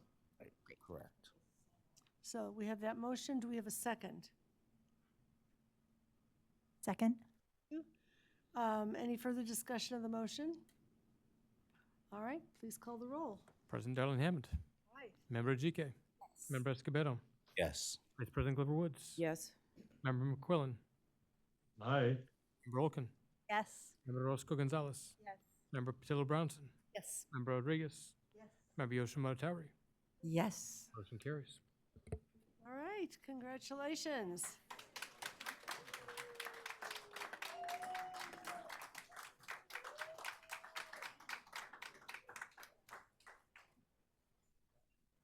So with that, we are now reopening item 1 to take action on the preliminary report of actions draft May 2026 meeting minutes and to report on our liaison assignments. Are there any speakers signed up to provide public comment on the meeting minutes? Oh, we need the public comment slide. If you have comments on the meeting minutes, draft actions from the May 2026 meeting, this is the public comment slide. You can call the phone number listed here and use the participant access code so designated. Are there any speakers signed up to provide public comment in person? I do not believe so. One moment. We are double checking. I apologize. And we don't want to rush you, but we do. Okay. There is no public comment in person. And is there anyone on the phone? There are no callers in the queue. Thank you. With that, I'm going to ask if we have a motion. Vice President Glover Woods, I move that we approve the minutes. is there a second? Second. Okay, remember Yoshimoto Tari, right out of the gate. Brooks, can you call the roll, please? President Darling Hammond. Aye. Member Ajike. Yes. Member Escobedo. Yes. Vice President Glover Woods. Yes. Member McQuillan. Yes. Member Olkin. Yes. Member Roscoe Gonzalez. Yes. Member Patillo Brownson. Yes. Member Rodriguez. Member Yoshimoto Tari. Yes. Motion carries. All right. And I want to just double check, did Member Lewis have to leave for her flight? Yeah. Yep, I understand. And I know there's some other folks who are also close. So we will invite our members to report on their liaison activities that are not related to items on the May agenda. And I'll start with Member GK.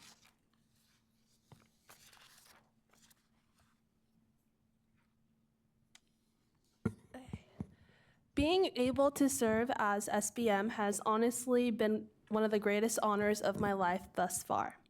I cannot express just how lucky I am to have gotten this opportunity and to have the privilege of having these state resources to connect and inspire students across the state. Late May, I was fortunate enough to participate as a speaker in a webinar about financial literacy with the CDE. This is just one of the many opportunities I've gotten with this role. To begin with my endless list of thank yous, I first want to thank the SBE staff for supporting me and giving me the tools I needed to be successful since I first got sworn into this position. I am forever thankful of the time you invested in me so that I could feel as confident and well prepared before every interview I did or every board meeting, and also for giving me endless opportunities to continue using my voice in this position. I also want to thank my amazing colleagues for endlessly inspiring me. Before my first meeting, I was really intimidated and awkward, but you guys were so welcoming and made me feel like I belonged from the start. How lucky am I to be in the same room with the most smartest, passionate, and dedicated leaders that my fellow K-12 peers are so fortunate enough to have as their advocates. As I go off to college this fall and go on to professional career, I will cherish every lesson and memory I have made here. I also just want to give a thanks to my principal, Dr. Tuesday Stoffers, for always believing in my potential, and I honestly don't think I would have gone this role without her support in me. I want to thank my predecessor, Julia Clausen, for always being there to support me whenever I felt lost or just needed advice. I'm truly grateful for everyone here, and I'm really sad, but I'm also really excited for my successor, Elizabeth Flores, to have a phenomenal term as I did. And just thank you for the bottom of my heart for everything. I'll cherish this for the rest of my life. Thank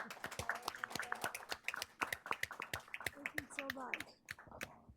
Member Escobedo? Partook our NASB monthly meeting, and we talked about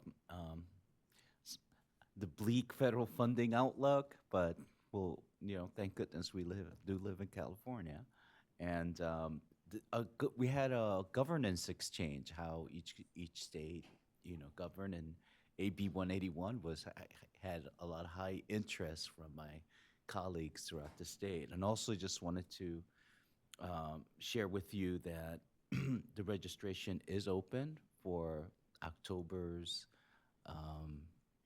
conference for NASB. So if you're interested, please. It's in Baltimore, Maryland. Also, together with Dr. Mayer from LPI, I co-presented at CALSA. It was Transforming Education Through Community Schools. And we shared the cohort 1 results. And they matched each of the 458 cohort 1 schools with demographically similar non-grantee schools, and the outcomes were startling. A 30% larger reduction in chronic absenteeism, a 15% average reduction in suspension rates, and significant large gains in academics among historically underserved students. And the impact definitely were stronger in elementary and smaller schools. So there were some case studies shown from LAUSD, Linwood Unified, and West Kern. It was many participants were there, and it was great. And the next steps, I think LPI will continue its research on cohorts 2 through 4, including student level analysis and teacher retention outcomes as well. And I heard one of the speakers says, not only do we need to have the what, but the why. I think community schools is part of the why, how things do improve. So, and Vanessa, I just want to share with you how proud I am, the courage you exhibit, the collaborative spirit that I've seen you with your colleagues. Boy, it's those two qualities you're going to take very far at USC. It's hard to teach courage. You have it instinctively. It's hard to connect. When I was your age, there's no way. I was so shy. And you do it almost, like breathing air. So you have that ability to bring people together, and I just wish you the best. So thank you. All right, and Vice President Glover Woods. Thank you. I'll lead with saying, Vanessa, you will definitely be missed. It has been an honor to serve alongside you this year. Like I told the students from GSP, you're shining bright like a diamond, girl. And just excited for the next paths that you will go on. And I look forward to seeing you and your campaigns and various things that you're doing. So thank you for being so awesome and for allowing us to learn from you. Really appreciate that. Board, I have two very quick updates for you. The first one is from the CCEE. Just wanted to let you know that the end of year report is out. Also, the governing board will convene in August. And at the September meeting, I'll tell you more about the upcoming virtual conference that will happen in November. For the IQC, in 2 weeks, just wanted to let you know that the 220 reviewers that you approved will be convening right here in the great city of Sacramento to review the ELA, ELD follow-up adoption materials. There are 73 programs that will be reviewed. And at our September meeting, we will have an opportunity to hear the recommendations from those reviewers. And that concludes my two reports.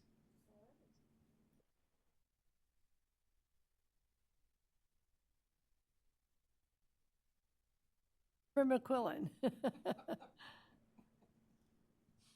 Can you hear me? Member Yes, thank you. Up. And again, thank you for allowing me to participate this way. It's freed me up to deal with some other situations here. Just a short report from the California Workforce Pathways Joint Advisory Committee on Career Technical Education. We have 2 meetings coming up. Next one is July 10th, this Friday at 9:30. One significant item on the agenda will be looking at data metrics and giving input for the next year to confirm what areas will be measured under the CTIG funding. And then our next meeting after that is September 11th, follow-up meeting. That's pretty much all I have. And Vanessa, I want to wish you well for your future. We have a lot of confidence in you that you're going to do very well in your higher education. And it's been a pleasure sitting next to you in the meetings that I am there for. So thank you for being you. Thank you.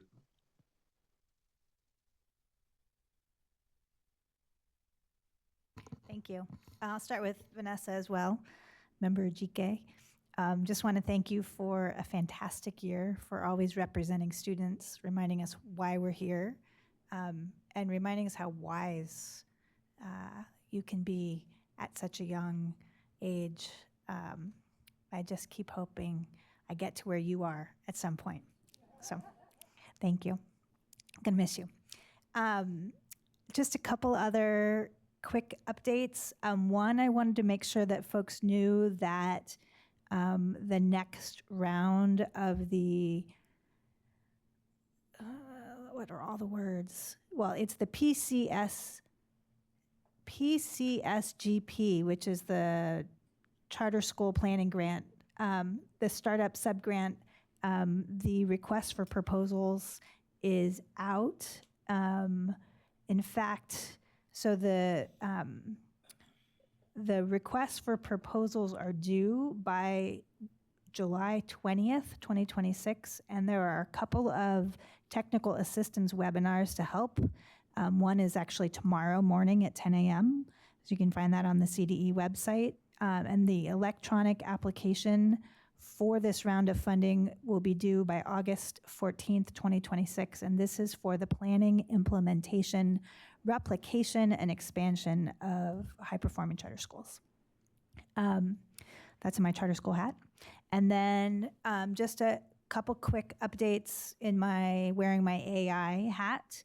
I attended the NASB EdTech and AI Advisory Group meeting in June, which focused on sort of the intersection between state policy related to AI in education and emerging concern about the level of screen time in education, and so how those two intersect and how different states are grappling with those two distinct but overlapping issues.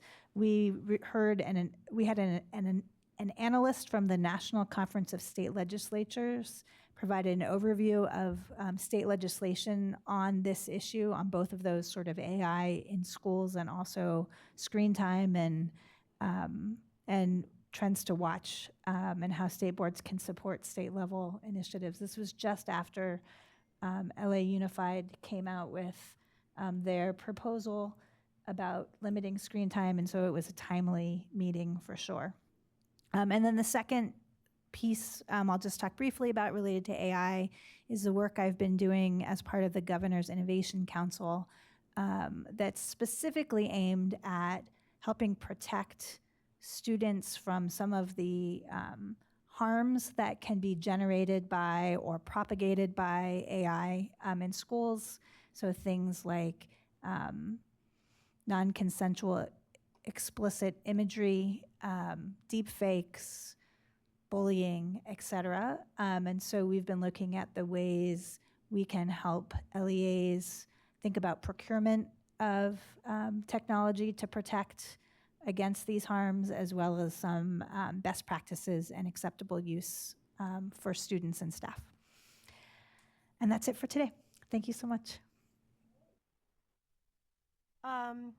Member Orozco Gonzalez. Thank you. Well, I just want to start off with Vanessa, Member Ejike. It's been wonderful seeing you on our flights since you fly up with me once in a while, and just in awe of our generation. I mean, wow, if you are our leader of your generation, then I just can think of, I can't really imagine how in the area of AI, and I think about, we really need compassionate, thoughtful leaders like you. So go and fight on. We have several Trojans in my family, so that's all I ever hear at barbecues. But I love it, and it's a wonderful school. So congratulations. As a new, actually, a liaison to the Early Childhood Policy Council. Aside from my assessments, I have nothing to report from there. But at our May meeting, the council approved a budget letter to the governor and legislature, emphasizing the importance of continuing to invest in California's youngest children and their families, even as the state faces ongoing budget challenges. The council's priorities included protecting access to early learning and child care, strengthening and retaining their early childhood workforce, and continuing the implementation of universal pre-kindergarten. One thing that really stood out to me was the council's focus on the continuity of the child's educational journey. Early learning isn't separate from K-12.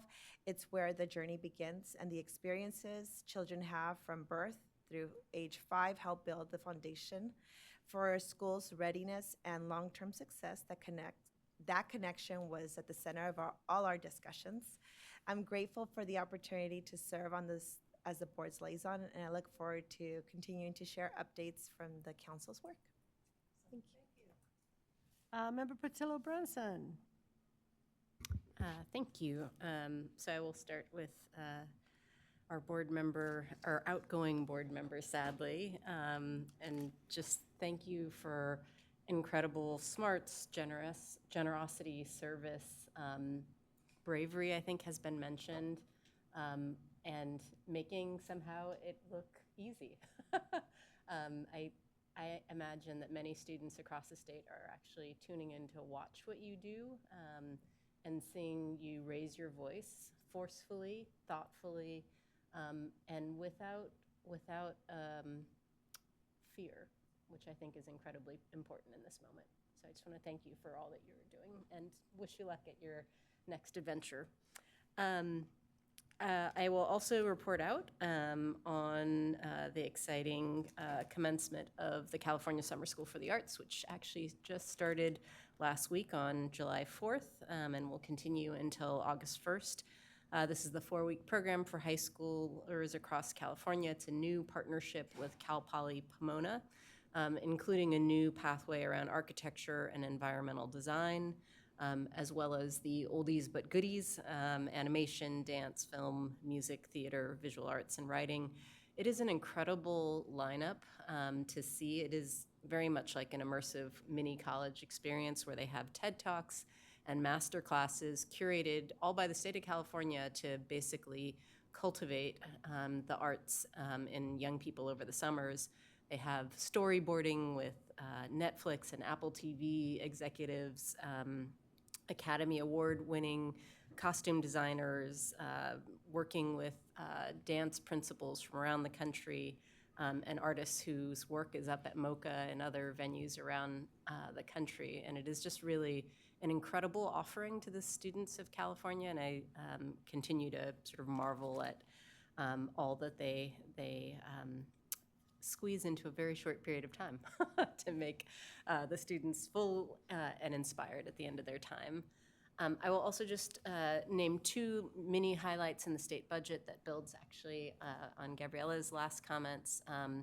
In addition to many of the exciting things in the state budget that were mentioned earlier, I'll also lift up that automatic eligibility for state preschool, which is, again, on the early side of learning, has been built in for low-income kids within the school boundaries, effectively trying to streamline access and make the barriers to entry not quite so hard, and actually something that welcomes children in. Also a long sort of, I think, desired and really self-evident sort of idea of enabling school district employees to bring in their children into early learning spaces on school district campuses, which is, I think, very exciting to think about how to, again, invite in more children to begin learning earlier. The last thing I'll just mention is we are 4 days just past our celebration of our 25th anniversary as a as a country. And I just want to name gratitude to history teachers across the state, across the country, who are continuing to teach full histories. I will include government teachers, econ teachers, all of our K-8 teachers who are doing multiple subjects and hopefully celebrating our 25th anniversary with students when they come back. I think it's important to acknowledge that California was not actually a part of the Union for this 250th anniversary. And I want to borrow a line from a colleague that I think is really important. Even if we were not yet a part of statehood, the celebration is about, I think, an invitation for us all to be founders, to understand that the Constitution is a living document that started in those early years, but has been with every generation amended with constitutional amendments, and that the founding moment is one that continues. I think of California as particularly brave founders for our country, and a more generous notion of what we, the people, can invite in. And so I'll just actually close with some language from our Declaration of Independence, that I think California has always put at the forefront this idea that all men are created equal, and that we are all endowed by the Creator with certain unalienable rights, that among these are life, liberty, and the pursuit of happiness. And as we think about what it means for the next 250 years, I am excited that California is a part of it.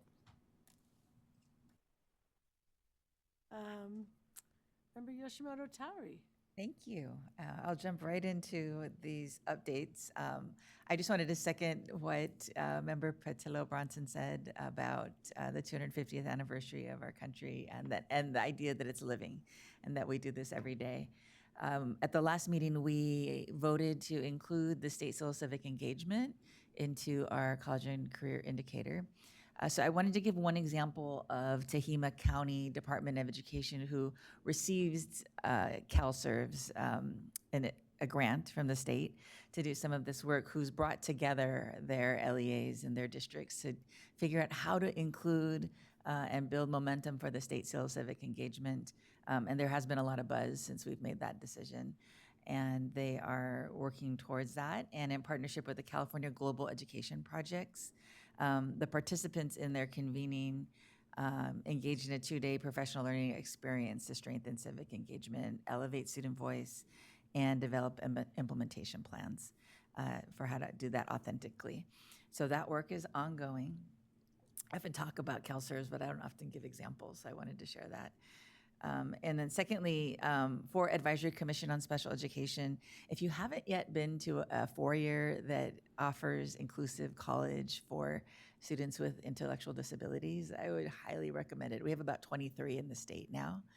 And at the last Advisory Commission on Special Education, the California Center for Inclusive Colleges, or CCIC, gave a presentation, had some students come and talk as well. And in this year's budget, they also received $25 million to increase and scale this work. It's being led by Sacramento and Los Angeles County Offices of Education for our state. And you can find that at CAInclusivecolleges.org.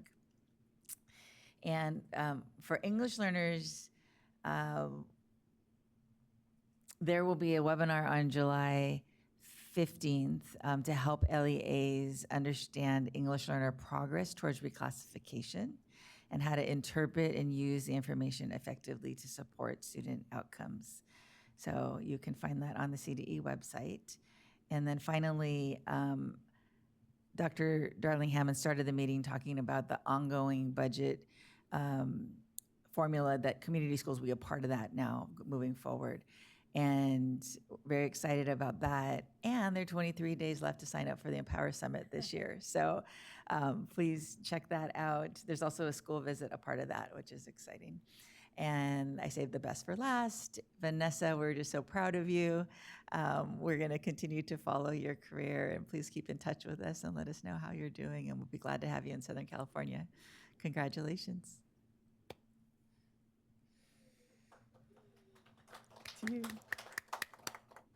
And I will just continue to move us along because, oh, how did I skip over you? Member Rodriguez. I'm so sorry. It's okay. Yeah, no, we're all a little tired. It's been a long day. My update is quick.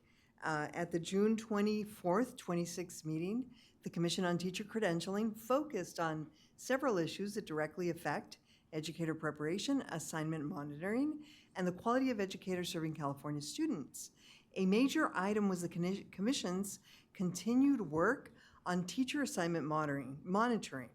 Rather than moving forward with a narrow, punitive model, the Commission considered a broader system of identification, support, and improvement for LEAs with uncorrected misassignments. The proposed approach would provide tier support based on the percentage of uncorrected misassignments and differentiated training by school type or level. This matters because assignment monitoring is not just a compliance issue. It's about making sure that students have properly prepared and appropriately assigned educators in their classrooms. The Commission also continued to work to revise and restructure the Administrative Services Credential. And this is important because school leaders shape the conditions for teaching and learning. The administrative preparation must reflect the realities of today's schools. And a lot of you have mentioned some of those realities. Several educator prep programs items were also discussed, including standardized subject matter requirement domain language, a performance assessment pass rate identification framework, and revisions to performance assessment design standards to address the use of artificial intelligence. These items reflect the CTC's ongoing effort to strengthen preparation, improve transparency, and support programs in preparing candidates who are ready for the classroom. Finally, the Commission considered amendments related to Child Development Permit, which is especially important for early childhood education, and the broader educator pipeline. Overall, the June meeting reflected a continued focus on balancing accountability with support, strengthening educator preparation, and ensuring that California students are served by educators who are well prepared, appropriately assigned, and supported throughout the system. And this brings me to Vanessa. So Vanessa, it has been such a pleasure to have you as my seatmate. And I mean, like, a lot has been said, but one of the things that, well, a few of your qualities that are just so striking to me are your kindness, your thoughtfulness in the way you deliberate and are just very thoughtful about the way when you speak, and your sense of humor, which we've had this conversation, your beautiful laugh that is just like honey. And I will miss you, and I'm so proud of everything that you've achieved. My students know you well because I show them, you know, like your video, and I'm like, this is what you need to aspire to. Leadership, we're really promoting civic engagement, and I tell them that you're advocating for them. So on behalf of them and me, thank you.